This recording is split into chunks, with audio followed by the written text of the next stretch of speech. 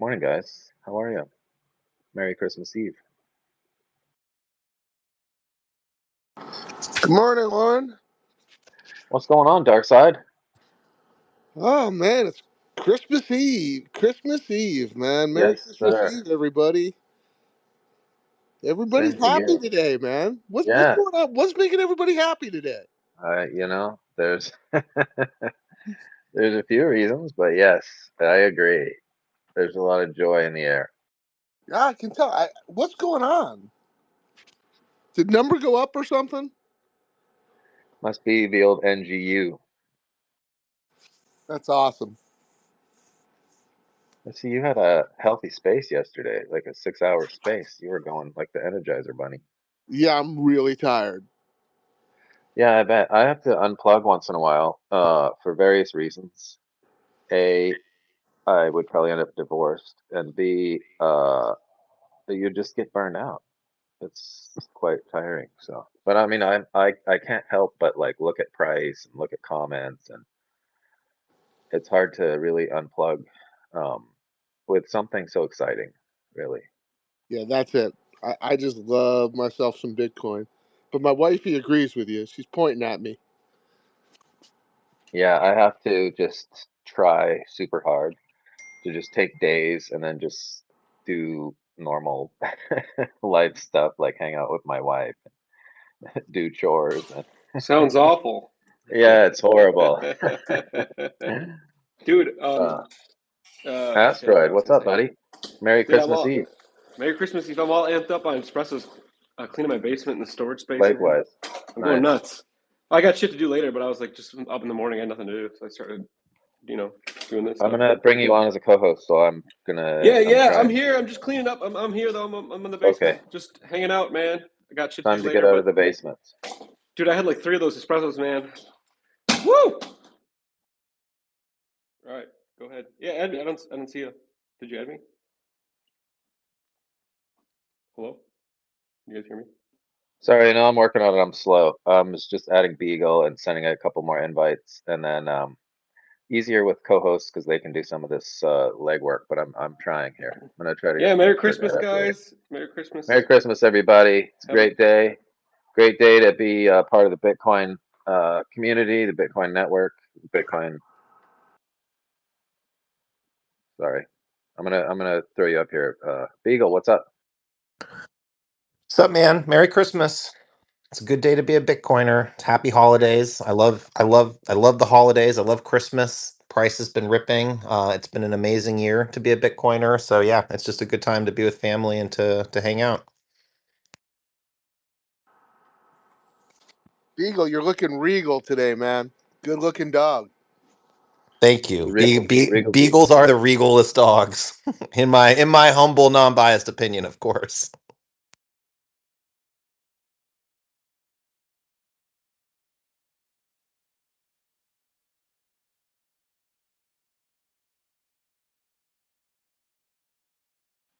Sorry, guys, I'm still trying to do this hosting thing. Fred, how are you? Good morning.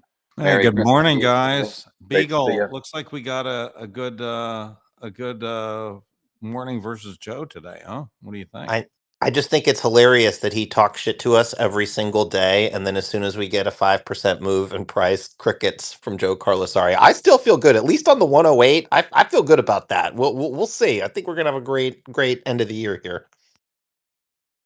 Oh, is that the bet? 108 by end of year, Beagle? Yeah, we have a couple. Well, I'm Because not actually Joe, sure. Do we have a bet? Because last I checked in New York, he was trying to figure out whether the ball dropped or some kind of closing time, Chicago time. He was just waffling. I mean, he's a Um, swindler. He is a he, swindler for sure. I mean, the guy is as slippery as a Chicago con man in one of these David Mamet movies. Yeah.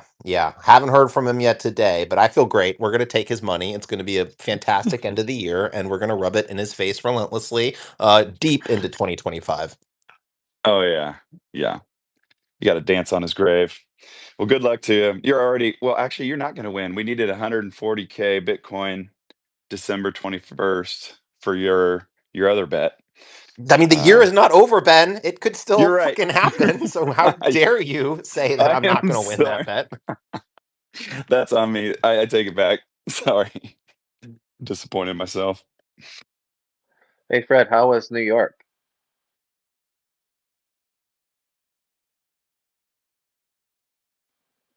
Did we lose Fred?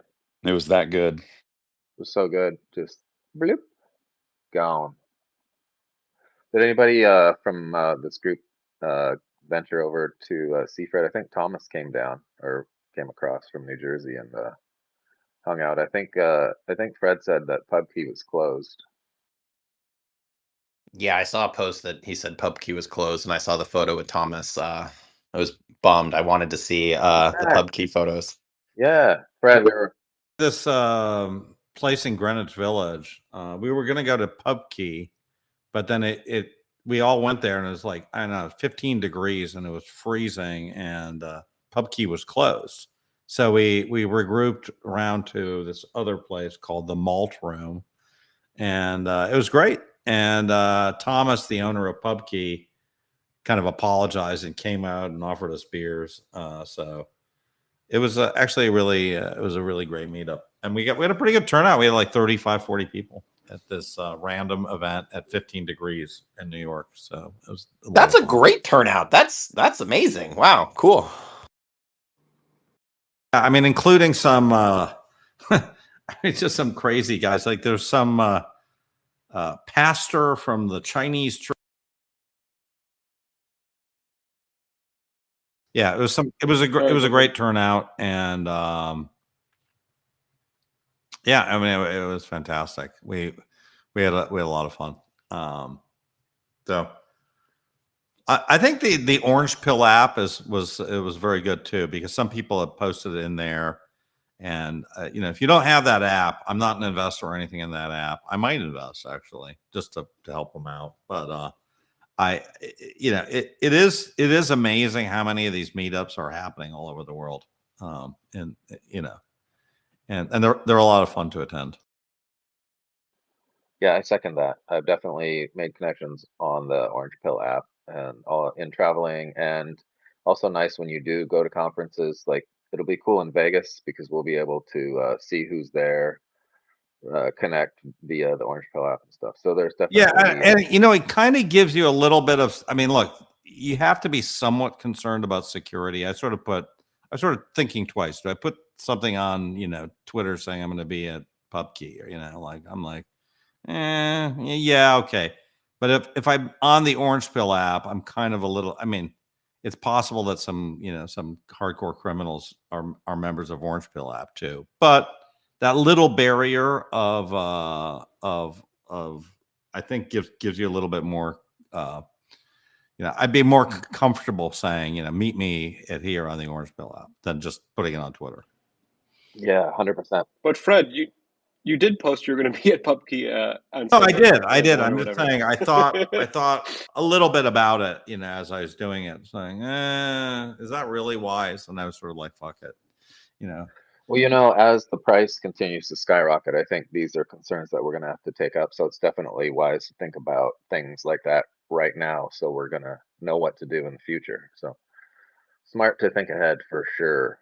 So some of you guys that think you're not worth very much right now, in 5 to 10 years, you're going to be definitely thinking about those kinds of things. Like, hey, wait, I'm not going to put my whereabouts out in public right now because I'm going to be a potential victim here. So. Look, I think Bitcoin security company could be a really good business line, right? I think, just in general, having a security company for Bitcoiners, I think could actually be really good. Like, address of obfuscation, best practices. I don't know. There could be a lot of things there that could be useful.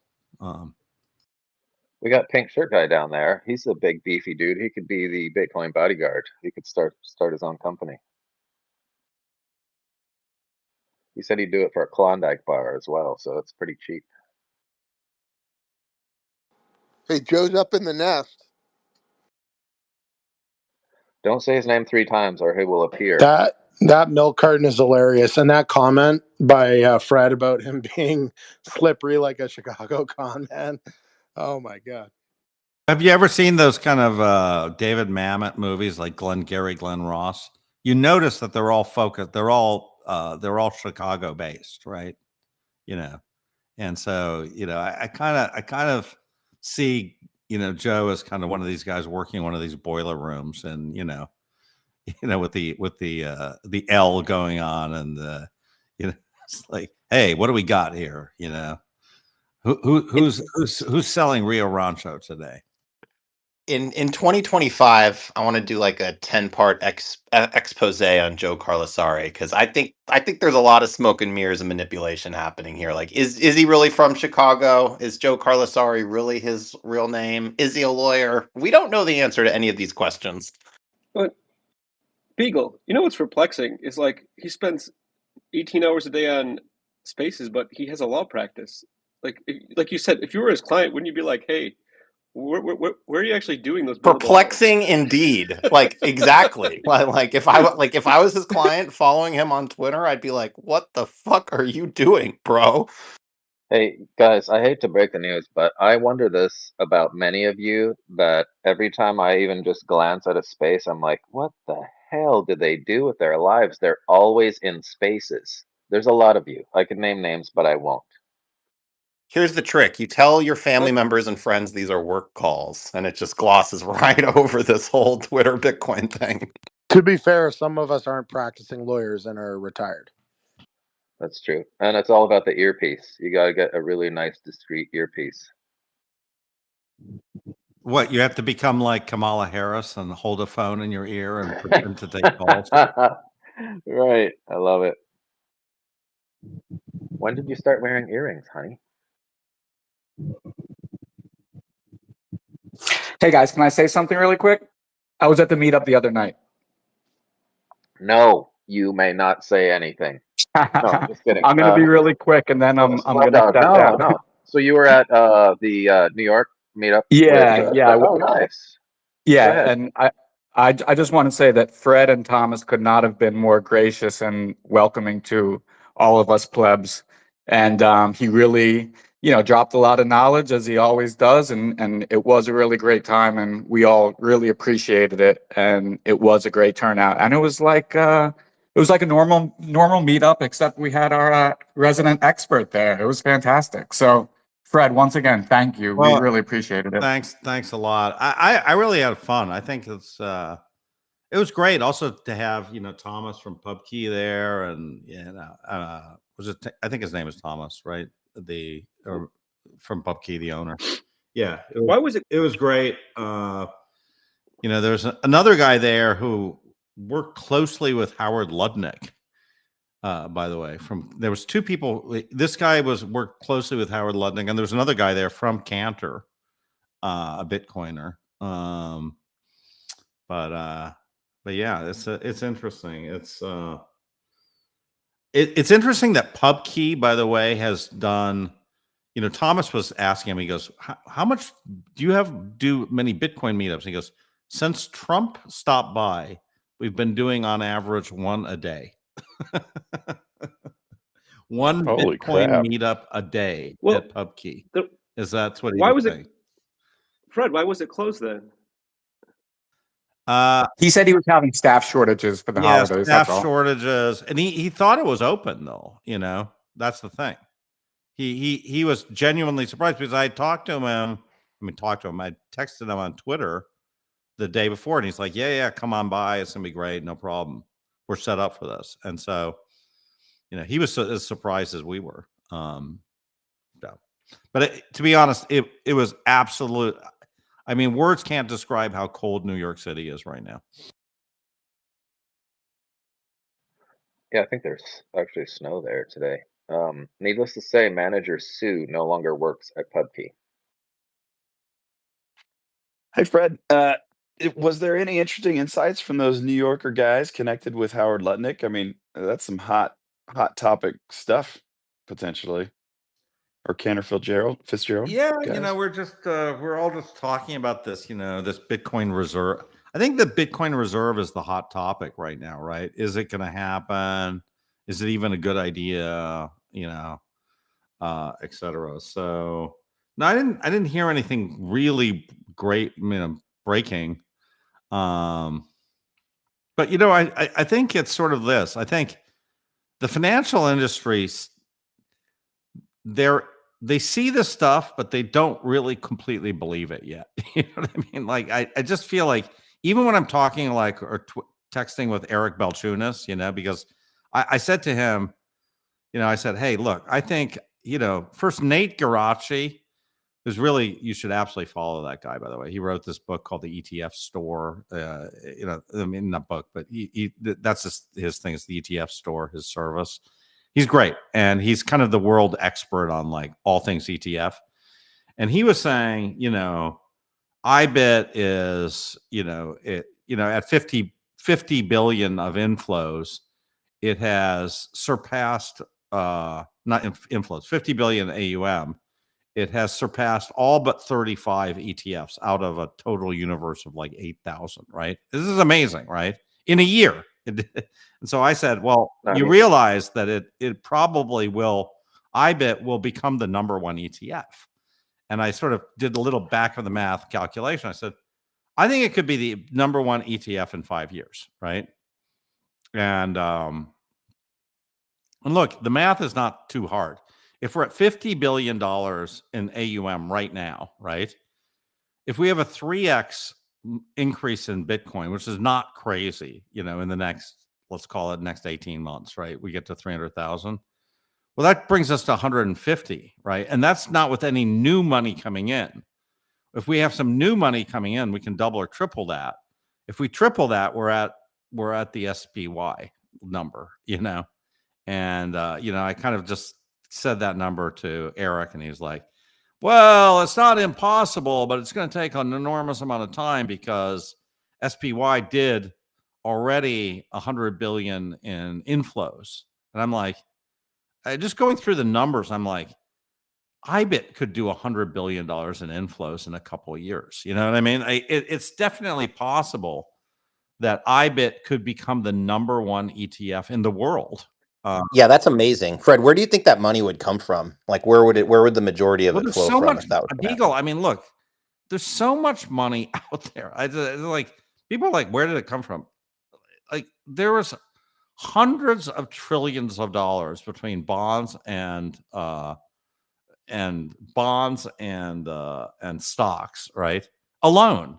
That's just kind of liquid, passively indexed money that can just move from one ETF to another, or one Vanguard fund to an ETF. So there's let's call it 200 or 300 trillion dollars of super liquid money that can go, and that super liquid money currently owns $200 billion worth of Bitcoin. Because, and this is what I was telling these guys.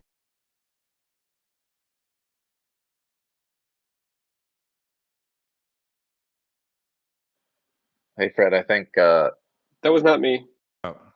it was the time before. Damn It it, wasn't me Lauren. either. Come on. No, I wasn't even it by was my not me. phone. You can't Damn blame it. me. Oh, I'm Yeah, sorry. it wasn't me. Can you hear me? Go ahead. I just was Yeah, going to sorry, say that someone I muted think you. that if you look at this, how much does TradFi own of this new asset? And I would say the maximum that they own is 200 billion. That's the maximum, right? Which is sort of MSTR plus the ETFs, right? That's it. And they don't even own all of that, right? But I'm just saying, if you look at 200 billion versus 300 trillion, I mean, their asset allocation is 0.1%. Like, it's going to go up to a single digit percent. I mean, that's just like so obvious to me that we're going to have a 10x increase. We are going to have $1 trillion come into these ETFs and MSTR. It's just like $1 trillion is not what it used to be, buddy. I mean, it's just not. Just the thought of just it passing like the SPY is just crazy. So like if you It's had going to to pick happen, Beagle. It will yeah, totally happen. no, I agree. It's just Chet- like you're blowing my mind right now as you just laid out the path there. Well, It's the like, other thing literally. is, I think which is going to blow everybody's mind is, I think Bitcoin is going to go from the riskiest asset to the least risky asset, right? I mean, I think 20 years from now, I think Bitcoin is going to be like bonds. It'll be boring. I think it'll be like, it'll be an 8%, an 8% return, but people are going to be like, Bitcoin's completely boring. All the juice is out of Bitcoin. Sure, it's stable. Sure, prices are stable in Bitcoin. Of course, they're stable, you know, and I feel like that. I feel like we're going from ultra volatility, like sort of the price of you know, an apple measured in Bitcoin, you know, is moving like crazy, or the price of an apartment moving in Bitcoin is moving like crazy. Too, I think it's going to be exactly the opposite. I think the price of an apartment measured in Bitcoin is going to be very, very stable, right? And the price of an apple measured in Bitcoin is going to be very stable. It's going to be going down, but it's going to be very predictably going down. So I think Bitcoin is going to be a low volatility asset.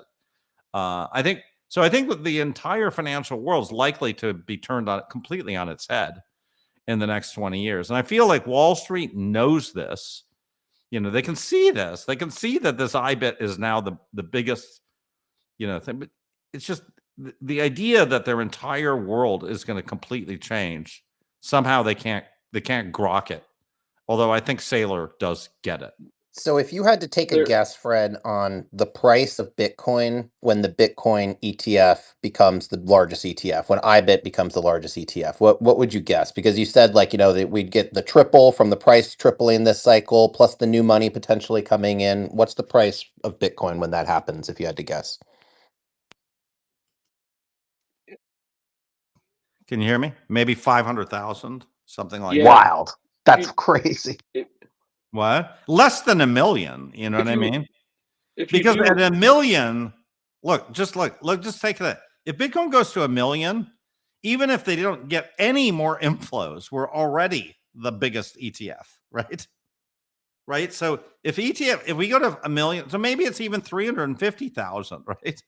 Like we're going to get there in 3 years, is my gut feel. That is three just going to years, completely shake up the traditional financial world, it, like completely turn it on its head if that We are gonna, happens. but look, the math is clear. Like, unless we have like a complete panic collapse and Trump does something completely, you know, completely crazy, like decides to, you know, go to war over Panama and Greenland, and then, you know, sells Manhattan to Vladimir Putin. Now, I'm not saying he's a crazy guy. He could do something like that, right? And maybe everybody sells off and people, but if we keep on going down the path we're going down right now, I feel like Bitcoin's going to 500,000 within years, you know, and IBIT will become bigger than the S&PY, you know, SPY. And the Vanguard one, which I don't track, but apparently that Vanguard ETF is about to eclipse SPY, by the way. which one? VTI? I don't know, what is their biggest one? The one that VO? yeah. VOO. VOO, right? VOO is the one that's growing like crazy. But look, Vanguard is completely. I mean, you're just looking at, you know, the last. I mean, that entire company is like just. It's crazy. Like they're going to get this. I would not bet on VOO versus Bitcoin. Like, to me, that's insane, right? It's like betting on the last, you know, hurrah of the horse and buggy manufacturer. I don't know. Fred, which do you think happens first? You think MicroStrategy gets to the top of the Magnificent Seven, or we get the top ETF position?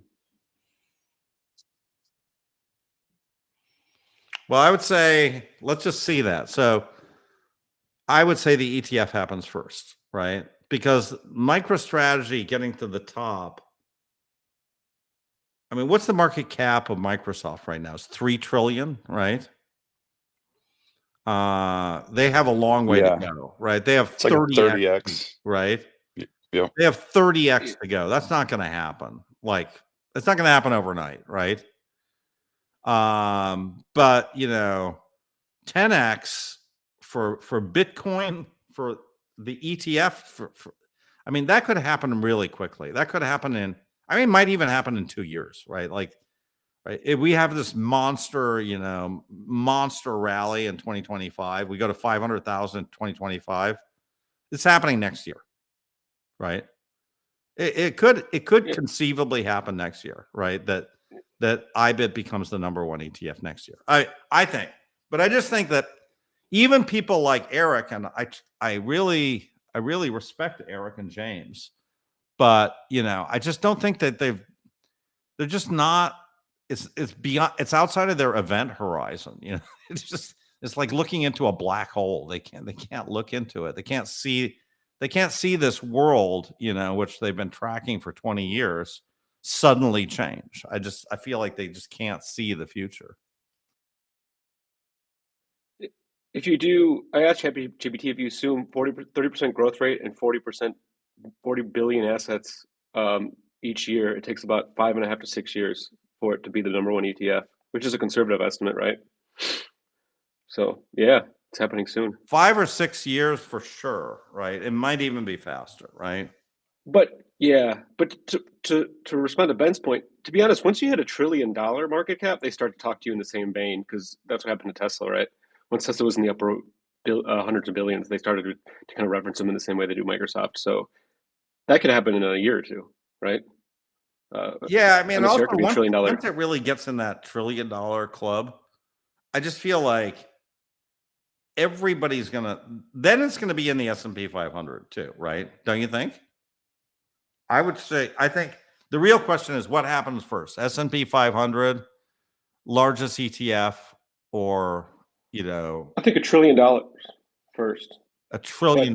Yeah, $1 trillion. I mean, MSTR $1 trillion first. MSTR 1 trillion. I agree. That's probably the very first thing that happens is MSTR 1 trillion, a 10x at MSTR, right? Yeah, well, I don't know. No, I think I don't know that. Look, that a 10x in MSTR. I don't think. I mean, that maybe we get a 5x in Bitcoin and a 10x in MSTR just because of like the accretion, right? But it's been going. Isn't the actual multiple like 2.5 now? It's about 2.3, I think. Last I checked, but but let's just say the multiple doesn't even increase, right? But they do another 50% Bitcoin yield, right, next year. Then we're going to have, and let's say Bitcoin 5x's, then they'll get to 7 or 8x. They still won't get to $1 trillion, I think, but they could. I mean, in 2 years they could get to $1 trillion, I think. I think it's S&P 500 first. The S&P 500 is inherently political, though, but the committee did let them in the 600, so maybe they're not going to block them for weird political reasons. Well, the politics would be you want the index to have exposure to Bitcoin.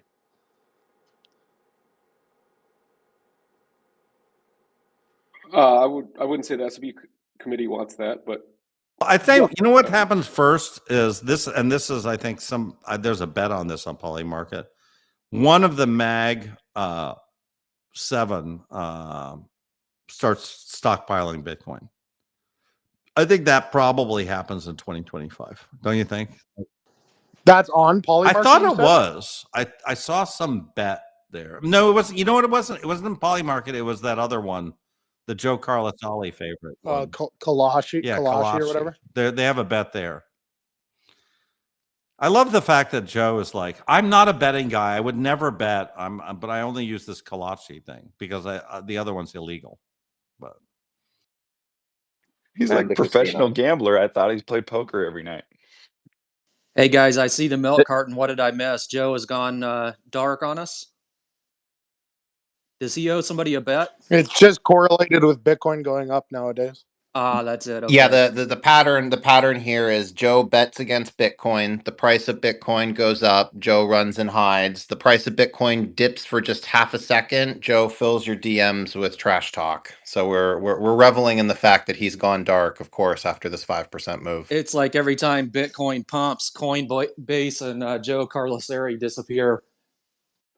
There are 110 people listening anonymously, so maybe he's one of those people. There's not maybe, Lauren, not maybe, certainly. Joe and all of his alts. Very true. It's strange how when you mention his name 3 or 4 times, he miraculously appears up on stage. So I'm just waiting any minute now for Joe to appear. Why do people listen He anonymously? talked about his Kalshi, K-A-S. We know he's not busy lawyering. Kelsey's actually a great thing. I do betting on there as well. It's pretty I was good. going to say I the wouldn't betting talk to you site about that it, he but uses is Kalshi, K-A-S-H-I. It's not a deep market, so you can only place sub $1,000 bets. As soon as you go into above that, the odds drop. You get a quite a bit of diminution on the odds. yeah, it's not That's big. even true for Polymarket, though, right? Like the SBR within the first 100 days only has 1.5 million total volume. Kalshi had and I was looking like deep market on the presidential election, and so you could bet $10,000 or $20,000, but that was probably the limit. Not for the popular vote, man. It started slipping at like the low thousands. I bet 10,000 on the popular vote, and it held the odds for that $10,000 bet, but it wouldn't take 20. And after I talked to you, I changed my mind and I cashed out. Luckily, I did because it was, no one would. Who would have thought that Trump would have won the popular vote before the election? I would have. I know you did. That's What why. do you That's mean? why I switched out. I'm just saying I got my money back, but I would have lost. Oh, you went the other way. You went the other way. Just because it was a free 50%. That's what I thought. I thought it was a guarantee that Trump was. To me, it was clear because you could see the polls. He was only losing by like 1, but if you looked historically, he lost by he was down by like 10 in every poll. It didn't make sense. The issue for me, it really didn't make any sense. was that time they weren't contesting places like New York and California, and you don't know how many votes they were going to. Anyway, it doesn't matter. That's ancient history. Kalshi is a place you can go to, drop in USDC or whatever stable coin you want, and it's pretty seamless going back and forth. But if you want a degen, just buy a MicroStrategy. Yep, long dated out of the money calls. That's not degen. Buying MicroStrategy is the genius play of this decade. I know. I just had to stir the hornet's nest there. Oh, don't worry. Time will tell the story for all of us. Dude, he has loaded a chamber, or he's requested a whole lot of ammo. It's gonna be fun to watch. I did put together a thread on this, though. Like it's likely due to a few things, one of which being a 10-to-1 stock split, which is like 30% total allocation of that 10 billion. So like once you consider that, there's really only like double the market cap for future ATM plus convertible notes, which isn't actually that much money. Hey, And for the record, I bet you Carlos Puncher. Hi, Puncher. How are you, buddy? Good morning. Merry Christmas Eve. Merry Christmas. I bet Joe on Trump winning the popular vote, and that's one of I'm 3-0 with Joe. So that was one Has of the. He paid you? Has he paid you, Puncher? He's attempted, but I'm trying to roll into a new bet with Fred and Beagle. You guys want to hear a bet that Joe wanted to make back in 2021 that nobody ended up making because I think Joe realized it was the dumbest bet he could ever make. But he claimed in December of 2021 that he would be able to predict the all-time high price of Bitcoin within a 2-week span in 2022. So not only that Bitcoin would make a new all-time high in 2022, but he would be able to predict within a 2-week span of when that was going to happen. I tried to take him up on the bet for, 30 million Satoshis, which he said at first he was willing to bet that. And he instantly said he wasn't going to bet me. Me and Joe have, bonked heads a few times along the way to the point where he doesn't like, interacting with me too much in general. But then a few other people tried to take him up on the bet, and he didn't follow through. So Eddie, it just shows you what that, we need to do is we need to develop an app, a very special app called Bet Joe, right? And it's only there's only anybody can bet, and Joe has to take the other side. But the important thing about this app is that Joe has to fund the bet ahead of time, and there has to be an Oracle panel to decide whether the money should be released to Joe or not, right? And I feel like I will invest that in this app project. would be very popular. I tell you, people would like that app. I mean, it would be the most popular thing on Bitcoin Twitter. We could actually get some real data behind Joe's very sad gambling addiction. Oh yeah, we'll post all the analytics, the charts, and and it'll have brilliant. different like bet Joe on rates, and then that because I've won him on interest rates. He's always claims to know everything about bonds, but he's always completely wrong. Because he talks with authority, but he just wildly makes up facts on these spaces, and people just assume like, oh, this sounds right. I believe him. He must know what he's reading about. from Chat GPT while talking. It's clear. He's like putting in there, make thesis on why the Fed is completely always right, and Jerome Powell is the greatest of all times. And then Chat GPT is doing it. And he's like, look, first of all, let me tell you, Jerome is the best of all times by far. And he's just reading this stuff out on Spaces, and it's ridiculous, right? It's just like, and so he trying to be the expert on economics. I mean, I guess he has a degree in economics somewhere, and allegedly, right? Universityofphoenix.com. Definitely a university, Apollo College, definitely a graduate of Apollo College, definitely, right? Joe is still not in the room. Then he did his Greater Chicago area hospitals. Law degree, and I do not believe that law degree is allegedly. This is another one of those Granada universities, where these Caribbean nations, they give out law degrees. I'm sure it's one of those, right? It has to be. And then supposedly he's got this quote unquote practice in Chicago, which we all know is bullshit, right? Because there's no way you can have a practice and be on Spaces 24/7. It's just not possible. We've never run into any of his fellow practicing lawyers. We've never run into any clients. There's no record of that. Is there anybody here? Like we're all kind of in the kind of mix of people who might be clients of Joe. I've never heard of a client of Joe, not one. He keeps on talking about these people like he is a crypto practice, but yet I've never heard of it. And then he's like, oh well, one of my clients took a bet against Big. Remember that bet, Beagle, that he was talking about? The client. Yes. What was that guy like? This guy has got $50 million he's betting against Bitcoin, so we should be really afraid because the guy's always right too, right? Yeah, that's a common Carlosari tactic, is dropping like the client, like, oh, I got this $50 million client who's doing these secretive things that I know about, and none of you all know about these things.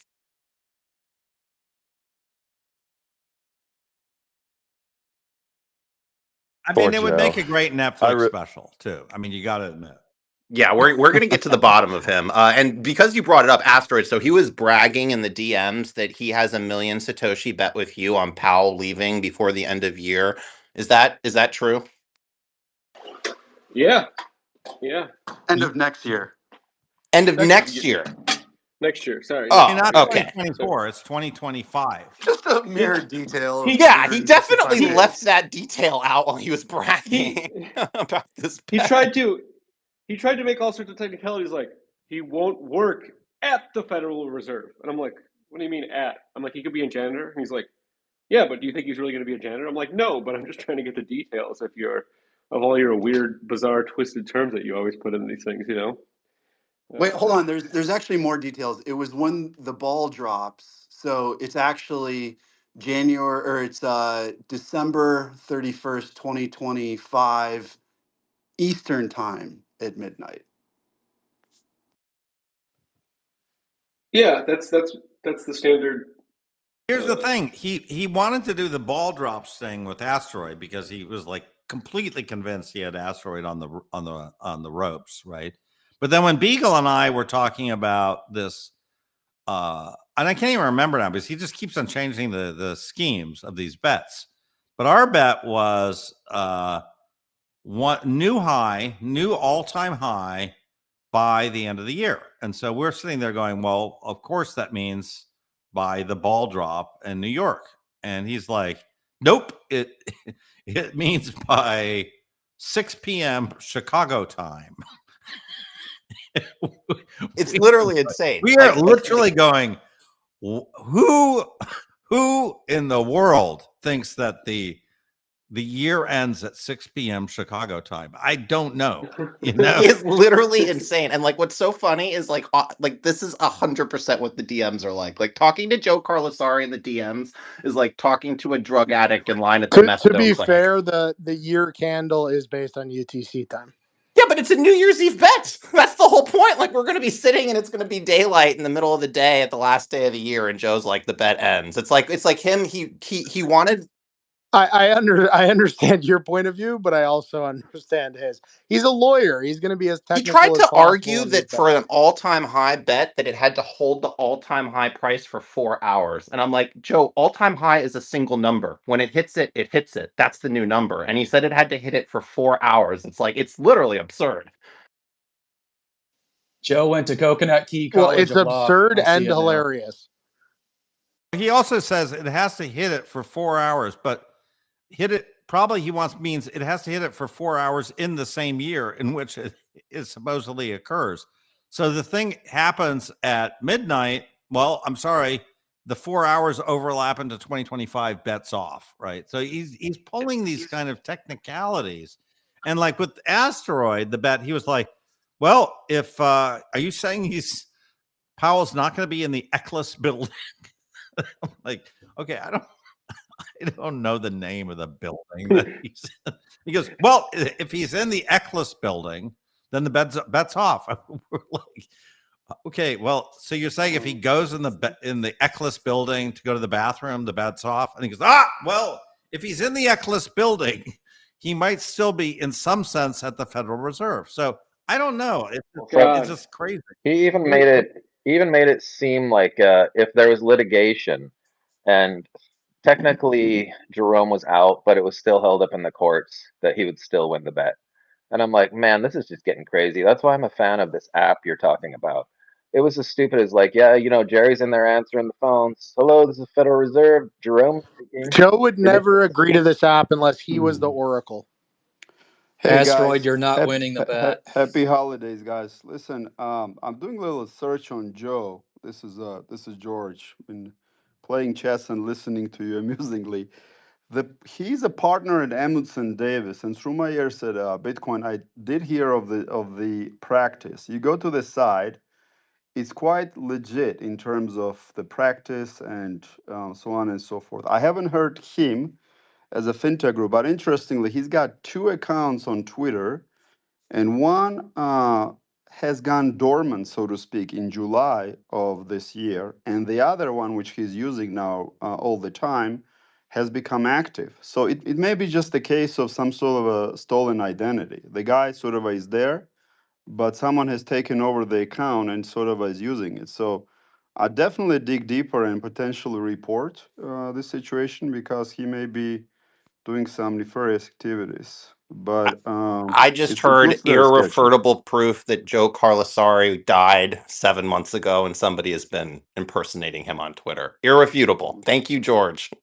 Well, it looks like it. I mean, it's just. I mean, it's. You look at account. There is a Joe Carlosar Z.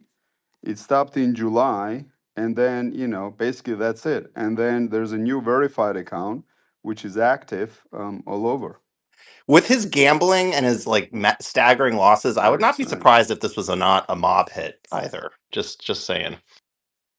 I don't know. We do live in Chicago. Three-letter agency. Me and Chris are supposed to see him in a few weeks. Who is it going to be? Just some kind of serial killer? Should we be careful, Chris? Animatronics.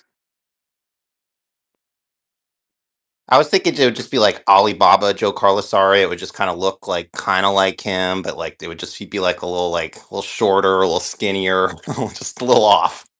A little more Chicago. Is it a coincidence that the aliens started showing up around that same time? I don't know. Just put it out there. The white orbs. Now we got a look-alike Carlosari account. I feel like we're just Hey, what do you stalling, guys- waiting to give Joe a chance to get in here, and I think we give him 2 more minutes, and then Asteroid and Chris start checking local hospitals here. Beetlejuice. Deeply satisfying that For we the could record- have a space with 500 or 600 people and just go on for an hour just making fun of Joe Carlosari. This is what he gets for what he's done to me in the DMs over the last 90 days. I, We'd Poor we'd have Joe. 900 people in here if we weren't talking about Joe for 10 minutes. Look, And that's it's a another very thing. I'm popular like, subject. People like to hear about Joe, and I think we should spend more time, not less time, talking about Joe. Thomas, you get your hand up. yeah, I've hung out with Joe a couple times. I asked him about his Twitter activity relative to his law practice, and his firm monitors his activity, including listening to some of the spaces. So very interesting. Wait, how does that work? I don't know. He's got a compliance department. He's a partner in the firm, so that they I don't know if they're sitting there 24/7 following him, but they're definitely reviewing his account. Wait, was it Can you was it under imagine the that job listing? We need you to sit on Twitter and listen to Joe. It sounds very inefficient. Are they charging per hour for the? Who's getting oh picked over the Tom, coals for this inefficiency? Yeah, was I it was gonna was it say this is not giving me confidence in this firm if this is their approach.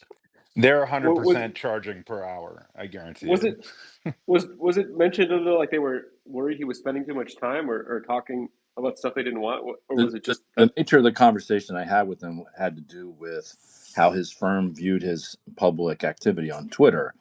And there's two ways to look at it. One is it's a distraction. The other one is it's brand awareness and marketing. For anyone in the Bitcoin space who might be more inclined to call their firm. So if they land some business out of his activity Hey, I'm being sure they're getting massive business. Look, the guy is now the number one lawyer in Bitcoin, just by definition, right? I can't even think of the number two. Who's the number two lawyer in Bitcoin? Dennis Porter. No, Zach Far Shapiro is, below I'd in say, terms number of one. his Twitter. I would definitely hire Zach over Joe, but Joe has built an amazing brand as a lawyer, as a Fed watcher, as a Bitcoin They also hater, practice different types of and law. Hopefully, Fred. Hopefully, you don't need to hire that Joe. would be That would be a well, you not a never good know, situation. right? But That would be a dark day.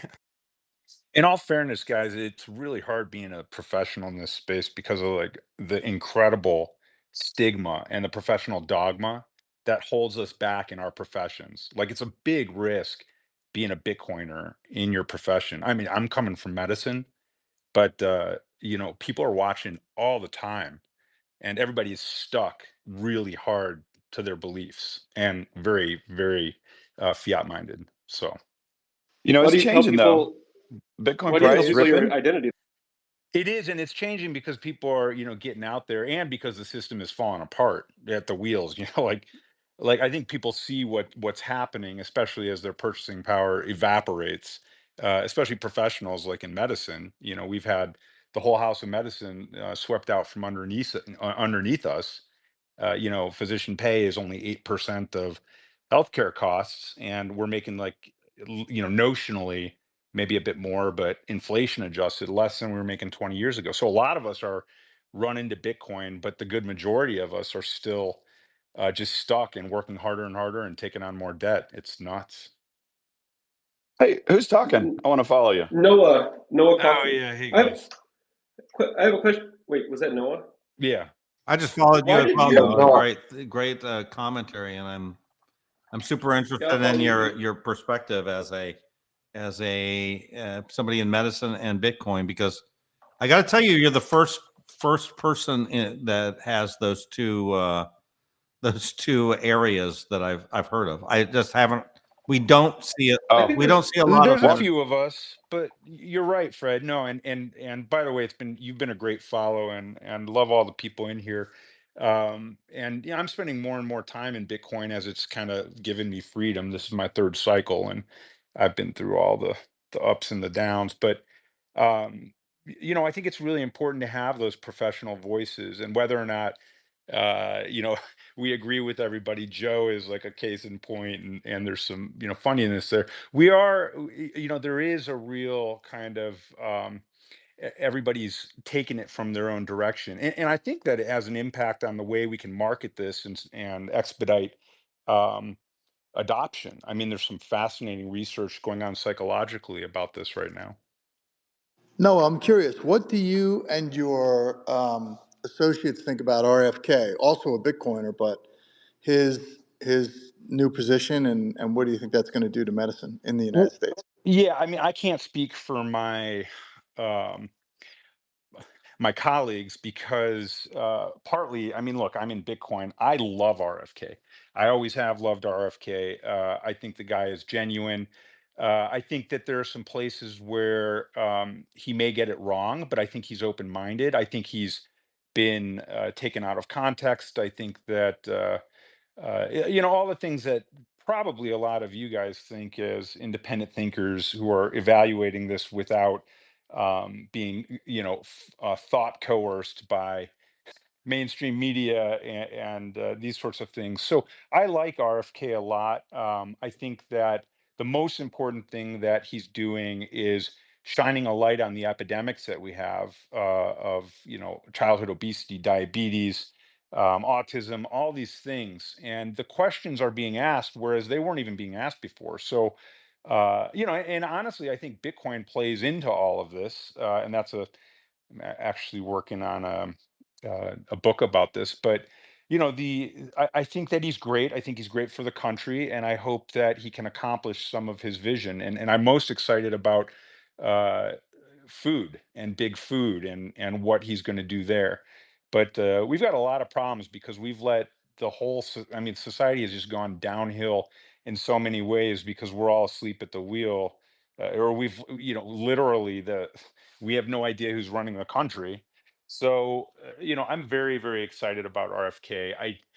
I get into trouble with colleagues because, I think he's got some valid questions about research and science associated with vaccines. But all in all, vaccines have saved hundreds of millions of lives, and so, but he's vaccinated, his family's vaccinated, and I think it's appropriate to always be skeptical and ask questions. So I could talk for hours about RFK, but that's my view. I like him. I respect him. I think he's going to do a good job. Yeah, his issue with vaccines are less about the science of vaccines and more about the business of it. Yeah, that's right. You go back to the late 80s when they lifted the liability or put a liability shield on big pharma. The schedule for vaccines went through the roof. And Yep. so there's no counterparty interest in the injury that comes from vaccines. There's no moral hazard there. That's right. Yeah, and so you don't want to see a litigious backdrop that forces advancements in medicine. Right. But at the same time, completely eliminating the shield, creates sort of this corporatocracy where you have big pharma essentially has taken over Washington. Think about they lobbied also to allow for advertising in media. So now all the Yeah. media is completely captured by the big pharma advertising dollars. I mean, the Fox News lost all their drug money for advertising. Their revenues have probably dropped by 30, 40, 50%. That's why they fired Tucker Carlson with the #1 show. Yeah, I mean, just think, My Pillow ads only go so far, right? It's all scarcity mentality, guys. It's all fiat mindset. I mean, to get back to I really do think everything comes back to Bitcoin because I think it's a paradigm shift in the way we look at human value, in the way we think about um, energy, and if it changes to a collaborative sort of atmosphere, well, in that sort of space where we're working together to achieve things, that then it makes sense to protect people from, maybe frivolous litigation. But the problem now is that everything is scarcity mentality. It's all fiat minded. It's how do we make more money?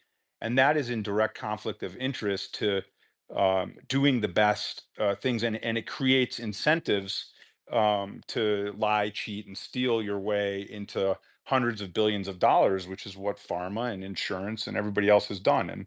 We need to change all of this. And so anyway, Hey Noah, I'm super excited not to change this into a medicine space, but I'm no. involved with alternative medicines, exosomes, stem cell research.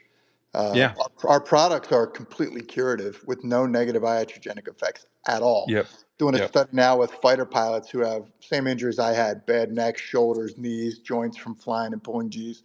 And to a person, they're all cured for very low dollars. I'm super excited about RFK kind of ushering in that new medicine because previously they would just threaten doctors to shut down their practice, and that was the FDA coming in. So those who did it undercover, and they were buying from nefarious sources. And I mean, it's now going to be hopefully out in the open, and people can take advantage of it because you don't have to live with those kind of pains and Yeah. injuries. You just don't. Glad for what you're doing. And I think there's a dangerous science of religion, which is completely different than the scientific method, which, promotes skepticism. But I think that, and I see this with my colleagues, and I see this in medicine and in research. It's like, how do you get the grants? How do you get the money? How do you survive? You're losing your purchasing power. You need more money, and it's like the things you're willing to do are ridiculous, and that's kind of pervasive across society right now. So yeah, it's good to see you doing something that's helping people, and obviously it all benefits from real science and real studies. If you can, randomized controlled double-blind studies. But these things happen and they take time, and it's healthy to be skeptical. So yeah, thanks for Are you what are you're you doing. are you an ER doc? No, is that correct? I am, yeah, emergency medicine. I'm actually on call here through Christmas, through New Year's. I'm that guy. So I'm I pulled the short straw, huh? yeah, it's all good. Well, Hey, listen, I don't wound work that healing much and these days. trauma, wound healing. It's just amazing. I mean, I'm so excited for what's coming in the medical space. If we can just Yeah. clear out the corruption, it's just so going to be fantastic. the other thing that's a big issue with RFK, and everyone will point to the vaccines, especially as detractors, but really, RFK is more about flipping the paradigm of the healthcare dollars from disease management to health and health optimization. That's right. And that is a very different approach. And so it's things like, I think the biggest impact he could have would be in adjusting the food supply. With, a lot of the processed foods and food ingredients that are left. 100%. We're eating chemicals, we're sick, we're poisoned. And guys, I know it's a total trope, but look, I really truly believe Bitcoin fixes this in so many ways on so many levels. And like all these problems, I'm super excited that we've got an administration in there that's, thinking about this, that's going to focus on food. And you're right. I mean, I think that the poisons that we're putting into our body are disgusting and causing a lot of these diseases and a lot of these problems. But we have like a psychological, we've got like a mental disease as well, which is everybody's trapped and enslaved and depressed. And I think it's part of the reason why population is crashing. I mean, I think this is all tied together, and we're moving in the right direction. And I think it's because we're kind of in this like crisis time where things are getting more expensive and people are feeling it and they're suffering. So yeah, I agree with you. So Food especially. another interesting thing is I have a relationship with my general practitioner for many years, and so we talk a lot offline about just the business of medicine and other things. And uh, I'm a local official in town, and he's in town, so we talk a lot about his business and how it relates to the town, et cetera. So we talk a lot about what's going on. So I had to get blood work done, just to and occasionally get blood work to see how the things are going. Anyway, I did the full panel. Everything from vitamin D scans to the full CBC, et cetera. Everything came back in the normal range, optimal stuff from the PSA, except the lipid panel. Mm. And so the lipid panel came back out of the range. So he calls me up and he says, all right, and so I had the results. And so I looked through the results and I have my own opinion about things. So he's telling me, well, you really need to adjust this. And I just said to him, I said, look, I don't think so. I don't believe this LabCorp ranges, and I think it's more. Don't even mention the word statins to me. I just think it's bullshit. Mm. And he's like, and what he intimated to me, and I know the guy pretty well, and he can't say it when we're in a doctor-patient conversation, but when we're in two friends talking, he speaks more freely. And what he's basically said to me, and I'd like to hear what your opinion is, Noah, is Yeah. he's not allowed to speak outside of approved protocols. Yeah. He risks his license. So while he Yeah. agrees with me that the just mashing down your lipid panel with statins and not addressing other things like diet, lifestyle, and genetics, and the fact that total cholesterol over 200 is not the end of the world, right? Um, just dealing with that kind of stuff, he can't speak freely. Now, Yeah. is that true? Do you feel that like So you can? yeah, and this is going to fascinate you. I have one or two really important for everyone things to say about that. And yeah, first and foremost, that's absolutely true. There's a thing called standard of care. I'm a medical expert, like legal guy as well, so I do a lot of deposition testimony for plaintiff and defense. And I'll tell you that we're constantly evaluating standard of care, and if a doctor kind of deviates from what prospectively a similarly trained physician would do in a similar circumstance, I mean, the liability goes through the roof, and we're in a pretty litigious country as it is. So, we were talking about lawyers earlier, and I love lawyers. Look, my fiance is a lawyer, my mom's a lawyer. I do this legal work, but you're absolutely right. There is uh, an inability to use common sense, and you have to stay we're forced to stay within the current paradigm. And to speak more, a little bit more to your point about the statins and the lipid panel, I have something that everybody will find pretty interesting. There was a study where they had rabbits. I don't know if anybody's heard this, but they had rabbits, and they were forcing the rabbits to have heart disease by feeding them crap. McDonald's, and the lipid panels were through the roof. And I mean, literally, they were feeding these rabbits the most horrible disease so that they could study the effects of heart disease, atherosclerosis, these sorts of things, and future medications, these sorts of things. So they had all these control groups that they were going to then implement, variables on, and the control groups, they just fed them all this crap. And as expected, these rabbits were dying of heart attacks pretty early, except for this one group of rabbits, these 20% of rabbits. And they looked and they said, "What the hell? These rabbits, not only are they not dying, they're living longer than the other rabbits. What is going on?" So they looked into it, and the lab tech, the researcher who was feeding these rabbits the McDonald's and the crap and stuff, when he would do it, he would hold the rabbit, he would pet the rabbit, he would tell the rabbits, "I love you, you're the cutest rabbit," and he just loved these rabbits. And so they were eating the same things, and they were fine. These rabbits were actually like living longer. I mean, it was incredible. And so they reproduced the study. And I know my pops, he's still alive, he's kicking, he's pretty healthy. His lipid panels have always been crap through the roof, and they got him on statins. And the statins, by the way, haven't been shown to increase your longevity or anything like that. But they got him on statins. He recently had like a CT scan. You could do a CT scan that looks at your coronary arteries to see how blocked they are. He had zero blockages. He's like the happiest, funniest dude I've ever. My dad, my old man, he's a joke teller. He's hilarious, and he's just a badass.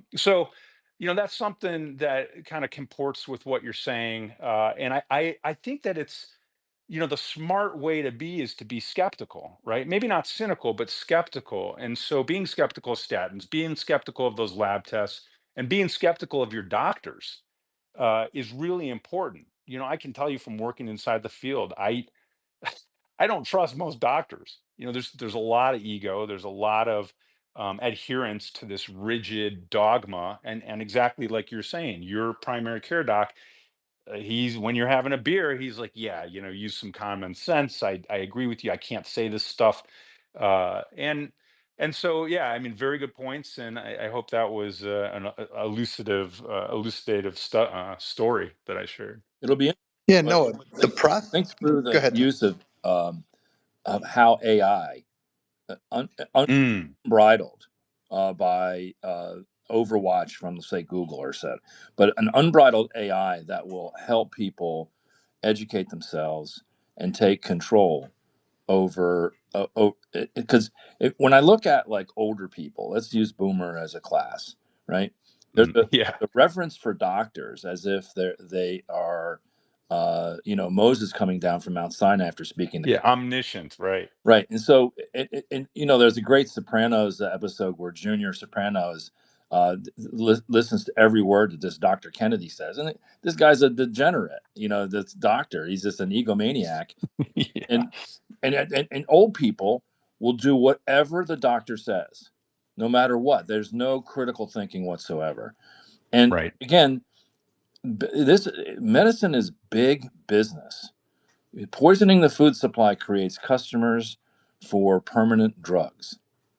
Third of the GDP. Yeah, Exactly. and so if you don't think that there's a financial interest, like years ago, I ended up with a pneumonia from just traveling. It's crazy, and I had walking pneumonia, and Mm, eventually, I got driven to the ER and I got admitted to ICU. It was pretty bad, and mm, so they admitted me. And I had like gold plated insurance. So I'm sitting in a room, and I just took the opportunity for me just to get some IVs, relax, get some antibiotics, and just, hey, I probably needed to rest. I was probably pushing it too much. And so I'm sitting there, and I'm like in day 4 of the hospital stay, and the doctor comes in, hey, why don't you stay another day? And I'm like, oh, okay. And then I get the bill. Now I don't have to pay the bill, but it's still there's a bill there. It was like $30,000. That's probably it would be much more today yeah. just for me to Yeah. hang in a bed. I wasn't taking a lot of effort from them, and it's just crazy. And then you realize that hospitals need to make money. They're businesses, and if they don't operate, those beds are like airline seats. They need to fill them up. They don't want to go to 100% utilization, but they can't go to 70 either. So, Yeah. uh, your admission to the hospital has everything to do with the hospital's available beds. Yeah, and the perversion goes deeper. Well, first of all, to AI. So our chief science officer, Dr. Michael Colgan, he's in his mid 80s now. The guy, just from taking our exosomes, IM, once every 2 weeks shot. He went from an old guy when I met him to a young guy. I mean, younger. Now he's riding on the bike during riding the bike, working out, doing push-ups and stuff. The guy's 85. And he's cranking out research papers at an amazing rate now because of this newfound energy. Wow. And then on top of that, we got him involved with AI. A lot of his stuff is research, and the guy just reads like prolific reader of all manner of research papers. But now we can consolidate them, and we're teaching him prompts so that he can consolidate this global, you know, paper writing and dial it down into maybe 5 or 10 pages of what's really important. So the highest and best use of his time is innovation. I will tell you that I think fiat broke the whole system. I mean, the phased trials of the FDA, it's a moat around medicine. You can do phase one, maybe phase two in the millions, but the time, and then when you get to phase three, forget about it. There's like a handful of players, and if they don't want you to make it through the phase, the regulatory capture there prevents you. If look, they can buy you and put you on the shelf. I mean, do you think Johnson and Johnson is really interested in rapid wound healing when they have the next 6 generations of Band-Aids ready to roll out? They're Yeah. not. They're not in the health business. They're in the sick business. And Yeah. that's the perversion that came about because of fiat. It's true, and part of the problem is, physicians, they have totally enslaved us. Like I said, our portion of the healthcare expenses are like 7%. And the problem, I spoke to some recent young docs. I've been doing this for 20 years. I'm 50, and they're coming out of medical school with $900,000 in debt for like a couple. And we're making less than ever. You don't want your doctor to be thinking about making money and to be stressed and working harder. When I started, and then the guys before me in the 80s and 90s, uh, we made a lot of money. and we never had to think about money or worry about money. And that's what you want for a person who, sacrifices their 20s, and works really hard and wants to save people and care for people and yada yada. You want the best and brightest to be in professions, besides medicine or whatever. But the problem is, if you alter their incentives and make them a slave to the system and make them need more money to pay off their debt, get the to get the Tesla, to do whatever, to reward themselves for their hard work.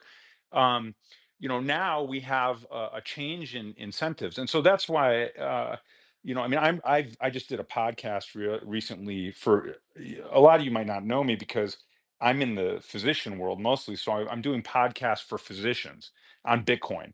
And I get laughed at and people don't listen to it, and some people are like, holy shit, I bought it in 2019 when you did this podcast. And we're slowly converting people, but I want physicians to own Bitcoin because I want them to be free. I want them to be able to practice medicine. I practice medicine because I'm too young to stop, and it's an important skill. I love my patients, but I don't really do it for money anymore. Because thank God I found Bitcoin. But Bitcoin realigns incentives and removes conflicts of interest. And I just want to see it accelerate and adoption accelerate, especially in my profession, because doctors have a shit ton of money uh, on the sidelines or malappropriated, but and they should be saving and holding in Bitcoin. And I think it would literally that would be part of what helps the system heal itself. But another problem is, the ACA made it so that physicians can't own hospitals anymore, and a lot of people don't know that. And so private equity came in, took over, and we lost the control over the house of medicine. But I think medicine used to be much better with better outcomes on and less per capita cost. Back when 30, 40 years ago, before this trend really started, and it's been accelerating now. So So Noah, anyhow. the third party payer system and the profit um, ecosystem for a third of the economy, an important thing for everybody, has we've really created this distorted ecosystem. What would you say would be a better system if you were advising RFK?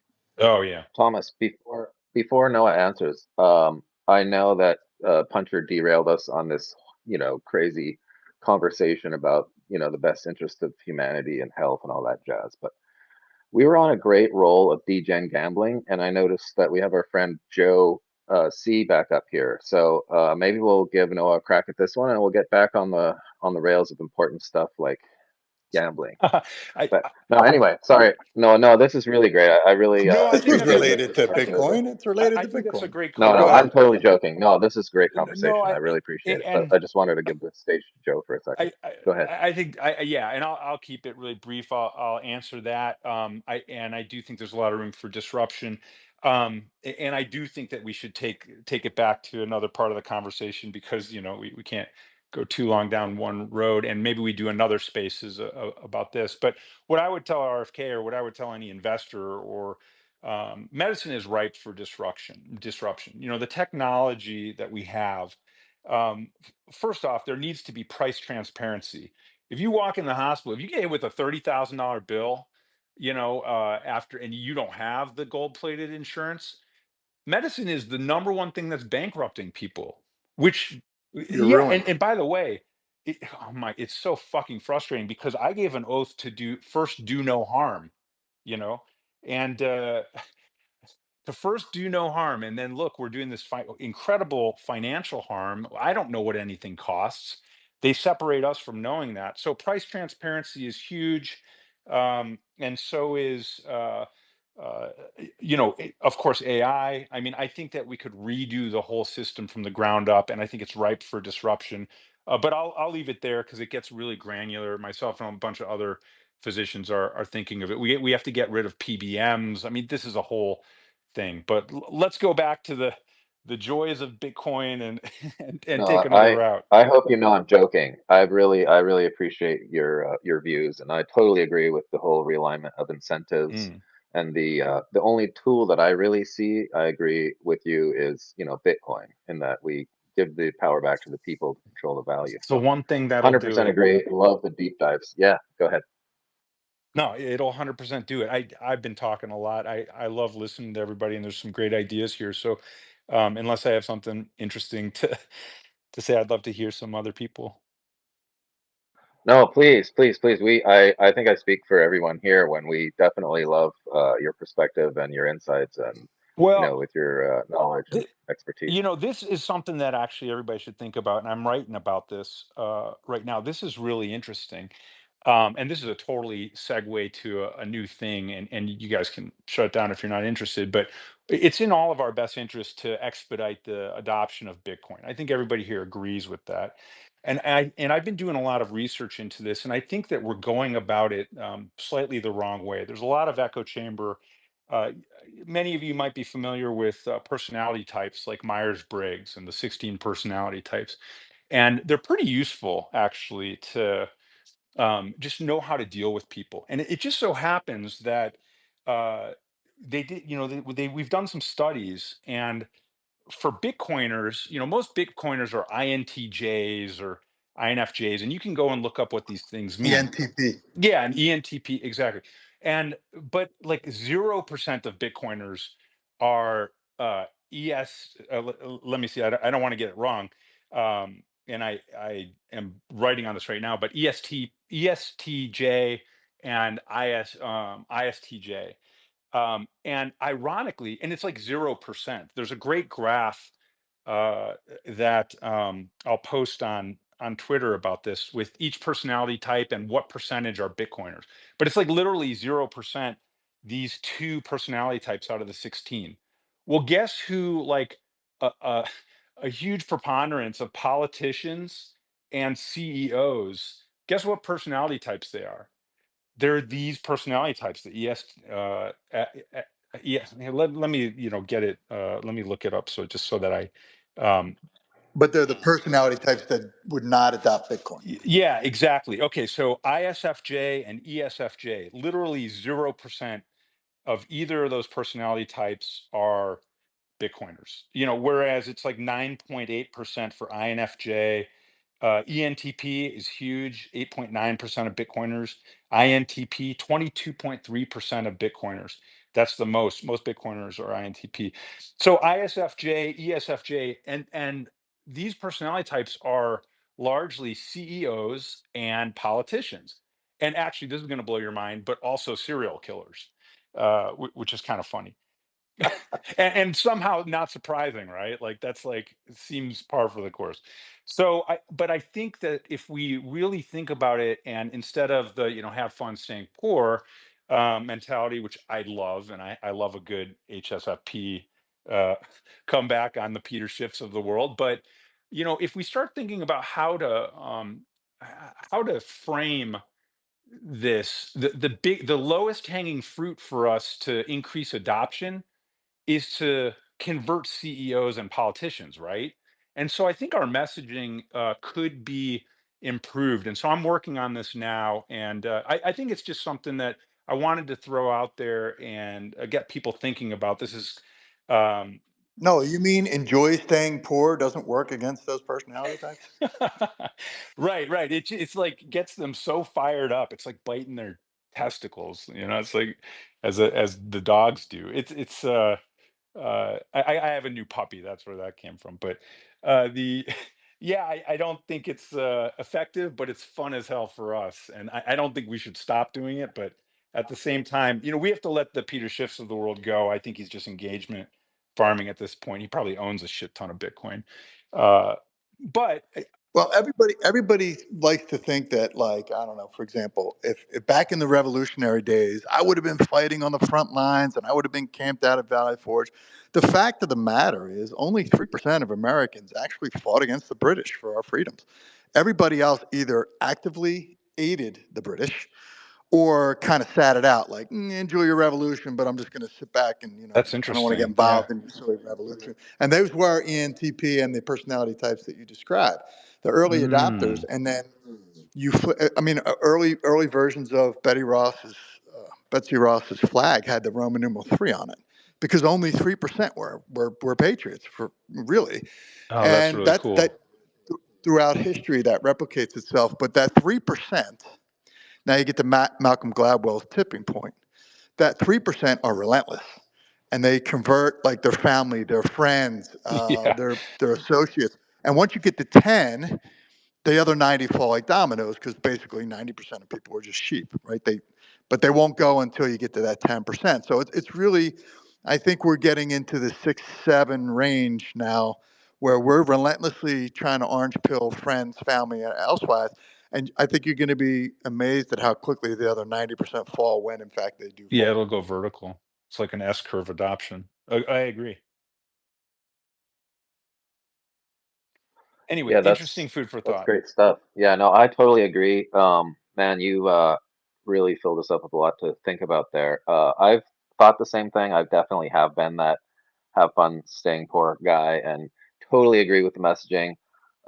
Some of what I used to do for sure was definitely more cult behavior and toxic and totally changed my perspective too because I was, an altcoiner and I did, my path took all of these different turns and my ego got in the way and all sorts of things. So I think, maybe holding the hand and walking somebody would be better than, telling them basically to F off by have fun staying poor. See you later, bozo. So I definitely agree with that. I'll try to shift the conversation to include Joe here. Joe, we were talking about you earlier, so don't go back and listen to the previous conversation. Whatever you do, man. No, I think we were just mostly in jest, but I don't think you've been any of that was validated. funny, Lauren. We shouldn't have been No. joking about Joe like that. No, Joe, it's all good. We Because were we talking love about you, your Joe. bets, And we're and talking about I'm sure degenerate if gambling. yeah. It was a total degen gambling path, and it was hilarious. Fred's gonna make an app that we can actually put all your bets into, so we can keep track of all this stuff. Um, Super fun. I thought it was a brilliant idea. You've been validated as an attorney because we were beginning to wonder because you spend so much time on here that it's like, man, does this guy actually work or does he spend most of his time on the old X platform? But anyway, Merry Christmas Eve to you, sir. How are you? Yeah, Merry Christmas. Sorry, I'm in the middle of a You're run here. jogging? Yeah, Yeah. yeah, it's good that I'm keeping you entertained. That's always fun. Hey, Joe, is it true what Fred said that you graduated from Coconut Key College of Law? Somebody talking? Yeah, sorry. It was Justin. He wanted to know if you graduated from Coconut Key Law. Coconut Key? No, I graduated from Chicago Kent Law in Chicago. Nice. Noah, I saw you pull off mute. Did you want to interject there? I'm in the No. shower. I just Keep love the going. shit talking. I love the heckling. That's all. I'm a big fan. Yeah, me too. I enjoy heckling as long as it's at my expense. It's not really nice to heckle others because some people can't really take it, and you got to have a strong constitution to be on Bitcoin Twitter. It's like an Hold on. essential, right? We got him running. He's on Spaces. When do you actually do the lawyering, Joe? We Well, got Puncher in the shower. Joe's right. No, I was kidding. I was saying I was in the shower like last time. Joe's right. Preach. It's being in Bitcoin Twitter and Bitcoin in general, for the most part, is like being in a fighter squadron. And I got to tell you, everybody breaks everybody else's balls, but it's because you respect and love each other, and you know that everybody can take it. Everybody's basically an A type, where they don't really care what people think. The minute people stop breaking your balls, that's when maybe you got a problem. Maybe Yeah, so people like don't. I respect Puncher because he literally will punch me in the face when I say something stupid.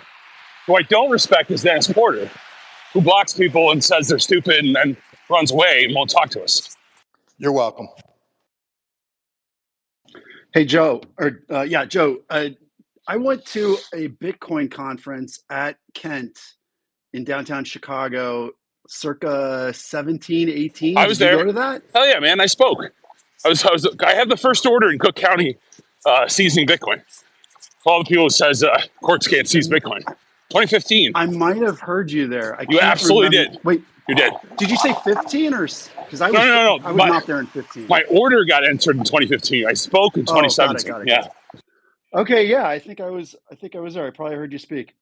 I always tell my story, right? My Bitcoin story, my Bitcoin journey is I argued against Bitcoin in my room for like hours on end trying to prove it wrong. And I couldn't defeat Bitcoin. So then I decided I had to buy it.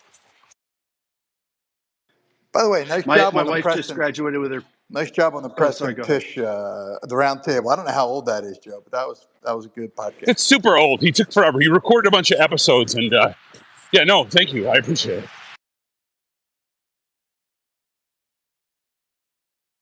So similar to so many of our journeys, right? Though, like we fought it and then gave way to reason.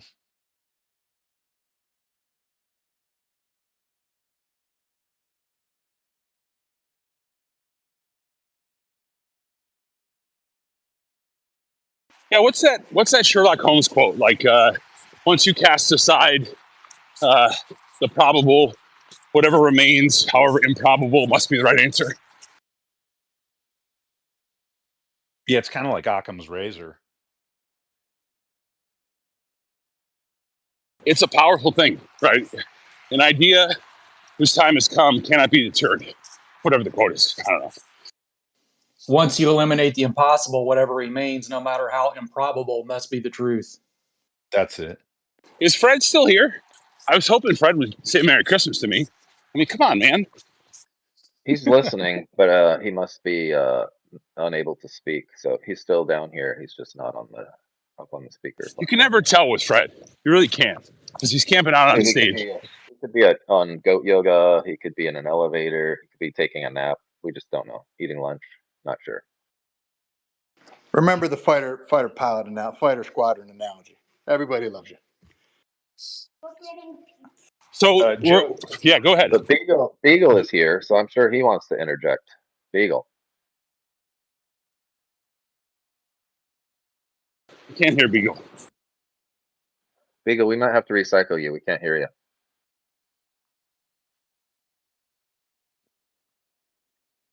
Yeah, he was trying to talk. We'll bring him back up here. A lot of problems with spaces today. I had to recycle like 4 times. Yeah, tons. Yep. Maybe Fred is strolling about Water Street in his old stomping grounds. Can't talk to us right now. Hey, Joe, one of the conversations that we had when we were busting your chops in your absence was more of a, I would say, a more interest or serious question, which is, how does your firm view your very active position in Bitcoin X? Most people say, hey, who's the best Bitcoin lawyer? People will say Joe, and I think it really helps your brand, it helps your firm. Does your firm view it positively? Do they tolerate it, or do they encourage it? How can you talk to that? Oh man. Okay, so I'll start off with saying everything I say in X is recorded by my firm for liability reasons. So compliance officers can cut out this part. So ultimately, it's great for marketing. I get tons of clients that reach out. There are aspects of the activities I engage in which are frowned upon and have been subject of extensive discussion. However, once you reach a certain level of business origination, the rules change for certain people. So I would say in the early days, I had to be much more cautious. Where I'm at right now, I think my firm appreciates what I bring to it, and both from a business aspect and also a subject matter expert standpoint. So it's one of the nice things that I always tell young people, young lawyers, you really want to be an expert in a field. You do not want to be a jack of all trades. Jack of all trades is the killer.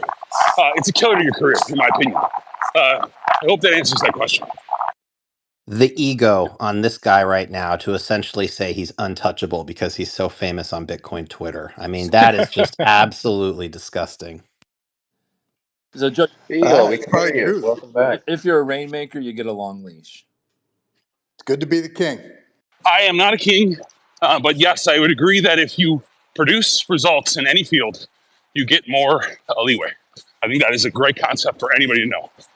Did the lawyers at the office know that all about your gambling losses in November and how much you bet British on the popular vote and Trump winning? Yeah, of course.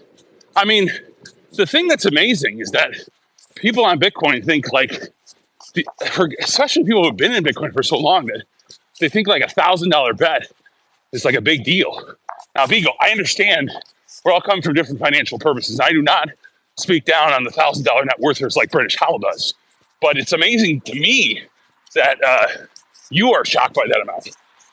Oh, no, Joe, no, you misheard me. It's not the amount, it's just the one loss after another. It's more the them just What like are you talking about? one coming after another. I'm up after Donish payments pays me. I'll be up 6 million sats on Twitter this year at bets. Yeah, this is why we need the app that Fred talked about, because absolutely nobody in this space believes that. Like, we're all just rattling off all your losses over the last month. What are you And talking about? You want to go through them? I won we're $1,000 from Greg Foss on the ETF. I won a bet from Don Bay. I won a bet against that Zach dude who always harasses me. Zach Shapiro? No, a different guy. Brickstone Hodl owed me 2.5 Bitcoin, right? That I still have not collected on. So like I don't really. Somebody that owes you 2.5 Bitcoin and you have not collected on this? You're just letting somebody owe you $250,000? 100%. I'm investigating this because you don't just make an anonymous account and screw me. But yeah, no, like listen, like betting on Twitter is fun, right? And I don't know anybody who wants to ruin fun. Maybe you do, Beagle, but not me. I'm a big fan of fun, Joe. I love fun. It's a good question, you guys. There's a poly market right on Polygon, which is like it's so popular. Is there a Bitcoin kind of like a decentralized betting market on Bitcoin? Yes. And if not, I mean, what is yes. it? It's Bitcoin prediction market. Here, let me get the link. But I can't. Oh, cool. Hang on a second. I would love to play there. That's awesome. I'm surprised that Poly market is like way more popular and well known than the Bitcoin prediction market. I mean, am I wrong on that? Is it? I just placed a bet on Kalshi while we were talking. I only bet $100 because I said it's not a deep market, but it was. Is it going to hit? I think 110, and I think I got 5-1. How do you spell that, Thomas? KASHI. You got to go through KYC, all that shit, but once you set it up, it's pretty straightforward. I just had money over there. I was, again, part of the fun quotient. Will it hit 110,000 before the ball drops? 5-1. That's what you get. It is fun. I mean, that's what, it's so funny. I mean, so many of us are Bitcoin maxis. I mean, I'm probably like a 90% maxi. That's what I do with my Bitcoin. But I have this theory about altcoins and the altcoin market, shitcoins. I think it's like all accretive to Bitcoin.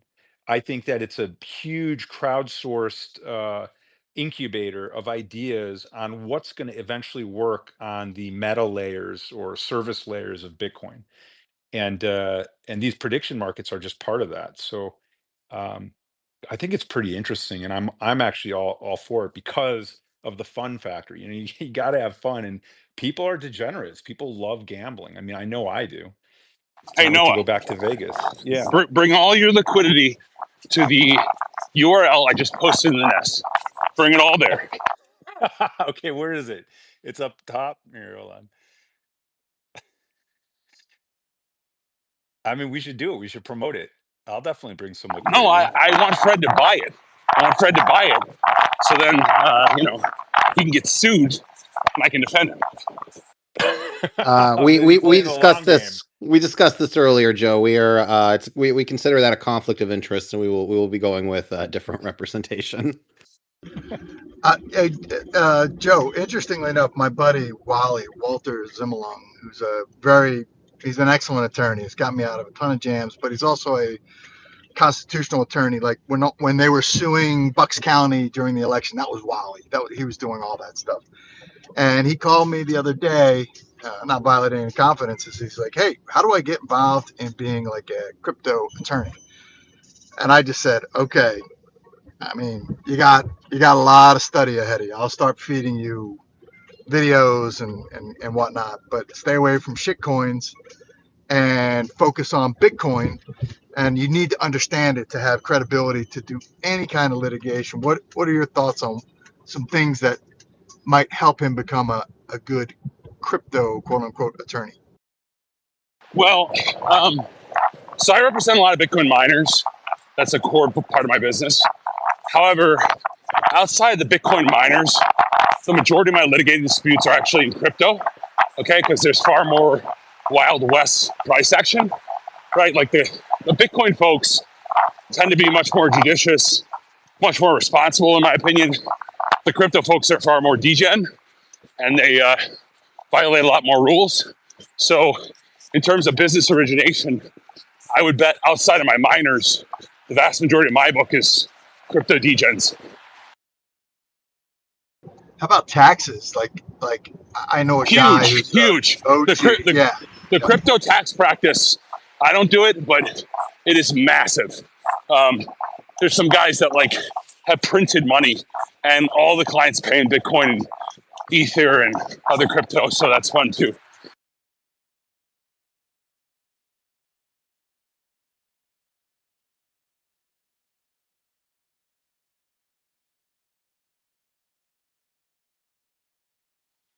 Yeah, we're using Horizon Law, and they're great. There's some good names in this space. I'd be interested what Joe thinks. Yeah, there's tons of them. There's tons of great, high quality crypto lawyers out there. It's much more competitive than it was in the early days, and I expect it to get even more so. So, like anything else, it helps to be early. So, right now, I still think you're early, but 5 years from now, I think every major firm is going to have a crypto or Bitcoin practice. Joe, do you think that things are going to really, really change, or do you think that it's going to, like, legally and SEC and all this regulatory stuff, or do you think it's going to be not as exciting as everybody thinks it's going to be with all the changes? It's a great question. So here's the deal. The SEC's main mechanism for actually trying to drop the hammer on people is lawsuits.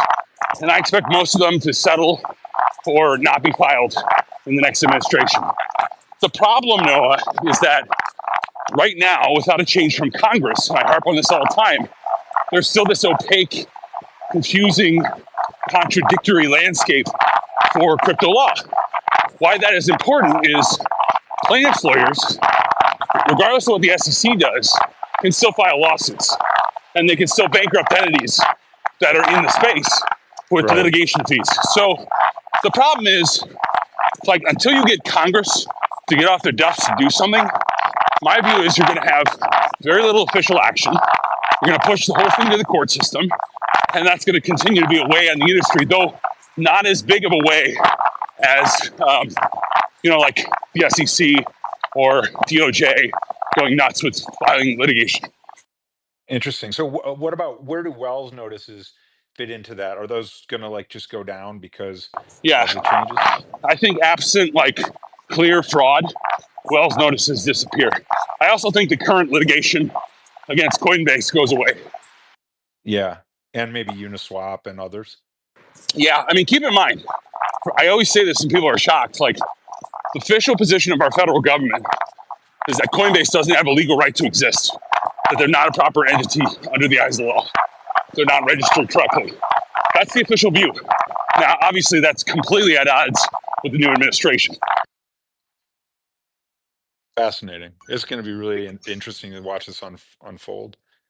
I'd be curious to think what anybody's thoughts are around Tether onshoring back in the United States, and if that's even is that a pipe dream, or it seems to make sense in the direction we're headed, but curious why that couldn't happen.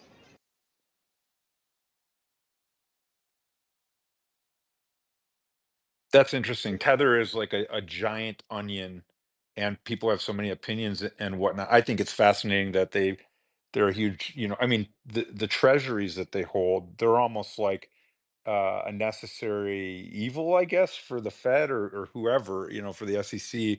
I don't know if they're like a part of a too big to fail ecosystem. It would be interesting if it was like embraced and brought into the, the open arms of the U.S. I don't know enough about it, but I do read a lot. I know that there are people who are waiting for the whole thing to collapse, and think it's all predicated on vapor. But I'd be interested to see what Yeah, others think. whoever says that has not done any of the homework. That's just a clueless comment, honestly. They've That's been good. saying that for That's like good to 10 hear. years, man. That they just print money out of Tether, thin air yeah, and buy Bitcoin. Tether is extraordinarily profitable. I mean, in the early days, maybe there's some issue with their books. I think the New York Attorney General found that. But like the company of Tether, it bears almost no resemblance to the mammoth that it currently is now. Interesting. That's very good to I hear. could tell you they're buying up real estate in El Salvador like penny candy. It's crazy. I didn't happen to see Well, I mean, the this is the last question, audit. right? Like, When was the last so audit? USDC has taken the path that they're only holding cash and cash equivalents, right? Um, the problem is, I think if you're Tether, why would you want to do that? Why would you want to have a regime that forces you to hold cash and cash equivalents when you could hold Bitcoin, when you could hold Chinese paper? I mean, you could hold all sorts of assets underneath and generate a bigger yield. Now, yes, the core holdings are treasuries, but like that's mostly to reduce volatility. If you're trying to grow a big mammoth company, you want flexibility. Yeah, and I assume liquidity and yield, but why don't they have a bigger Bitcoin allocation, I wonder, or is that something that's coming? I think it grows steadily with every quarter. It's just a question of like they really don't want to screw up. I mean, like think about it. Like if you were underwater and you had more tethers printed and you climbed your way out of that hole and got basically bailed out by Bitfinex, why would you want to mess that up again? Why would you want to take on unnecessary risk when you're just Yeah. printing cash? Yeah, no, that makes perfect sense. Yeah, well, it would be interesting to see. I mean, I don't know if it's even an option, but it would be interesting to see if it was like there was some kind of onshoring legitimization, because I think there's still a stigma out there, uh, because of what it was once, and people's thoughts Only, about it. What do only you for mean? the there's only that's not true. Really, only for the FUD, the fake FUD creators like that whale account. Nobody really cares about Tether FUD anymore. And what do you It's mean gone. by onshoring? Because last time I checked, Tether's traded on Coinbase. I think he means that so the company is located in the United States versus Yeah. where is it? Bermuda? I always Why, why, forget. why would you want that? Why do you want it to be headquartered in the United States? What is the advantage? I don't, but I would think maybe the United States does. In the future. To me, it seems like a big hassle and an unnecessary risk vector you're subjecting yourself to for no reason. Yeah, maybe. I just heard it bantered about. I really don't. I don't study Tether that much, but Well, that's what what do you I've cook? heard. What are you cooking there? Some eggs? What is that? Now my daughter is tapping in the back of the car on a little a symbol. You're So getting hungry from your run. Hungry yeah, from your well, run, I Joe. am. So Noah, I have a question for you, a medical one, seriously. Yeah. So I have a buddy of mine. We run together. He swears by drinking raw eggs. Your thoughts? Well, okay, so first off, just like all of us look different on the outside, we all look different on the inside, and we've got different biochemical makeups. And in the infinite complexity of nature, we respond to different medications, different foods. So, what I would say is if it's working for him, if it's a food and it's natural, go for it. I would kind of be interested in some more information, like what does it help? His endurance? Is it his strength? Is it a mental attitude? Endurance. It's all Rocky Balboa style endurance. Yeah, so look, the mind is its own place. It can make a heaven of hell or a hell of heaven, right? That's what John Milton said in Paradise Lost. So if you believe that the eggs are really helping you, it could have a placebo effect and they could really help you, or it could actually help you. I'm not a nutritionist. What I would say is there's very good studies about like VO2 max in increasers, and like just you should have him try drinking beet juice. I mean, not only will he be able to run further, but he'll get longer lasting, harder erections, just by Oh eating my God. beets. Oh yeah, baby. Hey, hey Hey, Noah. I don't know. I gotta I be have honest. something popped in my head, but I was doing something. You said that basically they did a clinical trial with rabbits and they were feeding them junk food to try to induce heart disease. Yeah, But they noticed that the rabbits who got like a lot of this kind of tender, loving care right. didn't suffer. What was the like hypothesis? What do they think Well, about that? Like yeah, it's I an mean, interesting. It's very interesting. yeah, it is. It's totally interesting, and there's ongoing research. I mean, they think it's all hormone mediated and like dopamine, serotonin, neurotransmitter mediated. So, like, if you're happy, if you're happy, you don't have the same levels of inflammation. You don't have the same problems with coronary artery atherosclerosis, those sorts of things. So your lipids might be through the roof. I mean, look at Eskimos, So right? they All they they eat is respond blubber. to they know how to interpret the love essentially. They're interpreting it the correct Oh signal yeah. too, which I is mean, weird. yeah. So The, let me tell you, yeah, go ahead. Joe's running. I'm on the bike, but let me tell you something that happened. So my grandma's in one of those the homes, whatever they're called, you Assisted know what I'm saying, right? living or nursing home, sure. And she was in one, and they just put her in the room alone and didn't talk to her, and she just completely was like almost Uh, dying. You know what I mean? So we yeah. moved her to another one, and then they put her out in front of people, and her dementia's almost gone, like she's almost back to normal. And I'm like, Yep. Happens being all the around time. people and talking to people, she's almost normal. So Well, I'm like, asteroid. If you this place almost anybody killed her. who's They almost killed her, anybody man. anybody who's adopted a child knows, and I have. We at the time you could only adopt from Ukraine, Russia, and China, and because of this Hague Treaty, you really can't even internationally adopt at all anymore, which is a tragedy in and of itself. But um, kids who were in Ukraine when they're born, they were left alone for hours on end, like laying in their own soiled diapers. Nobody would caress them or sing to them or touch them, and you get hardwired early. And by age like 3 or 4, if you haven't received the proper amount of love and attention from a mother primarily, you're you're gone. Like you are wired in a way that you know is awful. I mean, it is awful. Yeah. Serial killer. So yeah, I mean, no kidding. I had a guy, a friend of mine worked as a pilot for American Airlines. He adopted some kids from Ukraine. They had fetal alcohol syndrome and a lot of other similar things I just described. And the kid came home and killed the whole family at 17. I mean, What a so tragedy. it's tragic, and So it breaks my heart. I have a special place in my heart for children, and if you don't, there's probably something wrong with you. But the idea that it doesn't matter, and that tender love and care of a mother is just something that's like a nice to have is crazy. It's a must It's not have. just well, that. to It's older people and kids and pets and everybody, man. It's like it's universal almost, yeah. right? It's So crazy. a question based on that. No, you brought up earlier about personality types and whatnot. In your mind, I'd be very curious, based on your long experience, how much of that is genetic versus how much is it just the typical nurturing, how people are raised, that sort of thing. And to the point you just raised, Puncher, about like you're not getting enough love when you're young. Is it, to piggyback the earlier comment, is it just that politicians weren't hugged enough as kids? Is that basically why they're serial killers? That is a fantastic question. And for the answer, we often turn to twin studies. So studies of twins that were separated at birth that have identical genetics. And that gives us a lot of answers. And if you guys ever want to go down the rabbit hole, just start looking into twin studies because it's absolutely fascinating. But yeah, the whole nature versus nurture thing, there's a lot of research. Genetics play a huge role. A lot of parents will attest to this. I mean, I have a 13-year-old. When your kid pops out and they start developing, I mean, they have a personality. They've got a personality hardwired, and that's who they are. It's kind of like they have an IQ. And social factors and the nurture part of it, it can change some things, and certainly you can corrupt the files, you can corrupt the hard drive throughout life, like if you expose a kid to ultraviolence or lack of love, and neglect, that sort of thing.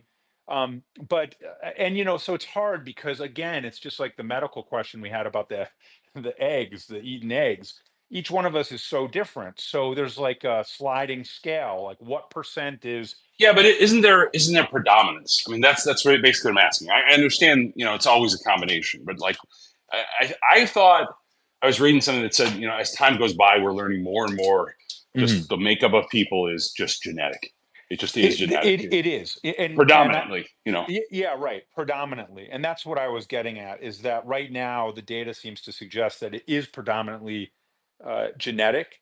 However, like I was saying, you can corrupt those files, or alternatively, you can take someone who might be genetically have some problems or be predisposed to personality problems or other kinds of problems, schizophrenia, and you can subdue the expression of those problems. And the expression is the phenotype, right? The genotype is what are the actual genetics, what's the DNA, and we are made in a certain way, and we pop out a certain way. And that's what I was saying. I have a 13-year-old. He's been the same since he was born, like he's the same kind of kid.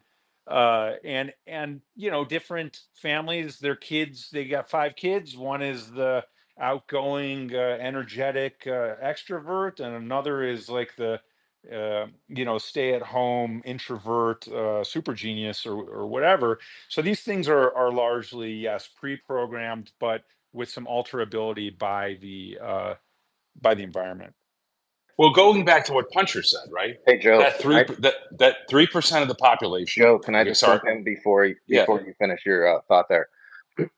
Just first of all, just agree with what's being said. I have a BA in psychology, not to get in a dick war here or anything, but definitely the whole nature versus nurture issue is just talked about all the time and whatnot. But I just wanted to jam in here because Fred is up on the stage, and I know you were hoping he'd wish you Merry Yeah, Christmas and stuff. I So really want a Merry finish Christmas your to Fred, point. but Yeah, finish your I'm going to point, and finish then this I will really give quickly. Fred a chance to interject here. Go ahead.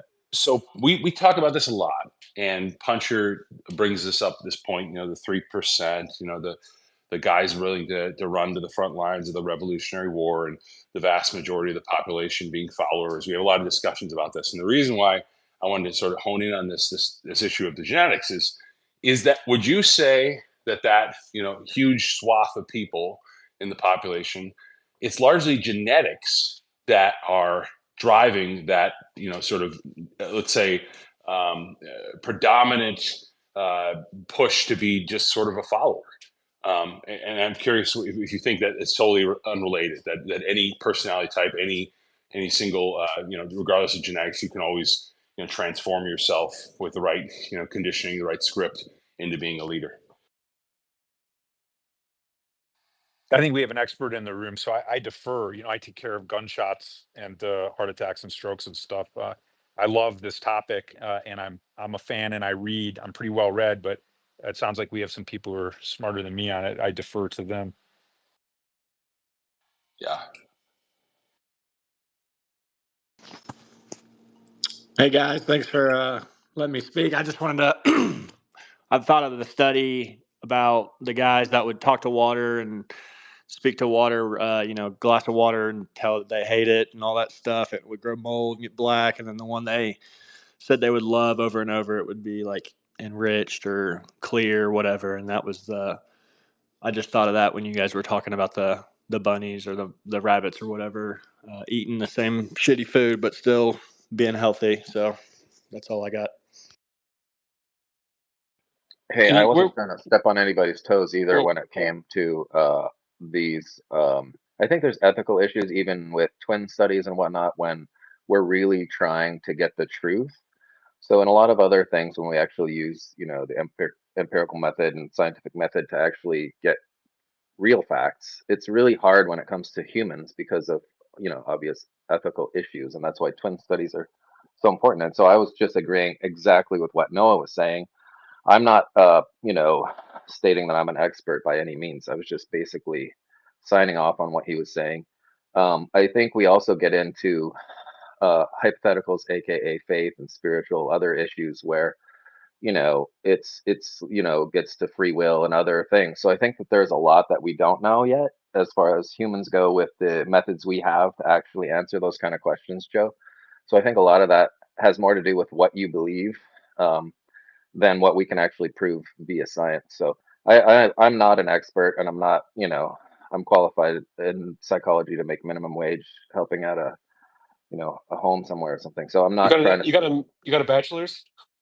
yeah. So I'm, like I said, You it's what just enough University to of realize Phoenix? you exactly. Yeah, I was trying to turn this back to the betting and to Fred being here and to is Joe gone now? Is Joe still here? Joe. I just brought him back Uh, up. He disappeared for a second, Oh, but we're thank not God. we're not Okay, I letting thought. him get out of this one. No, I know. That's why Fred came back, and this started too with and don't get me wrong, I love the whole conversation. I'm a huge fan of, like, the medical whole system is just one of the many. I mean, every system in the world, but the U.S. primarily, because that's where I reside, that is just off the rails. And the only way that I see it getting back on the rails, i.e., what is in the best interest of humanity versus the almighty dollar, is the tool of Bitcoin. That's the way I see it. So I think all of this actually goes back to that. Now back to the degen betting. Yeah, Fred. before we go there, Okay, go ahead. Yeah, someone yeah, yeah. just DM me. I'm going to just share it with the stage that they eat a dozen raw eggs a day. I That's just got this absolutely DM. disgusting. That is A dozen absolutely raw eggs a disgusting. day. That's what someone wrote. This. I'm not going to dox the person, but they have a very interesting handle here. Okay. I recommend a gallon of beet juice instead. Try Yeah. that. Yeah, I did raw eggs for a I while when I concur. used to.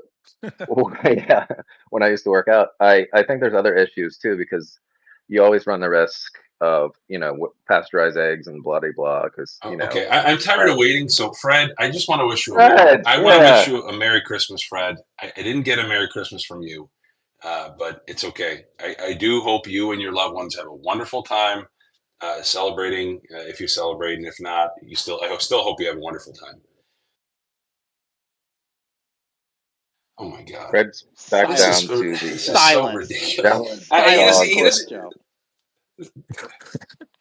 Doesn't even respect hey, you enough to respond to your maybe fucking maybe this shitty will Merry get Christmas. some sort of conversation going. Is everybody paid up on all of their bets, by the No, way? Is there no. I is there owe any Beagle. sats owed or I owe Beagle. okay? No, but I offered to pay. I'll pay right now if they want. I have Lightning. No, It's no, no, fine. no, no, no, no. We're keeping it. We're keeping it the Kalasari Bank until this next one hits. Yeah, we're just gonna keep rolling with it.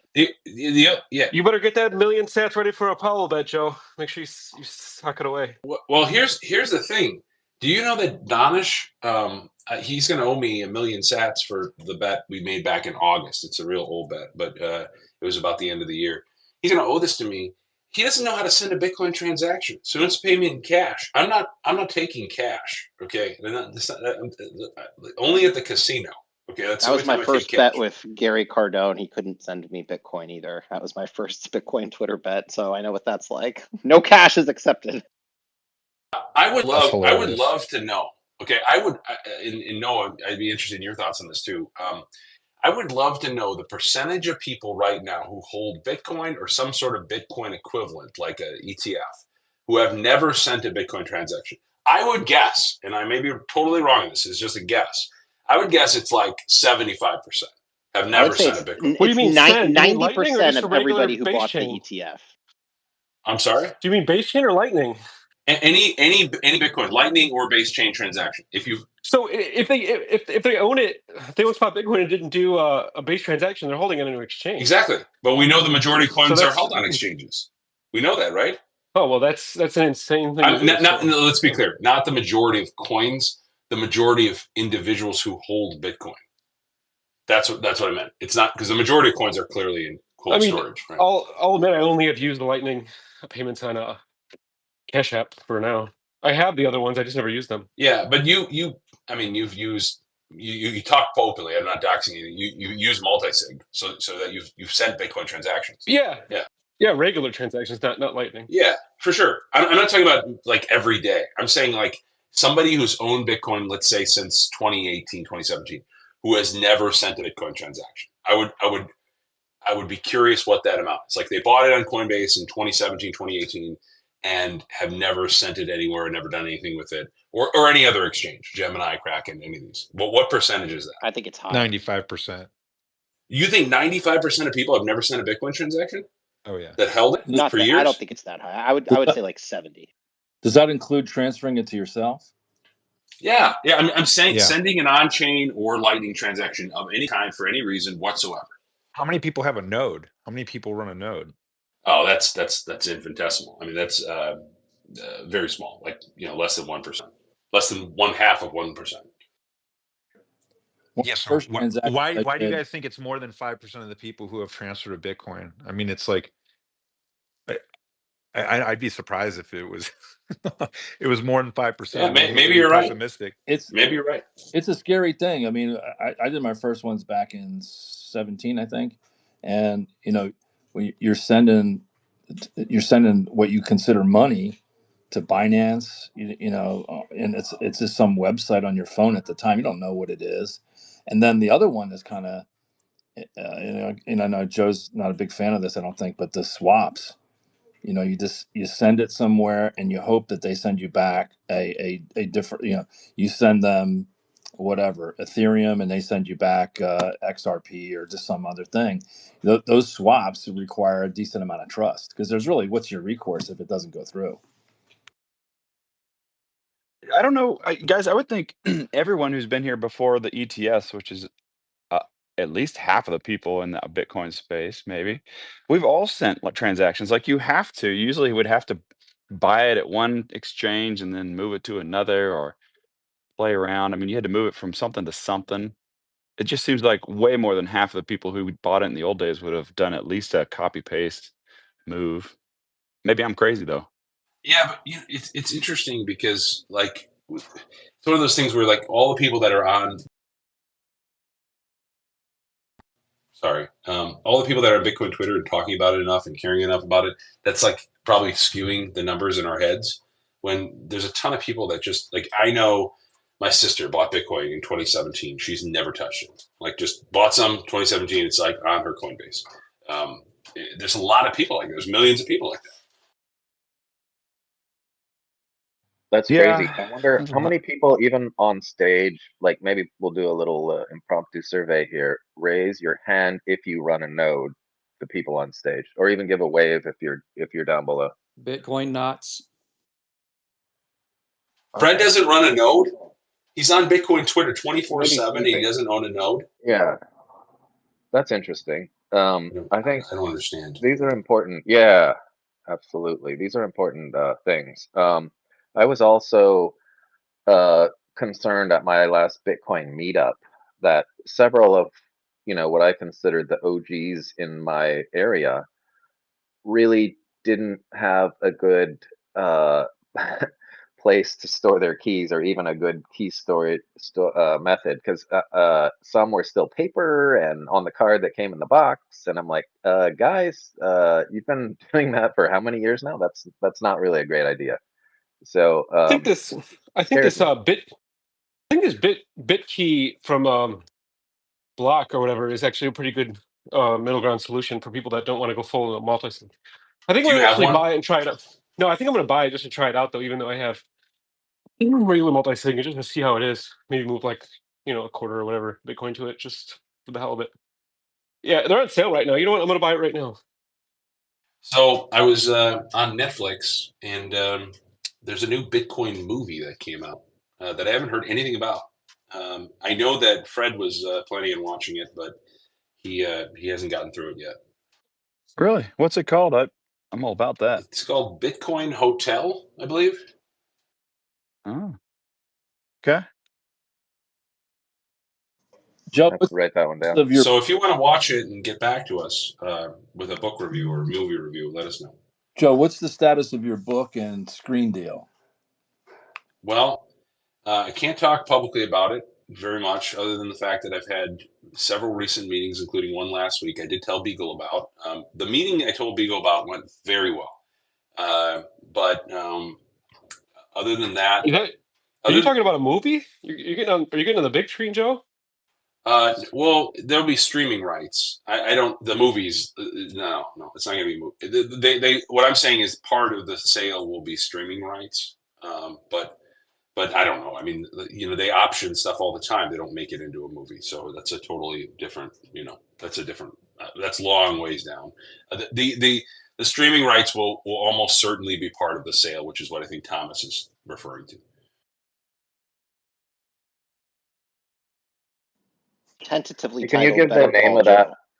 Yeah, can you give the name of that one more time? Because I'm making notes. So far, I have beet juice boner, or I should say broner, because that's all I've been getting lately. And then the name of this new Netflix. Yeah, I actually Googled it. I think I was somewhat dyslexic. I had it backwards. It's actually Hotel Bitcoin. I think I said Bitcoin Hotel, so I'm sorry about that. Ah, noted. It's I think it's a Spanish movie. Well, Comedy. there's nothing wrong with that. I mean, some great flicks are coming outside of the United States, right? Yeah, it's not a Hollywood production.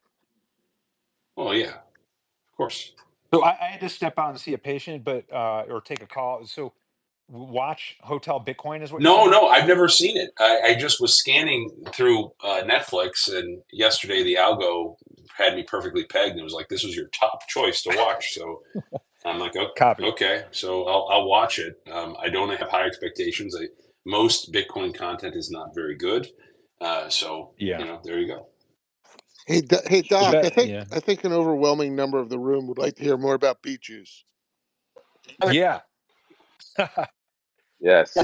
I mean, okay, so look, beet juice is amazing. And a lot of times people don't realize you're supposed to eat your colors, all like the great uh anthocyanins, everything that is colorful in nature, or red or deep blue or dark, is generally pretty anti-cancer and pretty good for you.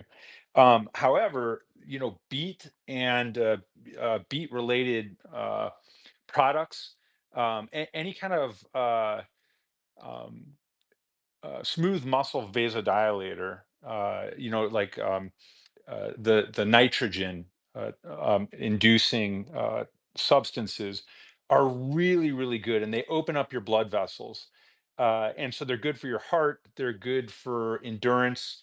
I've been a climber for the last 30 years. I mean, I've climbed all over the world. I love rock climbing. That's my jam. And I will tell you that, like Beat Elite, I used to use Beat Elite.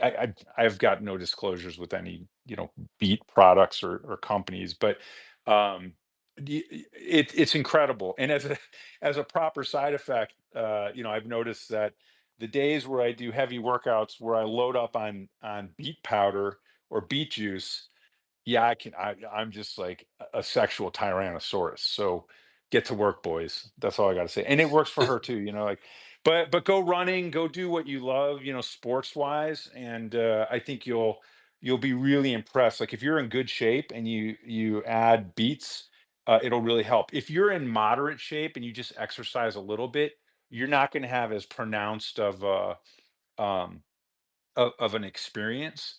So it's definitely slightly more advantageous for people who are already in pretty good shape and looking to push themselves a little bit more. But on the boner side, it should help everybody. Add that to your regimen. Including women? So you're saying this will help us get Yeah. girlfriends, the beet juice. It'll help you keep girlfriends. So I can't help you with the It'll help Sexual my girlfriend get a boner? Tyrannosaurus is quite the statement. description. Yeah, right. By the way, it's true. Lauren, I just checked my DMs because there's that people you may know column. There's 9 messages in there about how y'all were talking shit about me while I wasn't here. Yeah, must have been really we bad. for like an We hour. told you that. An hour. We told you we were. Re-listening. Yeah. No, it's all that that punch you in the face, but love. So no, yeah. We love you, Joe. Re-listen if you. Yeah. There was definitely shit talking. I But don't know it's why no all one. in. Are you all scared to say it to my face?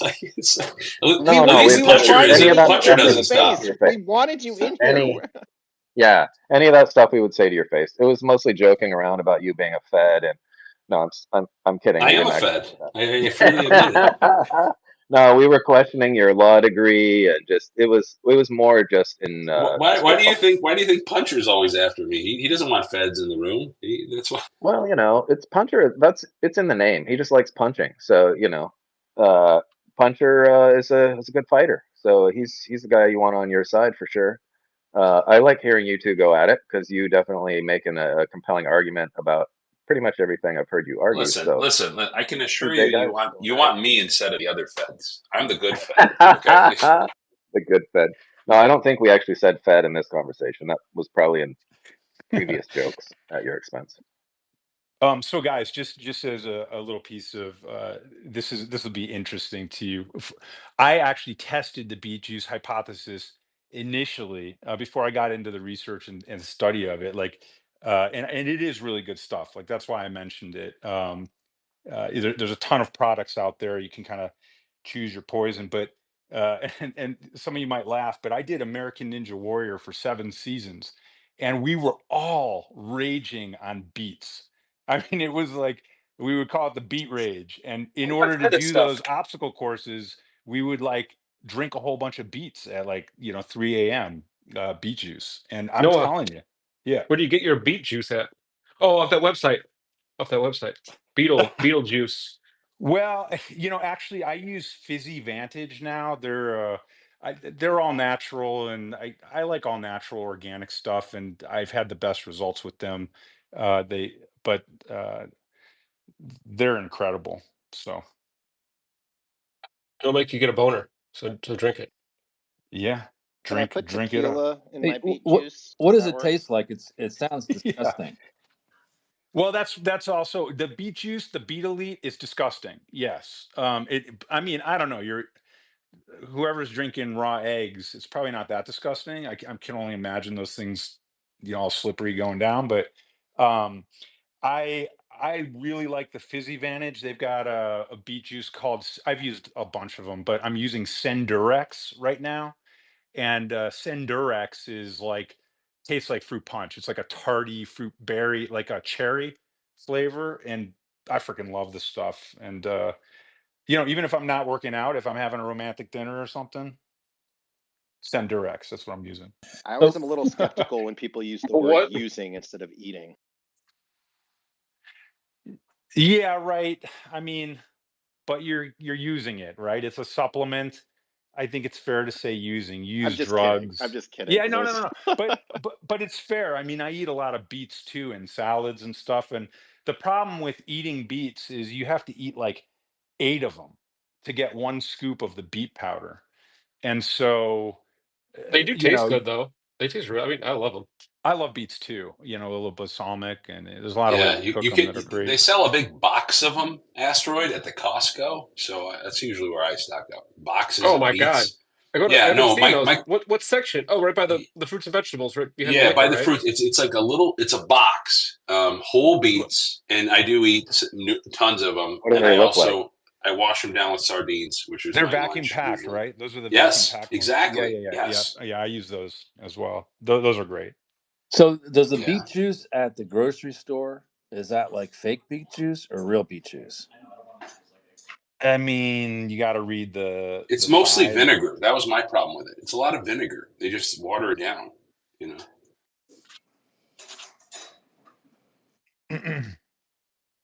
What about a red light therapy? Dr. Jack Cruz was trying to get me hooked on red lights years ago, and I never listened to him, and that's why I'm not feeling well these days, I think. I mean, if you're What? asking Because of the me, sun? Because of the sun Yeah, thing? red The sun light, because exposure? we live at a certain whatever he said. We don't get enough sun, at least in the winter months. Asteroid, you and I, where we live. I mean, So It's because you live in it's the been casino, cloudy for Joe. weeks. Go outside. Step out of the casino into the do sun. you Do not you hear me? I literally run do every you single day, but you do live you in a feel like warm climate. Okay, it's Joe? grayscale here.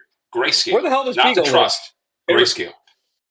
Where do you live, Beagle? Arizona? Don't He's say. out in Cali with me. Oh, I'm from Arizona. No, not from Cali. I'm not going to dox myself Yeah. necessarily. I'm on Central I Time. was I'm trying from to figure well out. south of Joe. I want to know if this red light Joe. stuff works. Yeah, go ahead. Joe. So it's been cloudy for the past like week and a half. It was sunny like one day. So does this make you feel worse? Yes, Like does it make yes, your I mood? feel lethargic and tired. I was trying to write last night, and then I just scrolled aimlessly through Twitter Yeah. because I couldn't finish my edits. Like it was frustrating. Like I need to get away from this climate at some point. I need to go somewhere where it's warm. Maybe I'll move in next to Fred, but they have security in that building, so they won't let me. But I mean, listen, we need to figure this out. I would try that. For some reason, it doesn't affect me at all, even though a lot of people complain. I don't even, and prefer. I almost prefer it to be dark. I feel like I don't know. I'm not affected by it. I What's don't your know why. complexion? What's your skin tone? See, I'm olive. Okay, so I need the sun. I'm probably Yeah. olive. Okay. So that. I probably look Mediterranean, Arabic looking. Okay. Good tin.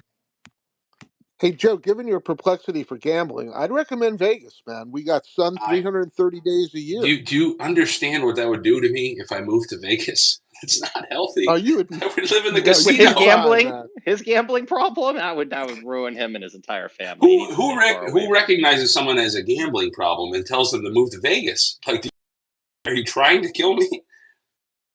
Zero DEs do enough to me. I mean, I don't need anything else. But you'd love the casinos here, Joe. We got a poker game going 24/7, 365. You'd love it here. Just love You it. want me divorced, out eating my shoe for protein? Like that's literally what you're Addiction is a asking me to do. disease. Don't dangle that in front of him. It's a sad thing to watch. I have heard from prominent doctors like Dr. Jack Cruz, who's a Bitcoiner, that I need to get myself under the red lights at least 30 minutes a day. That's what he's told me.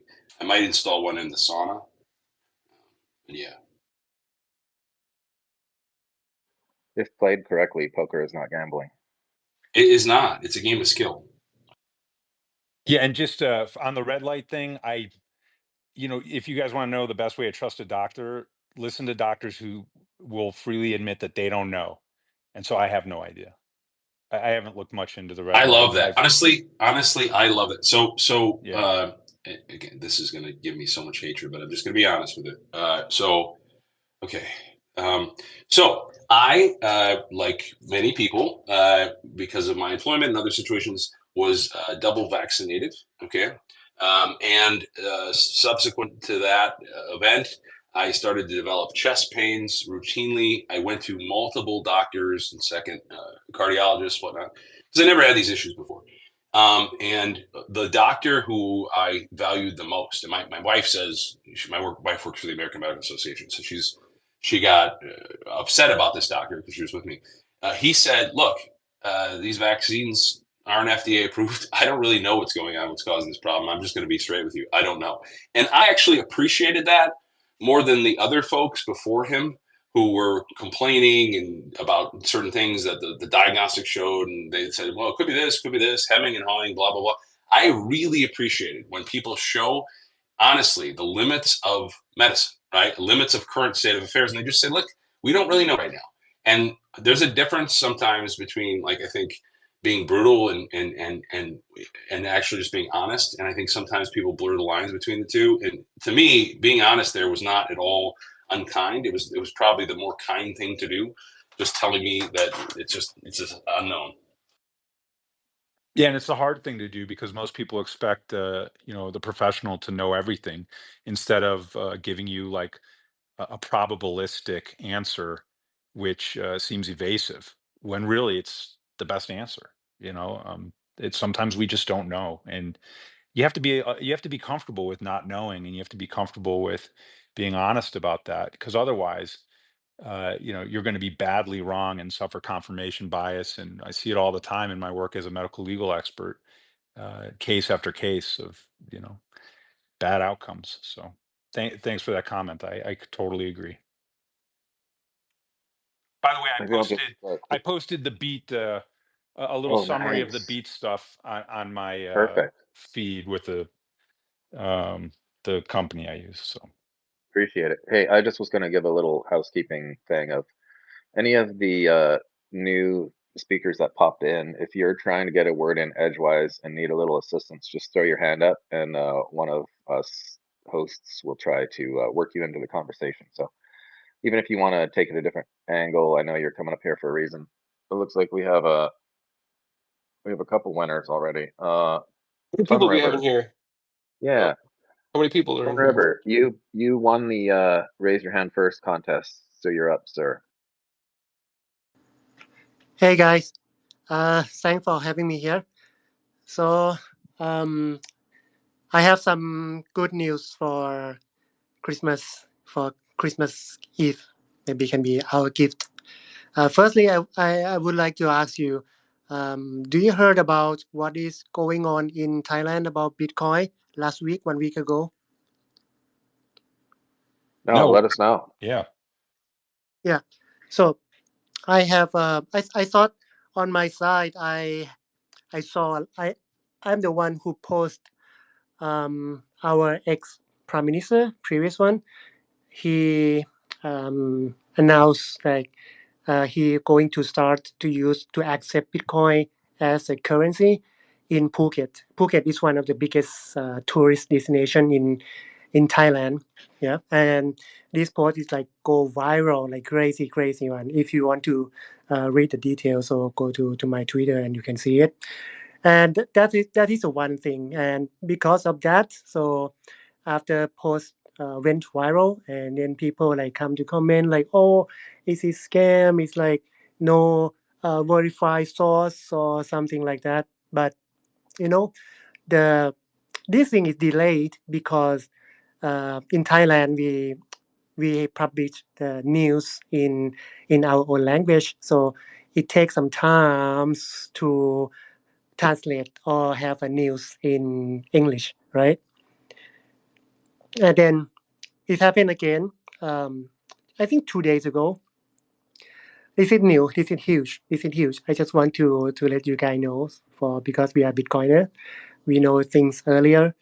Um, this guy, I will tell you, he is previous prime minister, and people said, well, he is not prime minister. He is no one. Why should we care about him, right? And I will tell you, like, imagine Elon Musk in America, right? He endorsed Donald Trump, and he has influence, and he has an idea in a good term to help Donald Trump to work, right, alongside with him, something like that.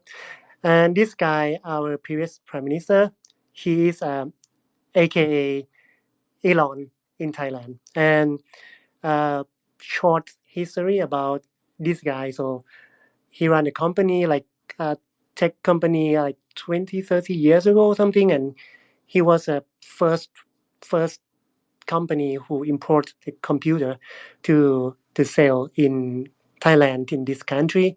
And after that, he founded a telco company. Yeah, and now it become one of the biggest telecommunication company in Thailand, number one. And he founded a satellite company, the first Thailand satellite launched to our space, the same guy. And because of he's so successful, and then he went to uh, politics, and he become prime minister for I think two terms or three, but for quite long term. It's like about 15 years ago. At that time, Thai economic like to the moon, so good. And then he we have some military revolution and kick him out from the country. He lived in Dubai for 15 years, and now he came back. Six months ago he came back, and this is a starting point. I want to tell you this. This is very fun. After 6 months, only 6 or 8 months around, he came back, and then we have new infrastructure from like all the biggest data center from Google, Amazon, um, what else? Microsoft coming to Thailand, so invest to set up the biggest data center in Southeast Asia. And then months ago we have Nvidia. Um, the CEO of Nvidia. He came to to to Thailand, and then he announced this will be the biggest AI infrastructure in Southeast Asia, exclusively with Nvidia chips or something like that. This is big. And then I thought, well, he bring cloud data system, the biggest one here. He bring AI infrastructure here. It's only one thing left that he need to do. And because I follow his work for a long time, and then Hey, I Ton know River, can you just give us like the shortened version, just because we've got a ton of other people with their hands up. I know even Joe had his up. So it Okay, sounds like okay. the so Fuckhat is actually, I know I pronounced that wrong.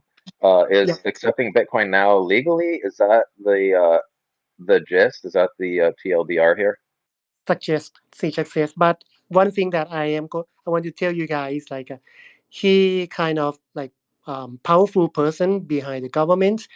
And 3 days ago, I just captured a video that he speaks on the stage on in terms of kind of like advisor for the government party or something like that. And this time, he suggests again. He suggests um, Bitcoin fund. He suggests something that bigger than El Salvador. El Salvador do Bitcoin bond for $1 billion, right? But for this time, he suggests like 20 billions US dollar for Bitcoin bond in Thailand, Oh, and this become like it's a lot. huge new in our language. I couldn't find any English language out there. No, But Yeah, yeah, this is that's this is good this to is what I want hear. to recent tell too, you. That's good right? to This hear. is That's like awesome. this week. All right. This If is this Yeah. week's news, right? All right. he Hey, just speak on Asteroid. the stage on What? the stage 3 days ago. If you want to hear it, go to my Twitter. I do the translation to English subtitle. This is Oh, he's nice. speaking on the stage, man. Beautiful. Incredible. I was goosebummed, and I just bought spot more yesterday. Yeah, Oh game man, that's theory. exciting news. That is Yeah, awesome. Man, really. Thanks for sharing. this is like nation Nation state states. Yep, competition for sure, 100%. Slowly, for then all at sure. once. Yeah, it's going to happen. We just need to wait and see when. Oh man, that's exciting. I love Man. it. Yeah. And How anyway, this is what I I want to think tell you. This is good news for it's great Christmas, news. sure. guys. Thank I you, think brother. David was Yeah, Merry next. Christmas.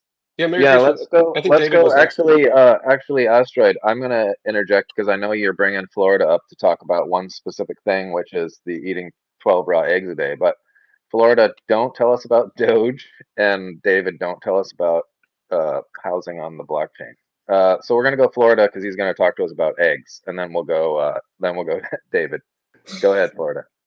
Don't worry, I wasn't going to mention Doge, but I appreciate it. Yeah, so I eat 12 raw eggs a day. It's really not that hard, but you do get a lot of benefits if you're someone who's working out, for lean muscle mass. You're trying to develop lean muscle mass. But the other guy who mentioned, I think it was Joe, said his buddy was doing it for endurance. I could see how that actually ties into the endurance factor.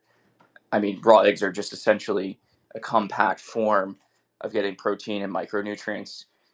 You also get choline in raw eggs, in eggs as well, which is something that's a benefit for your brain neurochemistry. So it's something for me. I think it's more of like a little superfood. My cholesterol hasn't gone up; it's actually gone down since I've been eating 12 raw eggs a day. Not that I had bad cholesterol to begin with or anything like that. I was never abnormal in any other sort of biometrics. And then the other thing on the beets, yes, that increases nitric oxide. So anything that increases nitric oxide will give you a much better erection. That is very true. So generally speaking, if you're going to be eating foods and fruits and vegetables and foods in general, look to things that actually naturally increase nitric oxide because it's the throughput through the blood, through the veins that it'll actually increase nutrients throughout your body in general, but it has tangential benefits for a harder erection. How What do would you you eat those recommend eggs? to lose muscle mass? What would you recommend? To lose to lose muscle mass, Yeah. I I mean, Just well, keep my doing what first you're suggestion. doing, Asteroid. Just sit there in your office all day. That I Yeah, should me can't work. too. stop gaining muscle. I don't even really eat protein. My clothes are tight. I mean, then Stop that's working a out. that's a good problem to have. No, I literally built up my wardrobe and spent like thousands of dollars. I'm like, so I'm trying not to eat much, but yeah, I see if mean, it yeah, works. you just cut what you're eating if you want to lose. I mean, you're going to lose mass. Generally speaking, you'll lose muscle mass as well if you It's just been cut. working, and I also went to high rep instead of high heavy weight too. Yeah, that'll help. Is it because you want to look like a different physique? You don't like the physique you have now? No, it's because I spent $1,000 on my clothes, and I noticed I was gaining lots of muscle, and they were tight, and I was like, "Fuck this!" I Asteroid, already it's really not the clothes that make you look fat. It's the fat that makes you look fat. what fat? Go What go Hey, fat? vegan. let's go to David. David, I know he's been had his hand up for a while. Hi, you're David Hill. Great to see you. Merry Christmas Eve. Thank you, man. Yeah, Merry Christmas. You guys get your Doge yet? No, I'm just kidding. No, that's funny. I like it. It's Can we good. put Doge on the blockchain? Yeah, I I actually was kidding too, I David, by don't the way. mind it, I was but just busting anyway, your that's not what balls. I'm here to talk about. Yeah. You guys were talking about the health early when I raised my hand, and I am I tell you, if there's one thing that I'm probably good at talking about, it's health, fitness. I mean, I started working out 35 years ago. I never stopped. I probably work out 5-6 days a week, do triathlons, training for my third Ironman race. So I'll just tell you, the a couple things that have really helped me tremendously is which I haven't heard anybody talk about is chondroitin, can't even say it, glucosamine, and chondroitin. I started taking like literally 15 years ago, and I used to have shoulder ache. Revesterol? Do you take Revesterol? Revesterol. The grapeseed extract. Is that what that is? Yeah. Resveratrol. Yeah, Oh, sorry. My resveratrol. Yeah, apologies. Yeah. I did actually for a little while, but I found out I didn't really need to. But that's certainly great. If you can get that in blueberries, might have some of that as well. But the other thing that I just recently heard about again, which when I was younger, I weighed 205, and I used to uh, more bulk. I was weightlifting, so I was benching. At one time, I could bench 335, so I don't have that physique anymore. I weigh about 165 to 170 now, and like I said, I do endurance races. But when I was lifting younger, I used to take God, how can I not think of what I was going to say earlier? Creatine. I remember. What were we All going to the say? supplements you've taken. No, Creatine. the sub. Yes, thank you. Creatine, exactly. You're Creatine. welcome. I can't. Yeah, see my memory. I need to take something from my memory. I think is what I need to do now. But yeah, Get I the used to egg. Get the take choline in creatine, the eggs. No, beet juice. Beet beet juice will help your juice. memory. But I'll tell Yeah. you what, the creatine. I started taking it again, and the only reason I started taking it is because I heard Joe Rogan talking about it recently. Because I stopped taking it because I wasn't really lifting weights like that anymore. And man, I'll tell you, it makes such a difference in strength. And I'm starting to get, striations on the muscles again. I mean, strong. I love it, man, guys. I think Yeah, I take creatine. creatine. Yeah, I think creatine's awesome. So, Sardines has 5 grams of it naturally. A can of sardines. yeah, you could do that. Certainly, you could just do the supplement. But yeah, absolutely. But listen, I appreciate it, man. Bitcoin, I think we're up to 98 again today. It's looking good. I think I think what we had 99 is for a it? second. Oh man, It was like beautiful. 98.9. 98.9. Well, I'll tell you what, guys. When and we got a couple weeks to go, and I truly think it's going to explode once the new cabinet gets in place and Trump gets in place. I just feel like it's going to blow up. So I think it's going to hang explode in there. tomorrow Yeah, I to hope like so. 105. I hope so. But 105, 108. you guys agree with Incoming. that though? Once these guys You're get not in, bullish enough. once these guys get in office, man, once that cabinet starts, I feel like it's going to explode to the moon. So, Merry Christmas, everybody. Appreciate you guys. Thanks for having me up. Merry Christmas, man. Yeah, thanks for coming up, David. That was some good stuff. I used to take creatine back when I worked out a lot too. Joe, I know you had your hand up. Want to welcome Yeah. Dom Bay as well, but Joe, go ahead. Oh, Dom's here. Hey, Dom. How Dom's you doing, here. buddy? Joe, what? Wow, he muted Dom. He did No, not want him to I talk. think What in God's name is going on with you tyrants? Beagle's cleaning his basement out, It's and like he a it's so. like a That was kennel. not me. Do It's a not fucking kennel accuse thing. me of that. I did not do Oh that. my Oh, bad. sorry. I Asteroid is dropped my fat phone down fingering. I dropped my phone down the stairs. Sorry. Sorry. Asteroid, Oh come on, man, gosh. get your shit No, together. hey, a good Sorry, host has to establish Yeah, dominance early. this You is know. not supposed to be a I'm censorship trying. platform. That was so Feet on the awful. floor. So yeah, okay. So Thomas and I were having a fascinating discussion a few days ago. We didn't finish, and every time we bring this up, Dot Kruger interrupts us and rugs the space. So I want to finish it while he's not here, which is this discussion of the long end of the Treasury market, which although seemingly is boring, right? The things we care about, houses, the economy, etc. They're very much Betting. focused on this long end, and since we had the beets conversation, we can tie it together with the long end discussion, which I think makes sense. But Thomas, what I want to know from your perspective is, do you believe right now, based on the information, that we are likely to have higher long end rates going into 2025? So we're sitting here a year from now, and the 10-year is higher in terms of its yield or lower. We know Fred's view. He's been steadfast. He thinks rates are going to come crashing down. He thinks that we're going sub 2%. And I agree with Fred. Yeah, I'm I think. buy a lot of TMF and TLT. Well, to be clear, he thinks the front end rates, and I don't want to misquote him, but he said that the Fed funds comes crashing down below 2%, which I strongly disagree with. I agree with that. I completely agree with that too. Okay. Well, you want to bet on that one too? We have a Jerome Powell bet too. You think this time next year we're going to have the overnight rate sub 2%? What's your stakes on that? No, I'm not gonna bet right now. I got to look at what I think it is, but I think it's going to be lower. It's in the fours. Today. It's in the fours, and no, Powell said I don't know about that. I would say like low threes. Okay, that makes sense. I buy that more than the 2%. But Fred thinks sub 2% in the next year. But I'm curious. So Joe, I would sub 2% for Florida. Yeah, I'm an M&A advisor. I can touch on this point. So I look at these, unless Fred wants to talk real quick. He's not here, so you don't have to worry about him talking. Good. My view is if you cut the short end, the curve will steepen. Absent. You can go ahead. Absent intervention. Meaning that is Florida talking? Yeah. So essentially, what I think will happen is we're essentially in a K-shaped economy. Okay, there's two economies occurring in America right now.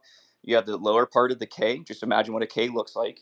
You have the lower leg of the K, which is anyone who's earning in the gig economy. They're earning maybe from multiple different sources of income, kind of like Ubering and other sort of odd jobs. Then you've got the sort of upper part of the K-shaped economy, where you have people that are earning over $100,000. Problem is, we have a very massive deflationary wave coming in from that lower part of the K, and the upper part of the K is starting to become more, vigilant on their expenses. They're not maybe spending as much in terms of their discretionary income. But the second thing is the Fed, right? So the Fed's they're not cranking the printing presses as they were, call it 4 or 5 years ago. So we're going to start to see this massive deflationary wave come in, and I think we're going to come quickly down below 2, probably by the end of 2025. I can clearly see inflation coming down. Yeah, I disagree with that view for a variety of reasons, but I respect your sharing it. Here's my view: if that were true, I think it's a historic mistake for them to be cutting, their forecast and the summary of economic projections from 4 cuts to 2, which they just did. That's number one. Number two, the bottom cohorts. While I totally agree with you, they are stressed, right? They don't make up even half, even 40% of total U.S. domestic spending. It's all that upper really fourth. And absent something in real estate, which is the single-handedly holding the CPI basket up pretty much at this point, I don't, unless you think real estate prices are going to crash. Now, what I will say is, if you're correct, then basically Bitcoin has peaked, and so is the S&P and all these other assets. Miami prices year over year. If you look at the monthly, housing prices here, I mean, we're starting to approach 10% declines year over year. Which is customary. And which we is saw fair. That's fair. Yeah, and I don't think there's going to be a crash. I don't think we're going to. I think, believe it or not, I do think we're actually going to come to some sort of soft landing. I think the probability. We already have. We've already come to I soft agree, landing. But I mean in terms of next year sort of coming down from that deflationary cycle. And the reason why I see deflation is because the businesses I'm involved with, I'm involved with several different businesses across different industries, currently live right now in the market. I can see what they're purchasing, their products and their underlying parts and supplies at. And those have decreased year over year over the last 2 years. Yep. So I do see PPI coming down and this is middle market, right? This is the Main Street business that makes up 80% of the economy, 70% of businesses in America. Florida, that tracks my spending too. My spending has declined. Like I don't know. Oh yeah, I agree with that. Inflation.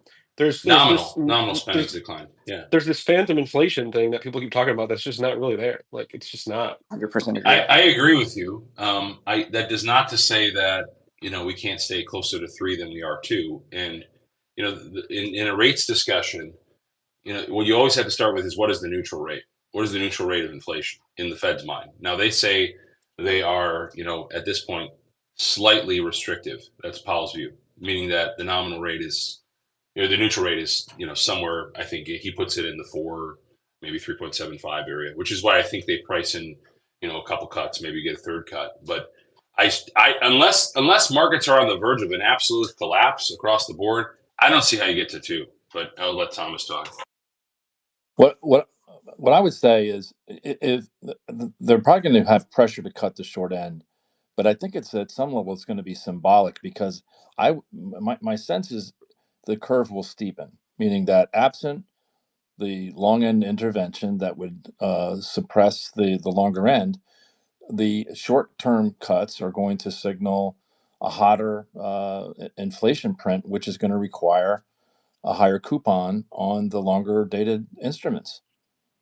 I mean, who here would Well, government if money? that's true, Why? if that Why are they going that to be higher though? but hang What's on. Longer end instruments then are going to slow down the economy, not help it.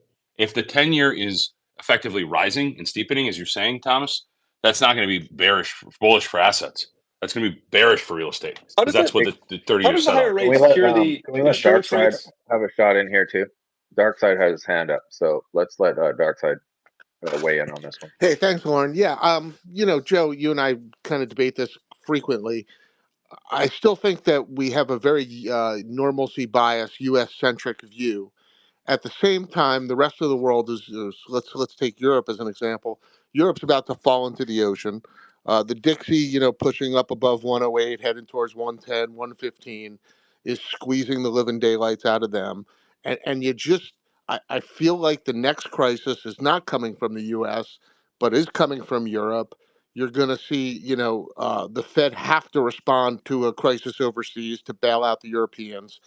Yeah, swap lines. They open swap lines. That's the playbook. Yeah, but we can't have this pressure where they're at, they're 10 years at, going into the twos and ours is going into the fives. That doesn't work, right? That just drop. Well, the Fed doesn't control the long end of the yield Yeah, curve. well, they do. They have the ability to through yield curve control or QE or They cannot. no, they can. Okay. They can come right out and start buying them, and Well, there's not that many out there. Remember, they have not been issuing many 10-year, right? Like the Fed's feckless response to everything that's happened has been to shorten the duration, right? And I agree. right, But they cannot. Let's just be, unless they're going to violate the law, which is possible. Like we'll stipulate to that they could violate the law. They can't go purchase 10-year treasuries in the marketplace. no, They can't do you it. know what I'm saying. They use QE and they just buy them in the open market, and They've done that. The banks hold very little duration exposure because they all got burned after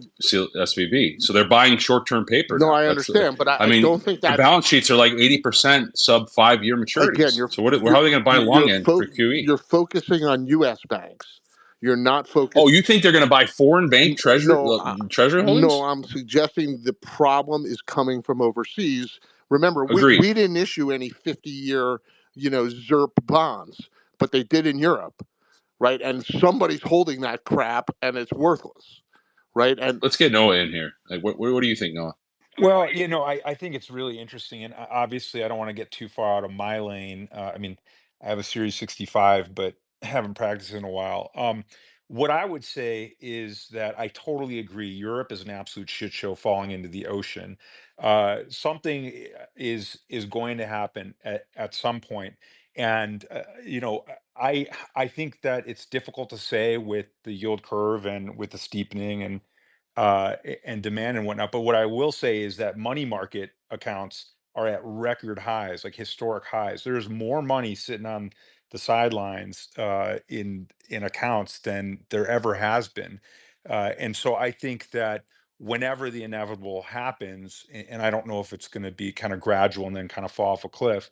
But I think they're going to have to respond, and I agree. Swap lines over to Europe or whatever it is. But I think we're getting to a place where, and it kind of aligns with like the perfect storm kind of situation. But I think it's really hard to say what they're going to do because they use all kinds of financial wizardry at the Fed, and They don't know what they're. Let's be honest. They don't know what they were going to do. They have to consistently change their that's dot right. plot. They've done it like 5 They times. So, jawbone. I, There's a lot of yeah, jawboning, and when it comes and to actual policy changes, they're but glacial. my point is their current jawboning is to signal that they're going to be tighter next year. That's the yeah, current well, jawbone. Right. Now, whether that's wrong or right, it doesn't matter. I'm just saying a fact. Powell went out there and he seemed It's jarred. going I to mean, I watch every expedite. It's FOMC. going to expedite major structural fractures is what I think is going to Yeah, happen. I agree. And then they're going to ease like they've never eased before, and that's that's the volatility, and that's Well, that's really bearish for risk assets. Just to let you know, that's like that means that we're not going to have a fun Right. 2020. well, I'm not not saying when it's they my view. ease, I not when they ease. Joe, let me address that because I think you're 100% Yeah, right. easing means they're going to flood the money supply. Yeah, not when they ease, but I agree their current hawkish, like when they intimated that, okay, well, there's only going to be two now rate cuts. Yeah, that's hawkish.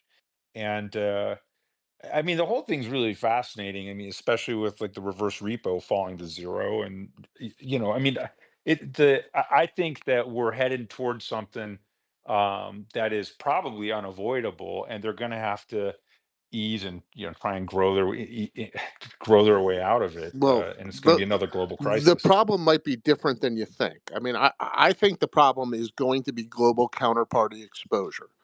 Yeah, I don't think it's quite as hawkish as everyone thinks it to be. Again, going back to my example on the middle market companies I represent that are selling right now. So I have a very good look at the health of the consumer across a wide number of industries. So I'll just take one, for instance. If you guys know what Sprinter camper vans are, Mercedes Sprinters, Oh yeah. I have a company that I'm selling on the market right now. They sell 100 of them a year. They're probably one of the largest assets in North America, doing north of 3.5 million of EBITDA.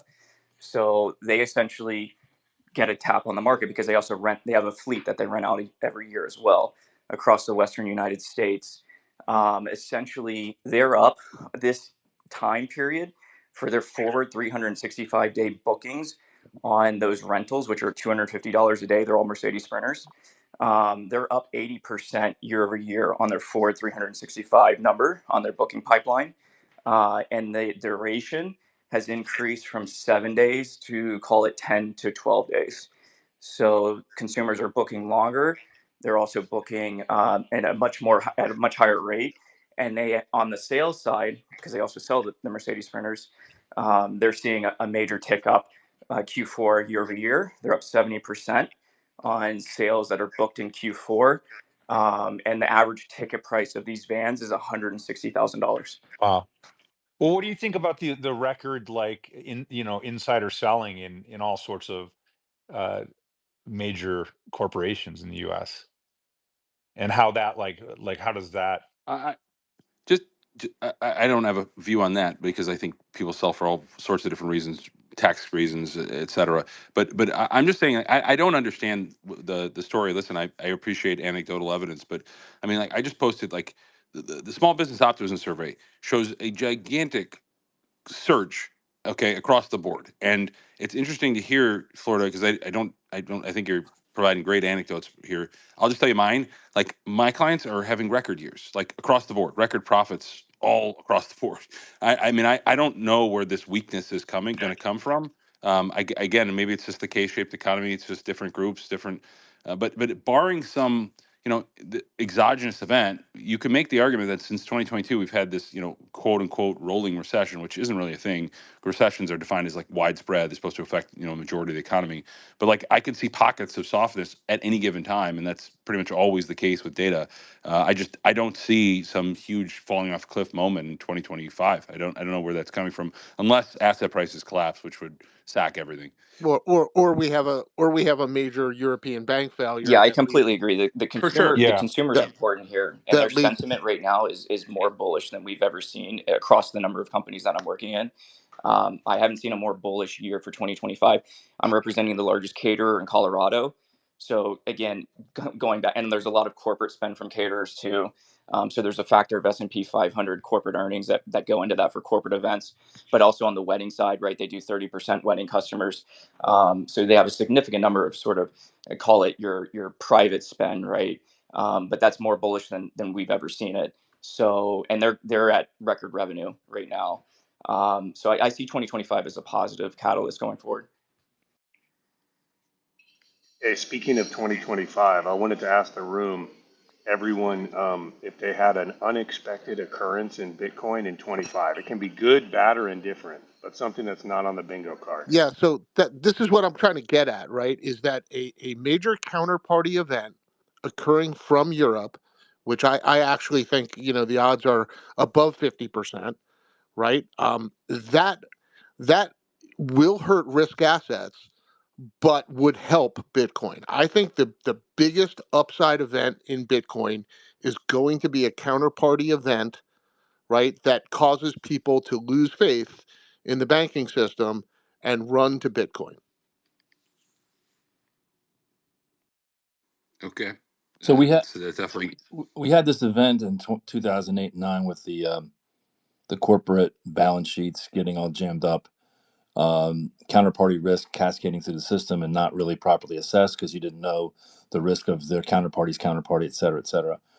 And ultimately, you had bailout at the sovereign level for the banks, and it seems like we've moved the risk to the sovereign level, but we haven't addressed the issue in the room. And if there is a crisis at the sovereign level, what is the crisis? What would the crisis be? it could be a banking crisis that Darkside is laying out, where you have. That's not a sovereign level crisis. Well, it Well, it is if it it's is. Deutsche Bank. There's one sovereign level crisis. It is, yeah. So I'll give you Debt this. I'll give crisis. it to you. Let me give it to Exactly. you. No, That's it. the crisis comes out of a political instability in Germany or Turkey, such that it's so bad, and it's getting pretty bad over in Germany, that people pull their money out of Deutsche Bank, causing Deutsche Bank to fail, causing Credit Agricole to fail, causing UBS to fail, and then it literally would spread as fast and I mean much faster than it did in 0809. They won't let it Right. fail. Well, they can't stop it from failing. You're talking if you have political instability in Germany and people pull their money out of Germany because they don't want to be in Deutsche Bank, it fails. When you Listen, say they won't let it I fail, don't. But I think Darkside. I literally think the You U.S. will backstop it. yeah, and it's right? also We it's one of the can't. things that doesn't. That's my point. We can't backstop But the entire global banking system. We it just doesn't. can't. It doesn't need to bake. You don't need to. The Basel reforms prevent what you're saying from happening. Okay, this is why when Credit Suisse went down, it basically was a nothing burger. It was like a Yeah, known because known. because We know the leverage ratios. everybody We know knew the size. everybody knew Credit Suisse was going to go down. Everybody knows where Deutsche Bank's books look at right I now. It understand, is but what the I'm suggesting. regulations that were put in place post GFC effectively prevent what you're talking about from happening. That's right. They do. So what happens if we see a Deutsche Bank failure that cascades through Europe? Just play that scenario out. If we do have. Okay, so can I just explain why, real simply, Thomas, why that can't happen? Why what you're talking about cascading through Europe cannot happen because there are Basel rules in place with and I'd love to hear that why this can happen. There are Basel rules in place that effectively limit counterparty exposures with certain institutions. Okay, so if one of the systemically important banks goes down post Basel, right, they purposely look at the attenuation, how they're connected to other banks, and they assess whether systemic risks exist. This is why they do stress tests. Okay, they imagine scenarios where if this institution completely fails and goes belly up tomorrow, will it cause systemic risk? And they run these quarterly, and we have data that's public knowledge right now on this stuff, and it will tell you if Deutsche Bank goes down, it's not going to cause systemic risk. I disagree. I mean, I've never disagreed with this statement more. With all due respect, Joe, I love they, disagreement. Go yeah, ahead, tell me yeah. I how I'm mean, wrong. the derivative exposures are never understood. The when you talk about Basel, that assumes that the books as they're being presented are true, and they're not. The, Right? the derivative exposure cannot be on the same side as the investment banking side. It cannot be on the same side as the commercial banking side. That's the Basel Uh, requirements that are put in no, I place. understand. What I'm So suggesting, tell me how the derivative exposure matters for a hill of beans. because Doesn't mean anything. it's a quadrillion dollars. That's fine. The So, firms that have those assets will go down and they'll go into BK. but And the they're not it's but not that systemically important enough to bring down the actual commercial bank. no, it brings down the European Clearing Corp. No, it Brings can't. It absolutely cannot. That's not well. true. So We could have a long discussion somebody about this. look if somebody has $1 trillion of derivative exposure or 10 trillion, and they can't meet their counterparty obligations, the other side of that trade is going to fail.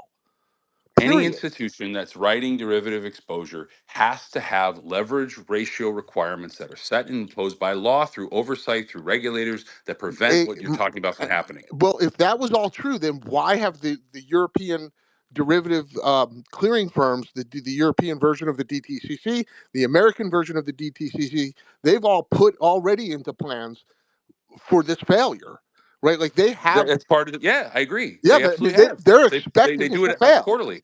Yeah, They they're do it. We're in agreement. We're in violent agreement about this. Like what you're saying is they purposely plan for and they mitigate against what you're talking about happening. well, And yes, anything can happen. their current mitigation plan is a gigantic bail-in. That's their plan. No, that's not true. The That investment sides absolutely is true. the investment sides are structured so as to when they go down, they cannot cause counterparty risk. Now they could have a miscalculation. That's always possible. But the notion that they're just completely flying blind, like they were in 2006, 2007, where we didn't have access to these books, that's not correct. It's not the same world So, anymore. Joe, do you think that the DTCC rule change that happened in the last few years, um, that basically would allow the banking system recapitalize through um, basically a subrogation of your claims on equities held by DTCC? That it feels like FUD. It sounds like FUD, but I want to hear your side of it. I know Darkside's talked a lot about this. Well, let's talk about the fair way of read of Darkside's position. Okay, from my to Steel Man. Okay, there are always unknown unknowns in markets, right? We don't fully understand all the different aspects, and part of the reason why we tried post GFC to mitigate against something like the GFC happening against was because of this unknown unknowns. So what do? They impose leverage ratio requirements, which are still in place for investment firms. Some commercial banks don't have, the leverage ratios anymore, but there's reasons for that we can get into. But the bigger issue is that we wanted regulators both domestically and internationally to have greater oversight into systemically important financial institutions and their books and their counterparties. So regulators now routinely stress test and they look at banks' books and they decide, can this bank go down? Can this entity fail without jeopardizing the whole system? Now, they may be wrong, right? And I'll fully stipulate they may be wrong. But I think any fair-minded assessment of the current state of affairs makes a scenario like what Darkside is talking about far less probable. And in my world, like we can talk about all sorts of things happening, right? But you always have to couch like what is the probability? And I think, like again, as I said, the probability of what happening with Darkside saying versus what it was maybe 20 years ago or 25 years ago, I think is much, much lower. Okay, I'll take the other side and I'll just present as evidence some of the exotic derivatives that I've seen lately, right? Like double knockouts, knock-ins. They have derivatives that you cannot price and you cannot understand the exposure, right? These things have gotten so far out of control. We've gone from using derivatives as hedging products to derivatives as gambling products. And when if you're on the other side of a double knock-in or a knockout um, a pricing structure, there's no way to price your risk. It's just not possible, right? So we have, I agree with you, Joe, that the reason, the reason the exposure is so big is because the nature of the markets are such that you cannot understand. No bank can understand its counterparty exposure through the existence of these derivatives. It's just not possible to do. So, I stand by the fact, I'll stand by my comment that the counterparty risk is much, much greater than anybody understands. And that, to Joe's point, there are areas of risk that people just get wrong.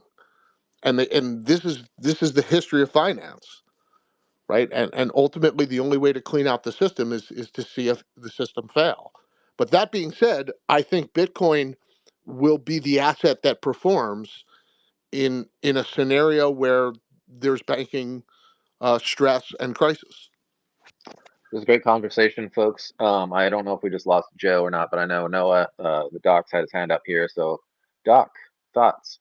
Yeah, thank you, brother. I actually agree with both you guys, Joe and Darkside. More so with Joe, that I really don't think that it's going to happen or can happen, but also with the fact that there's unknown unknowns and that there's all kinds of derivative exposure that is, yes, in the quadrillions. And but again, hot side, cold side, you can't mix those two sides of the bank's commercial and investment.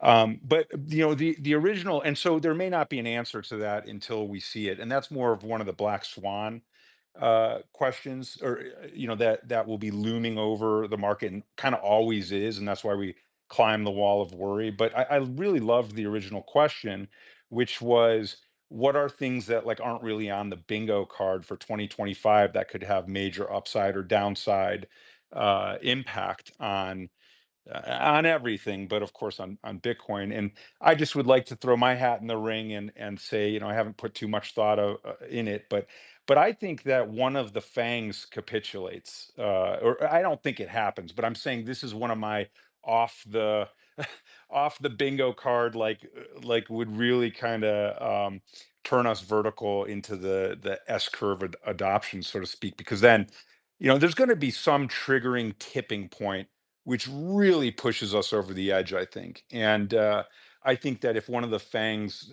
all of a sudden discloses, that they've been accumulating and then they report it, then it's all hell breaks loose. Exchanges lose all of the supply overnight, and there's a supply squeeze. And Jeff Booth was talking about this recently. I think there's a rapid repricing. Again, this is off the bingo card. I don't think this happens necessarily. I'm just saying, and I see some thumbs down, so let me hear what you're thinking. But I'm just saying that this would be one of the off the card white swan kind of events.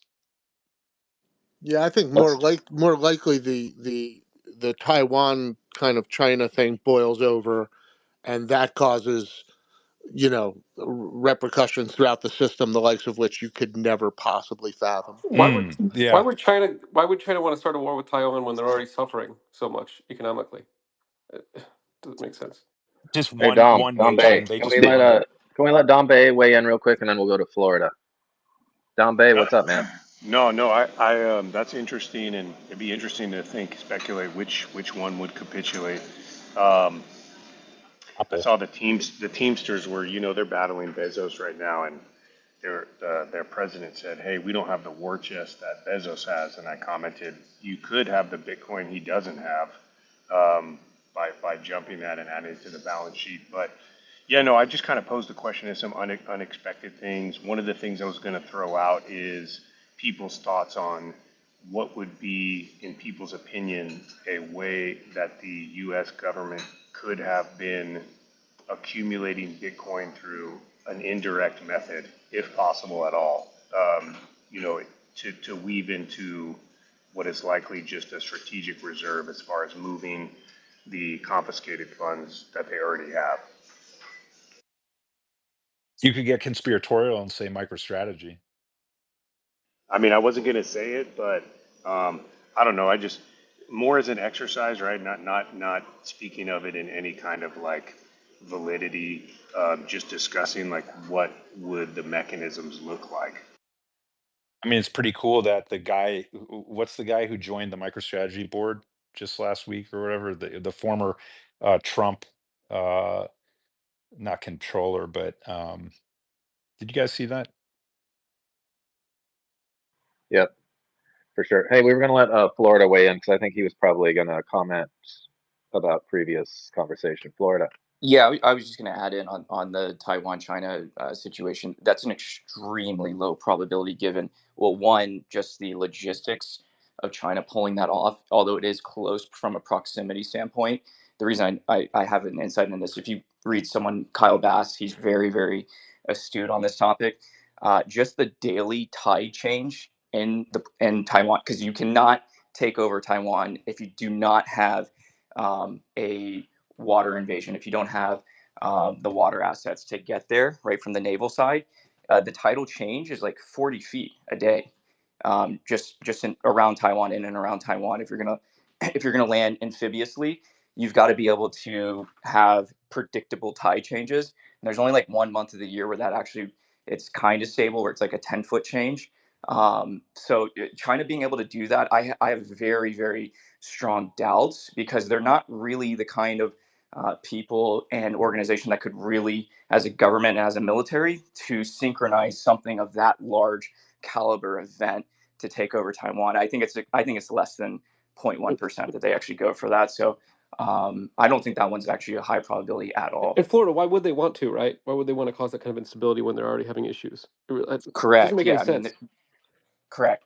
So, and the one other thing on China, I mean, and everyone probably already knows this, but the way that they kind of been cheating the world is that they create manufacturing production facilities that are 20 times, 30 times more than global demand. So they flood the market with their products, and then they're subsidized, so they come in at a much lower cost, and then they bankrupt other companies globally speaking. And I think everyone's sort of caught on to this by now, from sort of a, I'd call it a competitive process. So, I think China's days are short in terms of being able to kind of push its weight around, and people are pretty fed up with them. So, I do expect some big changes with Trump coming in. Hey, I gotta go, guys. I just want to wish everyone a Merry Christmas, Happy Holidays. I'll see you all around. Bye bye. See you later, Asteroid. Thanks, man.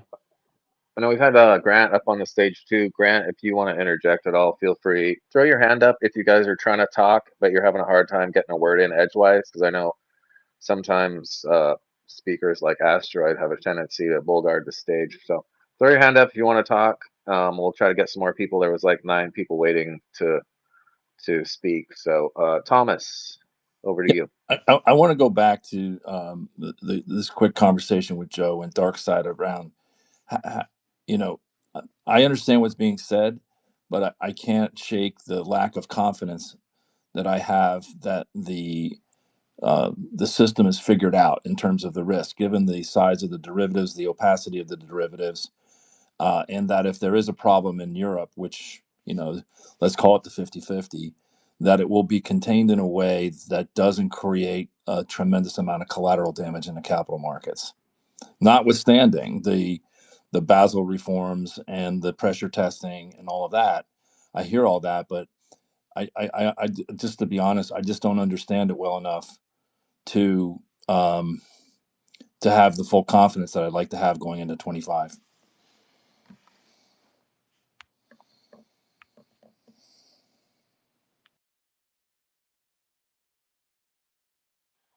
Probably a good question for Joe, but I think he's just listening now. So I'm no expert on that matter, but Darkside might have Yeah, I more mean, input than. Thomas is hitting the nail right on the head, right? Like, anybody who pretends to know um, should be your first warning sign that they don't know, right? When you're talking about $250 in exposure, nobody knows, right? Like, one of the smartest guys in the world, Warren Buffett, he knows, he understands, right? And the mere fact that the the European version of the DTCC, they've all put in their preparation for the inevitable, which is something's going to break, right? The system is too big for anybody. Something always breaks, though. I don't understand Yeah, this. it does exactly. It's the system's designed to break. Like literally, it's designed to break. It's designed to account for breaks. So I don't So, understand. Like, so Joe, what is your point? Joe,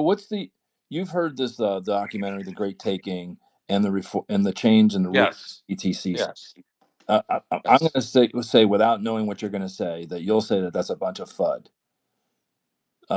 That they would use subrogation rights of some sort to recollateralize the system with people's stock holdings and stuff that's sitting in DTCC's vaults, essentially. Do you ever tell us Yeah, what you think about that?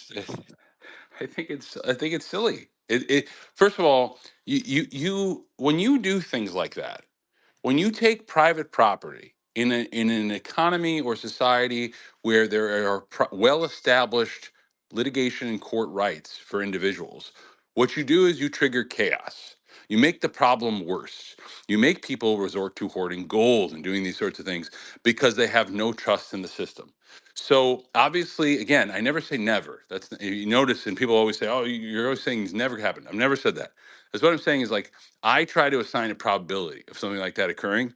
And again, compared to like aliens and discovery of life off the world, I put the aliens much higher than I would something like that happening. I have aliens in my backyard.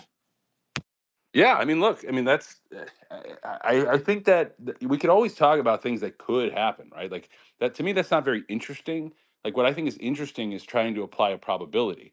Like, if you were sitting in 2005, 2006, and you talk to smart people like Grant and others that had their nose to the real estate market, I talked to dozens of them at the time, and they're saying, yeah, something's really bad here. Something is really brewing. There is trouble coming.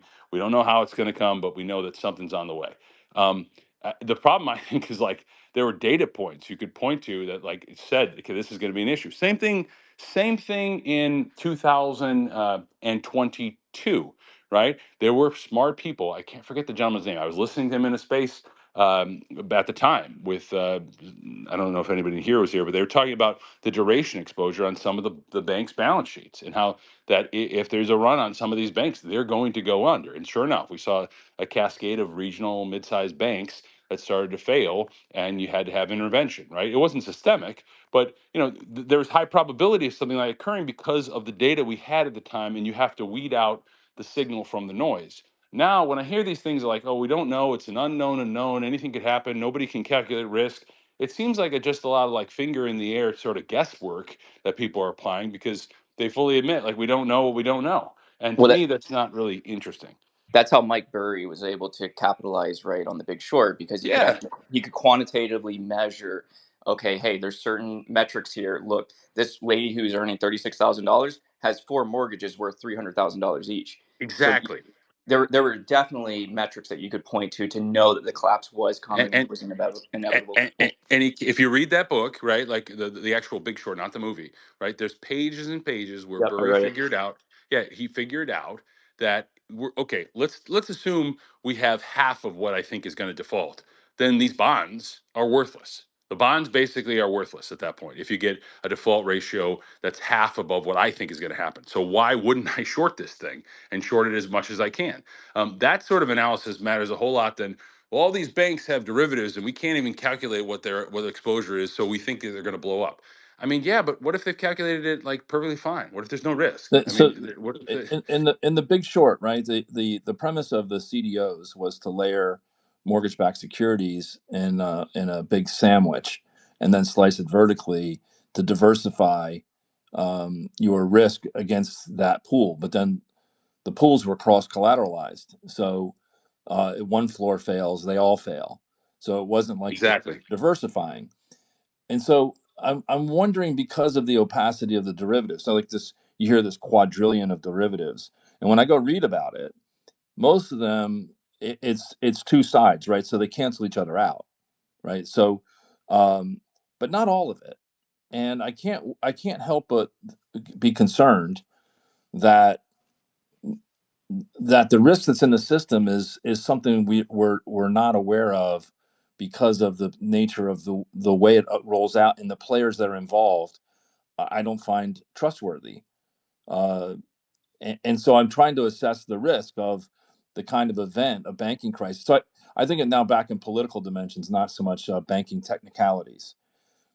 You have this outgoing administration who's can't be more apoplectic about the fact that Trump won the election and is about to be sworn in about a month, that they're going to do whatever they can to derail his agenda, up to and including a manufactured crisis that could be started out of wherever. I'm not trying to be FUD. I'm trying to understand where the risks are from a scenario perspective for the asset class, because Bitcoin for 24 has been a risk on asset, not a risk off asset. I think longer term it moves to a risk off category, but it's not in that stage right now.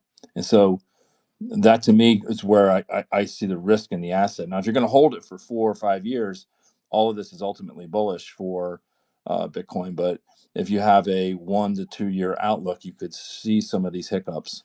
That's what I'm thinking, but I'm Well, open to be look, wrong. look.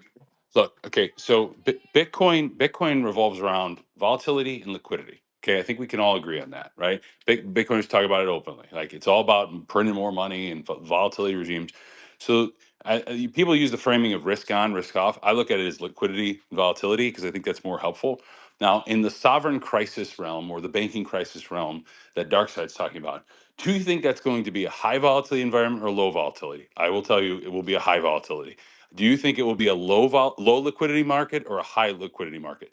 It will absolutely be a low liquidity. People will not get bids. So, in that environment or any environment in the future where there's low liquidity and high volatility, for the foreseeable future, Bitcoin's going to struggle because of the virtue of how it's designed. It's designed to absorb liquidity from other forces.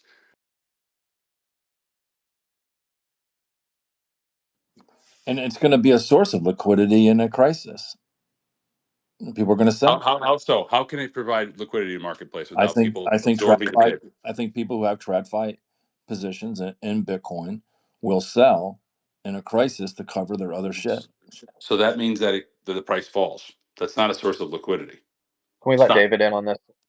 David in here too. He's been patiently waiting with his hand up.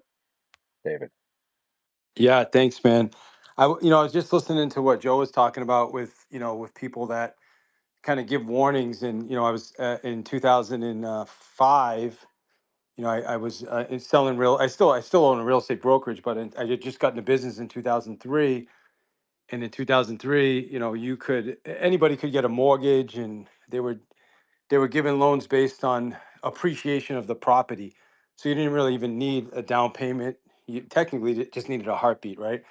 And so we were writing offers like on hoods of cars, because if we didn't, we'd lose the property to somebody else. And then we went out to Gary Keller, founder of Keller Williams Realty. We went out to an event, and he was from the stage in front of, I don't know, must have been at least 8 to 10,000 people there, talking about, you guys need to pay attention. You guys need to start, tightening things up. Like, there's going to be some changes. And I swear to God, everybody in the room was just like, man, this guy's just super negative. Like, it's like the founder of the biggest real estate company in the world is just being super negative. And I thought the same thing. And then, we got home, and within probably a year, man, it was crazy. I think you guys all know what happened. So there are people out there that are paying attention to this. And I think it's because the reason I bring this up is because of what Joe said, because, here I am thinking, you know what, like, don't don't pay attention. People have no idea. Like, people are clueless. They come on this app, they talk about it. Half of them have no idea that it's just that, it's a gamble. It can go up, it can go down. But there actually are people out there that we should be listening to. So it just kind of reminded me of that. And so anyway, again, Merry Christmas, y'all. I'm going to be bouncing out of here, but I just want to wish you guys a Merry Christmas. Appreciate you letting me get in the conversation, and hopefully that was useful. Appreciate you, David. Thanks. I know Grant's a real estate guy who's been talking about rates and whatnot as well, and problems if they don't come down. And so I think he echoes some of the sentiment that Dave's talking about. I don't know if you want to weigh in at all, Grant, or if you're even in a place where you can speak, but you've been up here for a little while. Anybody else want to weigh in on what Joe's speaking points have been? I know Thomas has been doing a really good job of interjecting points and counterpoints and whatnot. And I'm kind of in the camp of Noah, where I could see things going different ways. So it's hard for me to, just be like, I'm 100% on Joe's side, because he makes a lot of compelling cases. But, it really is difficult to predict the future. But I'm also on the side of you guys who were talking about, good old Mike being able to predict things. So Again, definitely I'm luck favors the prepared. So I definitely think it's a good idea to, look at the signs on the road when there's a sharp corner coming, so we don't shoot off the road at 80 miles an hour. So go ahead, Joe. the sense of my questions are not to advocate a certain position. It's really honest. Right. Yeah, I'm seeking to understand, right? Because for I sure. Yeah, no, I remember, didn't take it as you counter yeah, arguing it. it's You're more or less trying to figure out what the hell's going on. Yeah, I absolutely. remember very very vividly what was going on in 2008 and 9. I lived through it. Many of you did. I remember I read David Einhorn's book, "Fooling Some of the People All of the Time," and I was on vacation down in Hilton Head, and actually Myrtle Beach, and I just remember reading the book down there, and I'm like, holy shit! And so I came home and I shorted Lehman Brothers, and made a boatload of money, and I'm like, yeah, and I just got out of it. And if you remember how crazy things got, he was being attacked personally on major financial media. And when the personal attack started, I said, boy, there must be really something to this. Now, the CFO of Lehman, Aaron Callan, ended up getting fired because he exposed um, things that they were doing in their filings that were inconsistent with what they were saying verbally on their investor calls around mark to market in their California real estate. And it was very interesting. But that whole thing then cascaded. And I remember the talking heads and all the conventional wisdom kept saying that the subprime crisis, that subprime was a small percentage of the overall mortgage market, and don't worry about it. And so I didn't. I didn't worry. Can I comment about that for a second, Yeah. Thomas? I'm sorry to interrupt you, but that's their job, guys. Their job is to calm people down. They will go out there, and we've seen this time and again. It's beyond me how people don't understand this. Like, they're not stupid. They have the data. They know how bad it is. Okay, their job as policymakers and officials is to go out there and make sure you don't panic. So, like, everybody points out this Neil Kashkari comment, like there's infinite money at the Federal Reserve. He's saying that trying to calm down a scared country. That's why he's on 60 Minutes saying that. It's not just stupidity, and I think you guys all attribute it to stupidity when they're trying to basically play. Don't worry, son, it'll be all okay. Joe, I make the distinction between Kashkari as a Fed governor and the what I'll call the financial media, like the CNBC or Bloomberg, et cetera, who I consider pro-cyclical bulls. I mean, after that whole thing happened, and I just turned it off. I just won't watch it anymore. I watch clips on X and stuff like that. I can't stand watching it. Um, because I got burned. I like many of you, I lost a lot of money when that whole thing went down. Now again, if you stuck to it and you bought, March 2009 was a great bottom to buy, but I'll tell you, in the days before that bottom, it felt like the end of the world. And if you read Paulson's book, like On the Brink, very good book. They weren't sure if it was kind of touch and go around this. The system really could have come down crashing, and and it feels like, again, I'm asking the question not to advocate a position, but really to seeking to understand. It feels like the can was kicked down the road and not really resolved. It was papered over, and now the problem feels like it's a bigger problem if it ever does manifest. Now, Basel III and pressure testing the system and doing a better job understanding counterparty risk, all those things I think are important, and I hope it's being done well. But I just, I have a sense that being burned once, 12, 13, 14, actually it's 15 years ago, I still have that scar, and I still think about it. Yeah, I do too. And I'm 50 years old. I was a young doctor back then, and I was really invested in the market. Rode it all the way down, and just kept catching the knife and kept buying into, y- the bottom in March. Ended up doing really well. Just held through the whole thing, unfortunately, from the top, because not really a trader. But what I will say is, yeah, it left a deep, deep and potent scar that to this day, has stuck with me, and really has pushed a lot of us towards Bitcoin. And, can you imagine if, like, Bitcoin had been available then?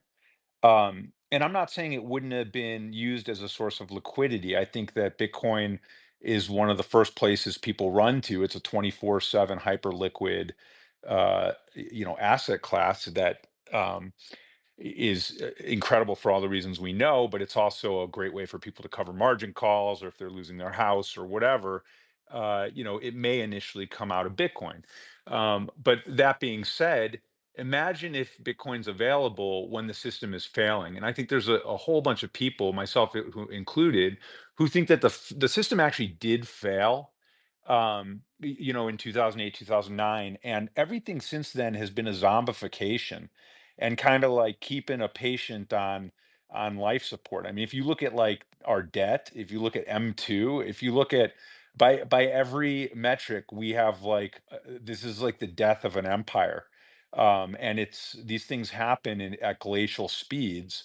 So, here we are, however many years later, 15 years later, and look at what Bitcoin has done, because it's a life raft. And for better or for worse, it's being adopted. People are realizing that everything is insolvent, like literally everything. And here all of a sudden we have the actual invention of money. Like, I really think everything up until now has been a proxy. Everything.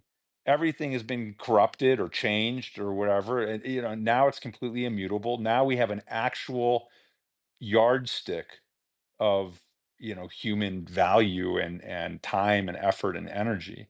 And so I think that changes everything. And so they're incentivized not to let the system fail, quote unquote, if it didn't already. And this isn't just the zombification. But I would say that, moving forward, if there's another event, now having Bitcoin, because back then, what was it? You had gold or something like that. You had, it felt like there was nowhere you could run. And it was horrifying watching, and people were killing themselves. I mean, I had physician colleagues literally who, were about to retire, who literally, I mean, there were people who committed suicide. And so, it wasn't quite maybe with the stories you hear about the Great Depression, but every now and then something that epic occurs, to shake the very structure of the social fabric. And I think Bitcoin was a response to, I mean, we So know Bitcoin was a Bitcoin was response. actually born from the ashes of Right. that of that, Exactly. It's and written into the first block. it sits today as the refuge for another crisis if it happens. I'm not saying another crisis is going to happen, but I think about it. But if another one Yeah, happens, it It's is the going to refuge. happen. But I think this was a only a few people think of it as a refuge right now, like 10%, 20%. It's not. It's Yeah, I'm in here, Dombe.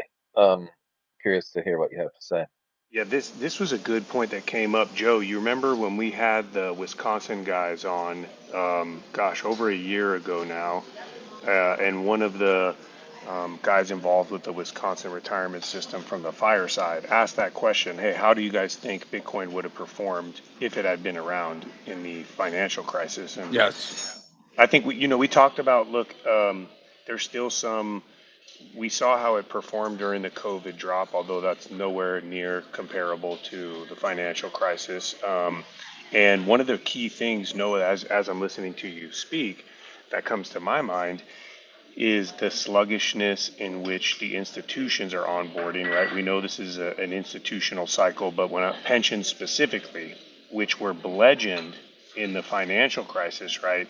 It's interesting and expected to not see them holding some kind of safety net or something outside of the system that truly, wrecked them to the point where they are now just barely inching over an over 80% funded status.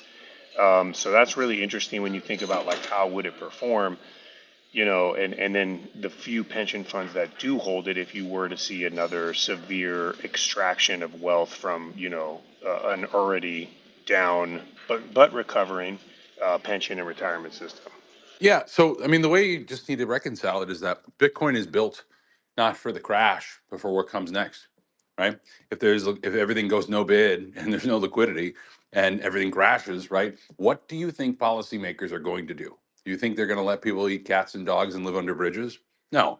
They're gonna do whatever it takes to restart the system, and Bitcoin will be the fastest out of the gate in that environment. Yeah, Bitcoin will initially fall in some sort of precipitous calamity, right? So if you look at gold in 2008, 2009, it fell 30%. And it's supposed to be a safe haven asset. It ended up on the year, but still, that's exactly what Joe just said. I reflect that sentiment as well. It's what Bitcoin is built for after the event. Yeah, look at COVID.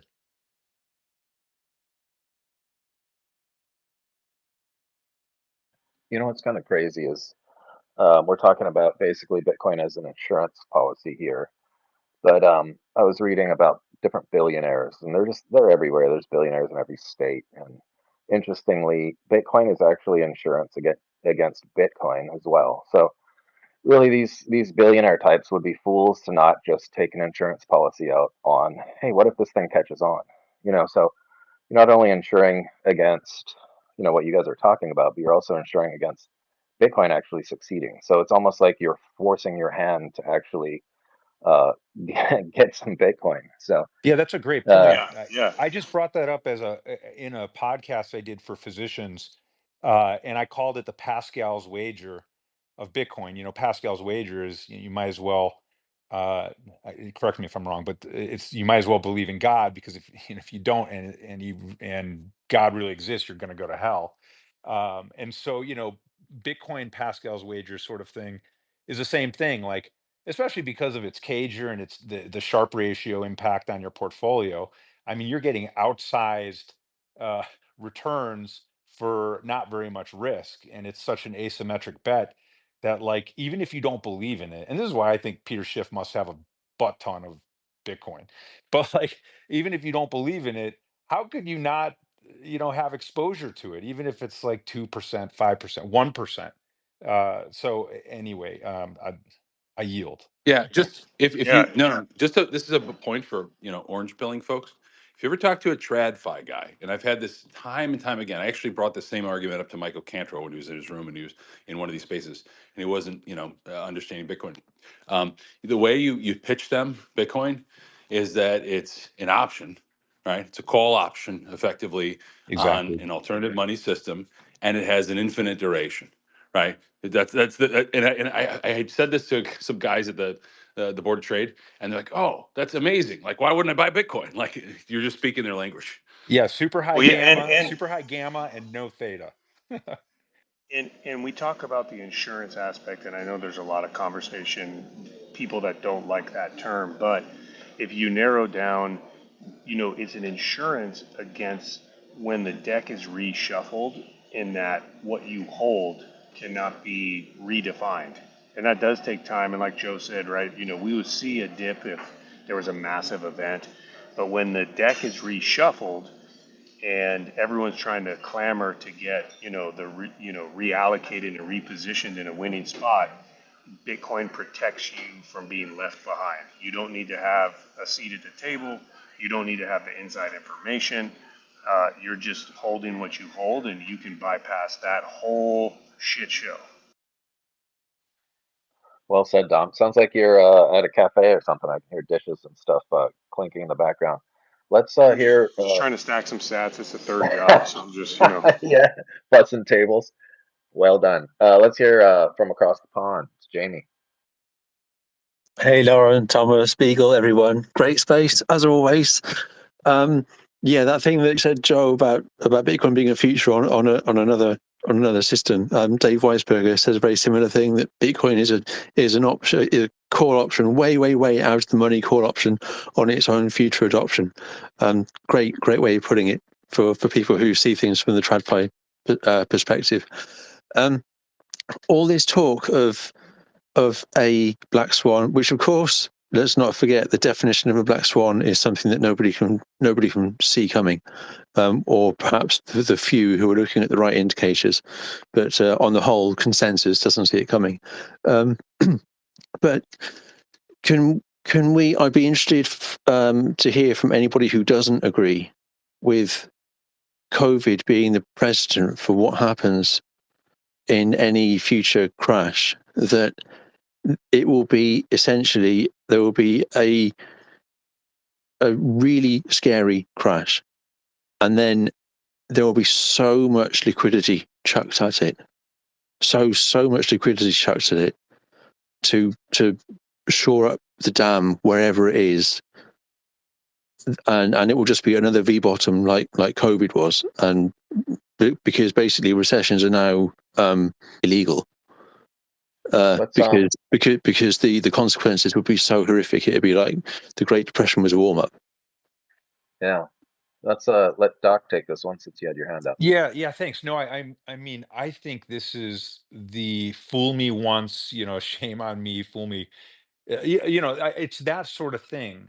Fool me once, shame on you. Fool me twice, shame on me. Or it's like we've been trained now that there's this Fed put, and they're not going to let the system fail. They're not going to let every company go under. People know there's Bitcoin. Everybody has seen these V-shaped recoveries. It's BTFD everywhere, And like I said before, when we were talking about the yield curve, and there's more money right now in money markets than there has ever been. So, I mean, I've got a cash position, and an opportunistic position. And if Bitcoin has, if there's a black swan event and Bitcoin is used as liquidity, I think more than ever, there's a lot of people who are very hungry who are like, yeah, give me 60K Bitcoin and I'll throw, a couple million at it. Like it's become not only it's become a no-brainer, and it's so de-risked now with. It's got a brand of resilience. That's right. Yeah. That's exactly right. It's a brand of resilience. You've got Lindy effect. The longer something sticks around, the more it's gonna stick around. So yeah, I'll give it over to Darkside, but I think exactly what you're saying. I think, yeah, if it's a source of liquidity, I bet it's blunted because I think there's more people who want it than ever, who have seen it rip and rip and rip, and they keep missing it and keep missing it. And oh, here's my opportunity. I mean, I did that during COVID. Yeah, hey, thanks, Doc. And I want to stress, I'm not rooting for any type of black swan, right? Like Joe said it best. The best case for Bitcoin is we keep muddling along through this kind of scenario we're in now, and things just keep getting sort of incrementally worse for the let's call it the dollar economy, and they get better for the Bitcoin economy. Um, but that being said, I want to point to one thing Doc said, which is all this money sitting in money markets. And what's interesting to me about money in money markets is when you think about what a money market really is, right? You're making a bet on a bank who usually hosts that money market. Let's say it's a Charles Schwab money market, right? And they're supposed to, have a dollar equivalency in short-term treasuries, but ultimately you're making a bet on Charles Schwab as a business, right? When you could go to treasurydirect.gov and you could buy the treasuries yourself. It's fascinating to me how people do not appreciate the risks in even the most simplest investments, right? We've sort of trained and conditioned people to take sort of dumb risk, if I could put it that way. So curious to hear your thoughts, Doc.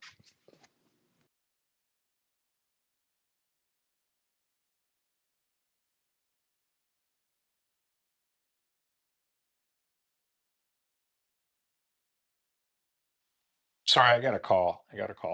Um, it, since I was on a call, I only caught the very tail end of that. What, Yeah, so could you? I'm just pointing out that money in money market funds has never made much sense to me because you can go out and buy. You can go to treasurydirect.gov and you can buy the treasuries yourself. You can buy very short-term treasuries. You can roll them. It's a very fluid system. When you buy when Oh you yeah. when you buy a money market, you're interpositioning a broker dealer in between you and that investment. And if anything happens to that broker dealer, you lose your money. It's such a normalcy bias, right? Yeah. It's actually quite stupid, right? Like, why would somebody do that unless they just have 100% faith that the system won't break? And generally speaking, I'm a contrarian, right? Like I've always made money being a contrarian. I, Whenever people take dumb risk, I always expect something bad to happen. So I'd love to hear your thoughts. Yeah. Okay. Well, I mean, what I think is it's a lot of dumb money. I mean, I think it's a huge FOMO retail bullet waiting. I think it's a lot of slush fund. I think that it's a lot of keep it in a different bucket. I mean, I think there's a lot of different reasons for it, but I agree with you. There's unnecessary intermediaries and better yield elsewhere for sophisticated market participants. But I I literally think that it's a lot of I think it's a lot of doctors, uh, you know, who have get out of med school and they're making $500,000 a year, and we have no idea what to do with our money. And oh, maybe I've got to do six shifts this week, but then I got to get with a financial advisor. Okay, I'm just gonna put this money in a money market because I don't know what else to do. I mean, your average physician has no idea how to buy treasuries. Let me tell you. Uh, So, so yeah. at what point then? At what point does the money market become unattractive? Because it took money a while to move into money markets as rates were going up, but now rates are coming down. And if the Fed does continue to cut, and something happens to make them cut more in 2025 than they're currently projecting, at what point does that become unattractive and money starts moving elsewhere? I mean, I think it's mostly unsophisticated people. I think it takes a long time. I think that there's so much money sloshing around in the system, and I think there's a lot of people. There's a lot of smart people in here who forget how smart they are and well educated on this stuff. Most people have no clue. It's like a lot of people don't understand money in the vaguest sense. So I I mean, this is just my personal thoughts and maybe bias. So I'd love to hear other opinions. But I mean, that the fact of the matter is that money is there. It's sitting there, and there comes a point where um, what happens to it? Does it keep going? Does it keep going up and it never gets used? I mean, it's partly a question about the velocity of money and what's happening with how with inflation and how fast money is moving, and why people are keeping it there. So, but I do think that it's a lot of dumb money, and I think that's a lot of a separate bucket that's opportunistic or it's transitory money. I think it's just a symptom of the fact that there's more money in the system, and that money needs to find a home at some point. And I just think that a lot of people are doing other things with their life than worrying about, money or even Bitcoin or anything, but it's going to slap them in the face. I presume. I presume. I'm just thinking out loud here, because I was thinking, what would prompt people to move that money out of money market funds to somewhere where it's treated better? Because ultimately, money flows where it's treated the best. So, if these are presumably well-off people, high net worth people that are putting their cash in money market funds to earn a yield, and the U.S. economy is driven by the most wealthy people, and they are spending, contrary to popular belief before, as everyone was calling for a recession, but it seems these people have been spending their yield. So I suppose as the yield that they are spending reduces and they're no longer to enjoy their lifestyle because they're just, it's UBI for wealthy people. So as that UBI is cut, presumably that's when they That's start looking for other. That's not original. I heard it on a podcast somewhere. It's brilliant.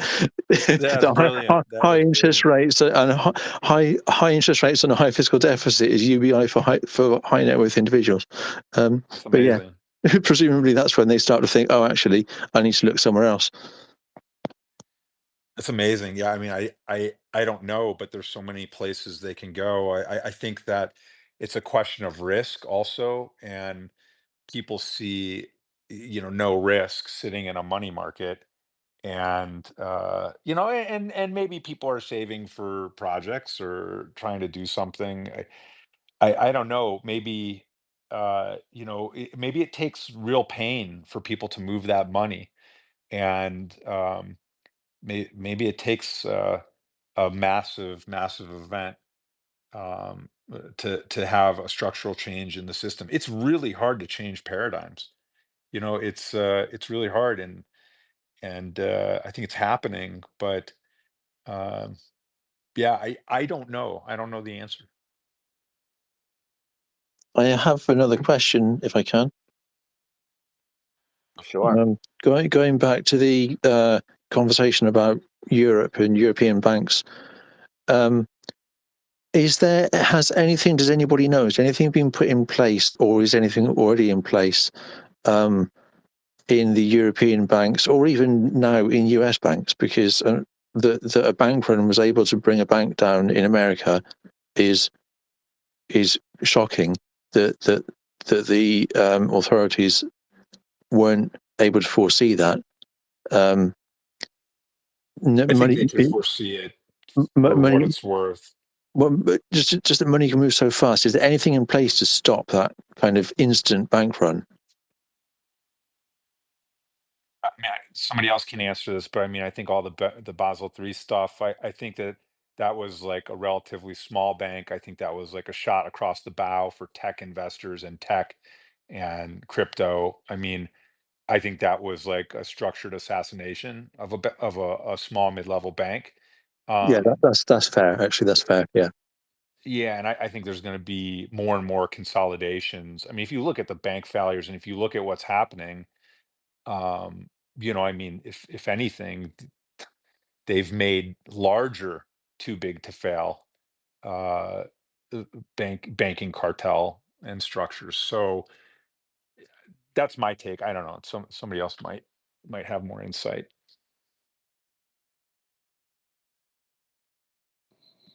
Yeah, I'll just throw out there that no one can possibly be prepared for the worst case scenario. So, as much as people tell you that we have Basel III, we have this, we have stress tests. In the end, if the worst case happens and it spreads and there's counterparty failure, I don't think anybody can be prepared for that. Which, by the way, is a good reason to be delta neutral. And if you can have some derivative exposure, and I mean, even if it's as simple as going long puts, you know, I, I think it's always a good idea to have some insurance, especially if you're decently well capitalized. So I'll just add that to what Darkside is saying, because I think everybody should have some downside protection and optionality. So. Um, Yeah, don't be levered up too much, because if you don't be in a position where you're going to get a margin call. Yeah, I look at all these kids YOLOing like long calls, getting absolutely wrecked on Yeah, exactly. Yeah. MicroStrategy, you know. Um, and meanwhile, like it's been awfully nice having a decent sized put position to farm in my Roth. So it's a word to the wise, I guess. But it's only after having, learned hard lessons and having lost millions of dollars in the past that you figure that kind of shit out. So. We've got another doc up on stage. I don't know if we want to give him a shot at the podium here before maybe a good time to wrap it up. I know it's Christmas Eve, and a lot of you probably should be hanging out with your loved ones instead of hanging out with all of your Bitcoin bros and the family on here. I'm on call at the So, hospital. I wonder if oh, nice. So this is working out well for you. yeah. But the rest of us are probably shirking responsibilities. And they should be wrapping Christmas presents and Yeah, I'm buying seeing the I'm seeing ducks. patients all morning. Thanks for having me up. Nice. It's Yeah. it's good to Welcome see up. some my fellow docs in this space doing well and spreading the good word. I just wanted to kind of mention a couple of things.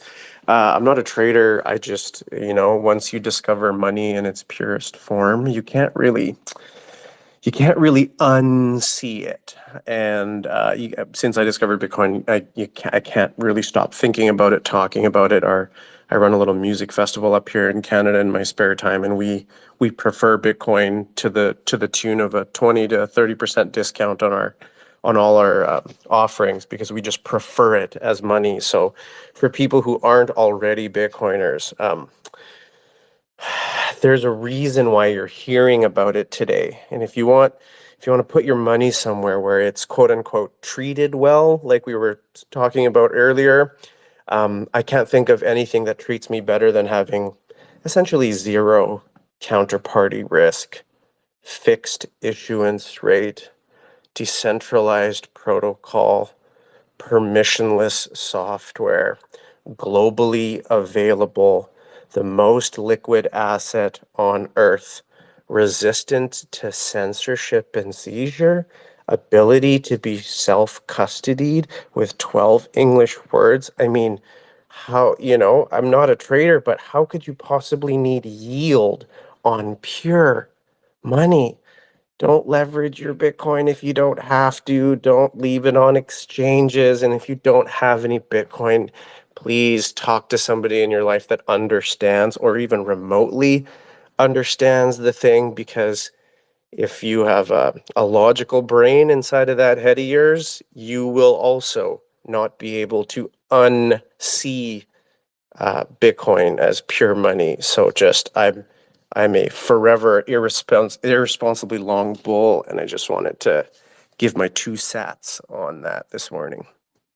Oh yeah, brother. Doctor, That was doctor, amazing. I concur. Yeah, Yeah, I wasn't that? concur. Man, just spitting fire. Yes. That yeah, preach, brother. And I see you're a DJ. You're a fellow doc. You ever go to Burning Man? Yeah, I haven't been there yet. I probably will one day. There's, Canada's not the most active when it comes to electronic music. We do have some really awesome festivals in British Columbia and Saskatchewan, and I'm involved in a couple of them. But yeah, I'll make my way out there one day. Yeah, let's link up behind the scenes. It's great to see another doc on here because, as you know, our colleagues are very dogmatic, and we were talking about this earlier. And so you definitely understand. You have been orange pilled hard, and it's great to have you, um, as a colleague and in the space. And thanks for coming up. That was amazing. I Yeah, agree. Hey, thanks for having me. doctor, are I'll be you back soon. Canadian doctor? Are you? I'm gonna guess Southern British Columbia. Yeah, I was practicing in southern BC for a while now. I'm back in the prairies, and big life changes. I won't give up too much personal information, but good changes life wise.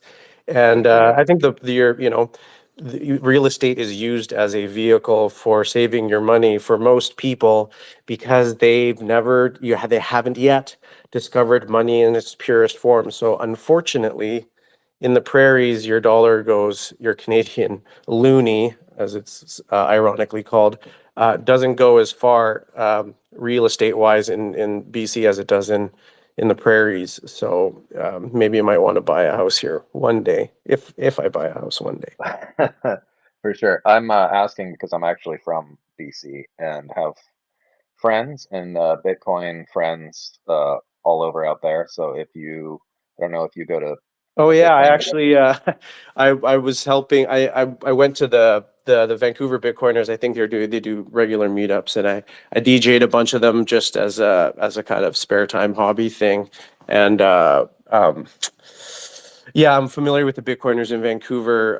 It's actually pretty cool. I think the city just announced that they would be passing the bill to quote unquote explore options for making Vancouver Bitcoin friendly city. So that's pretty cool too.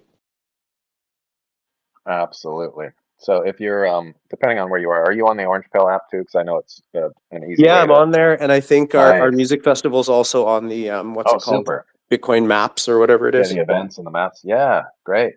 Oh, that's exciting. I don't live up there anymore, but I definitely would be interested in that. But I do know some Bitcoin bros up there that I'm sure will check out your event. It sounds exciting. Florida. Nice. Yeah, no, I just wanted to make one quick point. I have a unique view that I think a lot of Bitcoiners don't really see from, say, the buy side in the private equity space. And I think it's something, because every Bitcoiner sort of preaches that Bitcoin's money, right?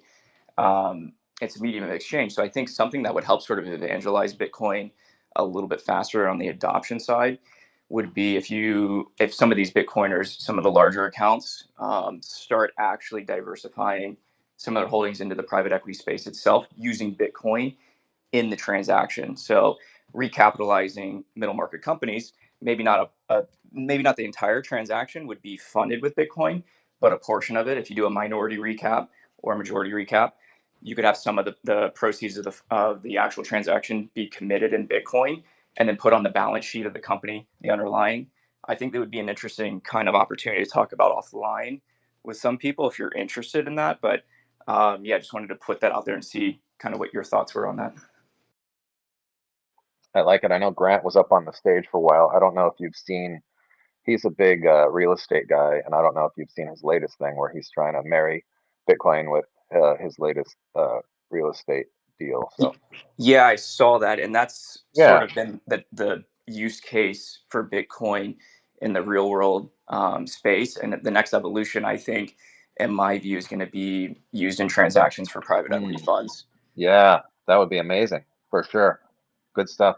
And there's also the And idea of like capitalizing, or like I had the idea of telling my one of the parent companies that I contract for, that, and we didn't really get around to it. And it was a couple of years ago that I brought it up, but they didn't really bite on the idea that you could easily, for large corporations, you could easily offer your employees a whatever branded retirement fund, and you can call it whatever you want, and you can have it opt in. You can have your employees say, okay, you can opt into 1, 2, 3, 5, 8, 12% of your paycheck to be, for let us quote unquote invest it for you as a retirement fund.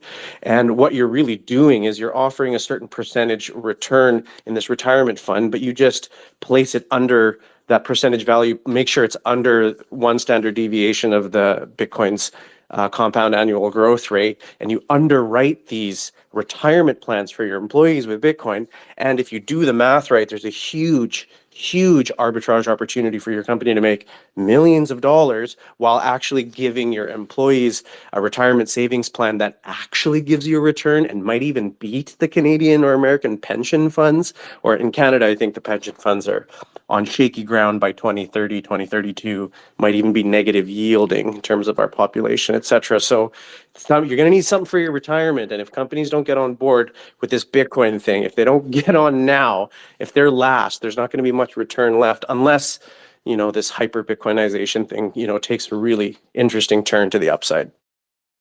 Dom, I know you're busy doing dishes in the back of the diner there, but this is right up your alley. I know you're the pension fund guy down here. Do you have anything to weigh in on that one? Sounds like maybe there he is. Yeah, I'm on move from cafe to airplane. Yeah, it's no, that's spot on. It's gonna be again. I wrote an article on my Substack a few weeks ago, maybe a month ago, about this concept of the two cycles, right? And we talk about on Spaces, the institutional cycle with the ETFs was ushered in. That was, not expected, but kind of everyone saw that and observed it. And then this nation state cycle is the one that is kind of leapfrogged, right, with some certain events, and it's a wild card. And so what's going to be really interesting is if you do have a true nation state kind of accumulation kick off, how does that impact the institutional cycle? Does it, expedite what is still career risk and kind of just dip pension funds and risk dipping your toes in, not really committing yet. Dom, I know you're gonna go see your relatives and getting on that airplane there, but we don't hear you very well. Doc from Canada, are you familiar with some of the work that Dom has been involved in? I don't think I could hear him that well, actually. Sorry. Yeah, I would suggest just follow him and check it out. He's instrumental in getting a lot of pension plans on board with Bitcoin, and so he's done uh, Satoshi's work or God's work or however you want to define it. But a lot of good work. He's super humble about it too. He's not like a Dennis Porter where he needs a lot of glory or make 14 announcements. But he's done a lot of great work in educating and introducing Bitcoin in exactly what you're stating the Canadians need up there. And when you started describing it, you're basically describing, what 99% or well, probably 70 to 90% of people do anyway, which is just trust that they don't know where their funds are going. They just donate X percent. Some are able to pick, A, B, C, or one, two, three, but that's as far as it goes. They're not going deep into, where their money's going, which actually goes back and addresses a question that was raised earlier. I think Jamie was pointing out, or I forgot who it was. Anyway, like, why would you? Oh, I know it was Darkside. Why would you throw money at these short-term government bond ETFs and whatnot? And one of the big answers is simply because it is trap money. It is money that's in these. Like, for example, personally, I have self-directed ones, and I'll use these ETFs if I'm trying to a lot. And in fact, when I'm making different trades and stuff, I have they call it like a sweep fund or something, and a lot of that money just ends up getting invested for me while it's just sitting there waiting to do its next thing. So I think a lot of this money is dumb money. They don't know where the hell it is, and it's just being invested on their behalf. So you're just describing what a lot of the vast majority of people invest in anyway, which is just trusting somebody else investing for them. And so if they don't realize that a certain percentage is going to Bitcoin anyway, it's like that would be amazing, and it would save their ass in the long run. So Dom's doing God's work. I'd suggest following him and maybe even touch base with him, through DM or something, because he's definitely in the know on a lot of this stuff as far as For pensions and sure. retirement funds go. Yeah, I'll Thanks, Dom. I'll check them out for sure. It's just so funny, like, like I said, I'm not a finance expert, but I've done a lot of reading, and I'm not sure what response to give if you happen to be a whatever hedge fund manager, you manage lots of money, or you invest a large amount of capital for a financial institution, or you're in charge of managing the funds for an investment suite. Like, how do you explain that by simply holding Bitcoin, you seem to be outperformed by simple dollar cost average Bitcoiners? I mean, I'm not trying to be smug about it, but the financial advisors kind of have their pants down right now because I've outperformed every advisor, or what my friends tell me they're getting their advice from their financial advisor in where to put their money. And I've done the Yeah. back of the napkin math, and I'm an idiot, and I'm outperforming all of them. So Dom, I think you came up with the Nakamoto calculator or something to that effect, which directly addresses that question. Isn't that correct, Dom? Yeah, can you hear me now, or is it still bad audio? It's still a little sketchy, but I'm super curious. So go ahead and we'll try to fight through the lack of good. Go Yeah, ahead. so Hoffa Alpha Zeta, he created the Nakamoto portfolio tool. But to the Doc's point, that is what he just mentioned is one of the biggest barriers that we're finding with pension funds. It's not the fact that they know it's going to do well, it's messaging. What's the story? We're getting this because it does what we do. We don't need to be around anymore. What's the long-term play? Is this a short-term thing? Do they believe in it long-term? So that's where they're at right now, and that's what they need help with. Yeah, ratio. it's so tough because, like, if I at the head of one of these companies, I would kind of go from the position of brutal honesty, apologize for getting it wrong for the last for 14 years, apologize for getting it wrong, so that 20 years from now, you don't tell your customers, sorry, I forgot to tell you about the biggest bull market in human history where a new money type was being monetized, and the premium you could have gotten insanely rich. Oh, I'm sorry, we as a financial institution didn't tell you about it. I mean, come on. It's Sharpe ratio, like we were talking about before. Yeah, Florida. Yeah, I mean, so that's why I was saying essentially, if you start getting involved on the transaction on the buy side, you start buying middle market companies, and you're able to effectively control the benefits plans.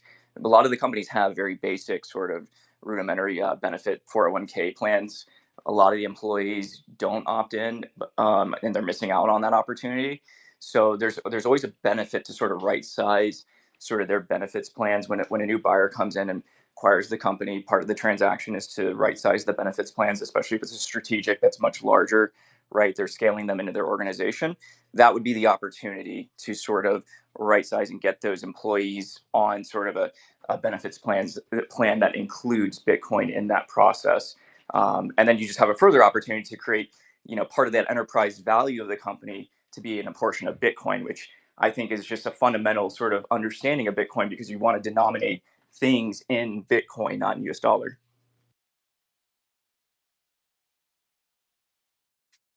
Anyways, thanks for having me up, you guys. Merry Christmas. Stay safe out there. Stay healthy. Thanks for being up here, Drink your Doc. beet juice. Eat your raw eggs. Right, Florida. We've got Ted Paul. I know you've been waiting down there for a while. I've been trying to work new speakers on. Jamie, jump back up here as well. Jamie, raise your hand if you want to. We'll probably do another few minutes and then close her down, let Dom get on his travels now that he's finished doing the dishes. Yeah, Dom, hey, weigh in. I I know just we don't have want much time with you.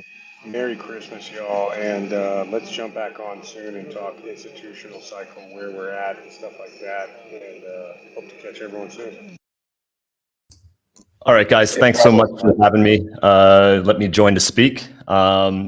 I've really enjoyed the conversation, and I've just jotted down some notes. So I hope you guys don't mind if I kind of rapid fire just some feedback based on some of the previous discussions. The first one being, this discussion about if there was another, financial crisis or COVID type event and how Bitcoin would respond. And I just think that, thinking about if we were to exist in a Bitcoin standard, it's actually less of a response mechanism and more of a prevention mitigation, right? So if we think about what sparked the financial crisis, it was the popping of a housing bubble. And I think as one of the doctors brought up, like due to a lack of a good money, we get these housing bubbles where people put their excess liquidity into as a vehicle for savings, which is inefficient. And the popping is kind of what caused it, right? And I think everything since then, Basel III and so forth, these are band-aids that have not addressed the fundamental issue, right? And Bitcoin's starting to address that. So that was one comment. The second one, if you guys don't mind me kind of just run through them, is on the money market funds, right? So I think the docs brought up a lot of the, who's holding the money market funds. And speaking from the retail perspective, but I think, if I'm not mistaken, most is held by institutionals, and I think corporates hold a lot of that as well, right? So I think a lot of the big tech companies are sitting on these excess cash, which they don't know how to deploy. They're doing share buybacks and whatnot, but a lot of it's just sitting in money market funds. And the conspiracy theorist in me just wonders how much is this behind the scenes decision between the U.S. Treasury and these big tech companies domiciled in the U.S. They can actually, the deal is they just hold U.S. debt because people know this is a stinky, shitty asset to hold. It's just melting. And they give them favorable regulatory, effectively monopolization credit, right? Again, just a bit of a conspiracy theory, but that's kind of my one idea to kind of ponder. And then lastly, this discussion about the financial advisors and what happens if they look back and say they failed their clients because they let them miss the Bitcoin opportunity. And I just think that most financial advisors, I got friends that are financial advisors, and these are the type of people that they just do not want to take any reputational risk. They see it as being a situation where if nobody else is doing it, I got nothing to lose. I'll just do the same as everybody else and just take my paycheck, right? So I think that's why we're going to see it more in this kind of S-curve adoption thing, where just at one point it flips and just everybody has to go in that direction. And these people are just lemmings, right? They just go with the herd and they're all going to start selling it to their clients. And I don't think we're that far away from that flipping point. But I think for the time being, these are the type of people that are not willing to take the risk, and they're just going to do things by the book. So anyhow, those are my 3 points.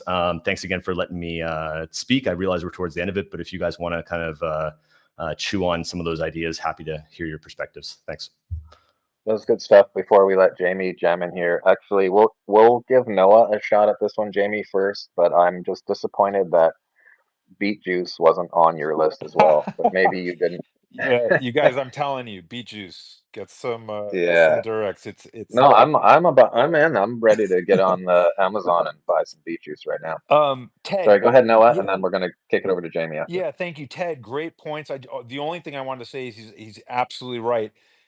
Money market funds are at and thanks to ChatGPT, 6.75 trillion, and 4 trillion of that is institutional investors, and retail is only about only 2.7 trillion. But just imagine if that retail FOMO bullet loaded in the chamber gets fired at Bitcoin. But yeah, that's all I wanted to say. I loved his points, and I thought they were very additive to the conversation. So thank you, Ted. I don't really have anything original or new. Just wanted to add that little factoid.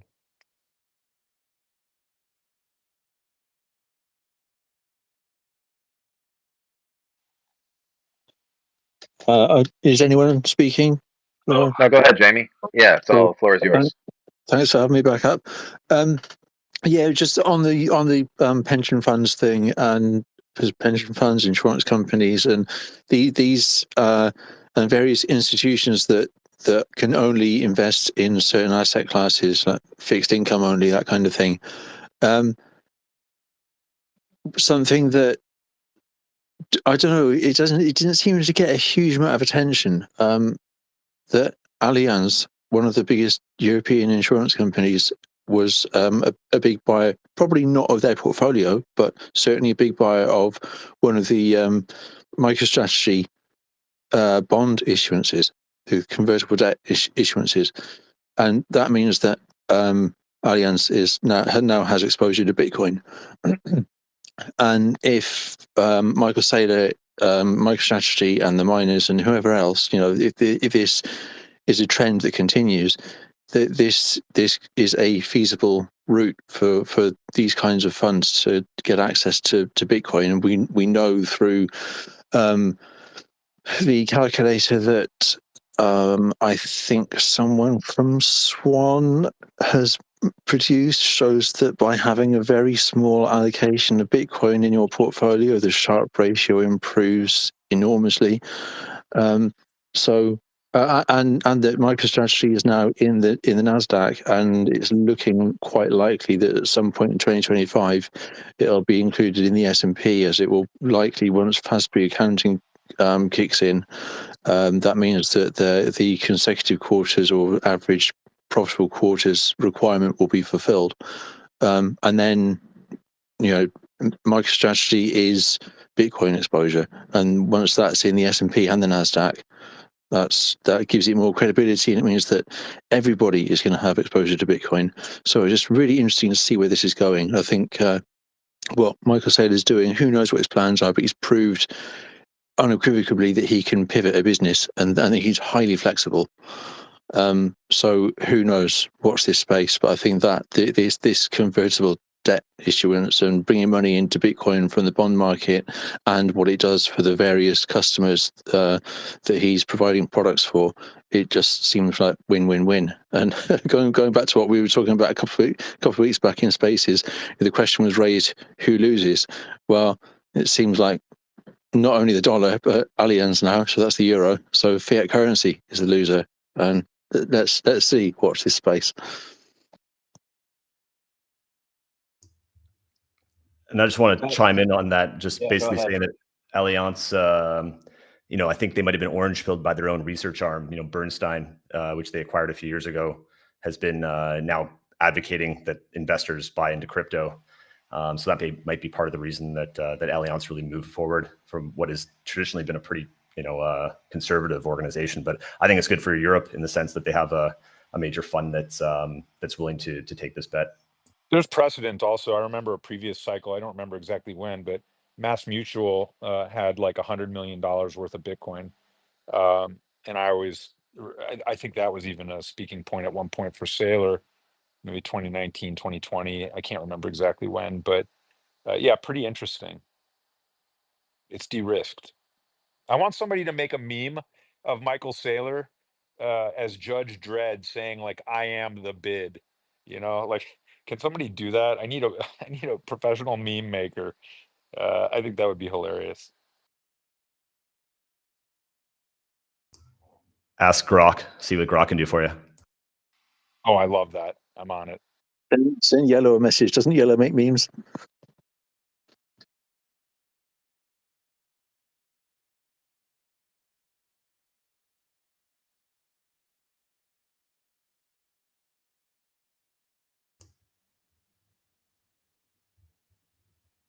Jamie, I guess go for it. Otherwise, I guess we're wrapping up. No, Yeah, sorry, I'm on another call, so I've been trying to multitask. I was going to say I can see speaking things going on, but I can't hear anything. But no, I'm done. I'm done. All right, guys. Sorry. Yeah, I'm making Christmas plans too, and my mom called, and so I'm trying to do some multitasking, and I'll probably just close her down here. But man, I learned so much from you guys. I really appreciate the doc. I haven't heard from you before. That's great, Jamie. I like you interjecting. I really enjoy like Joe and all these great minds. It's to me, it's amazing that we don't agree on everything.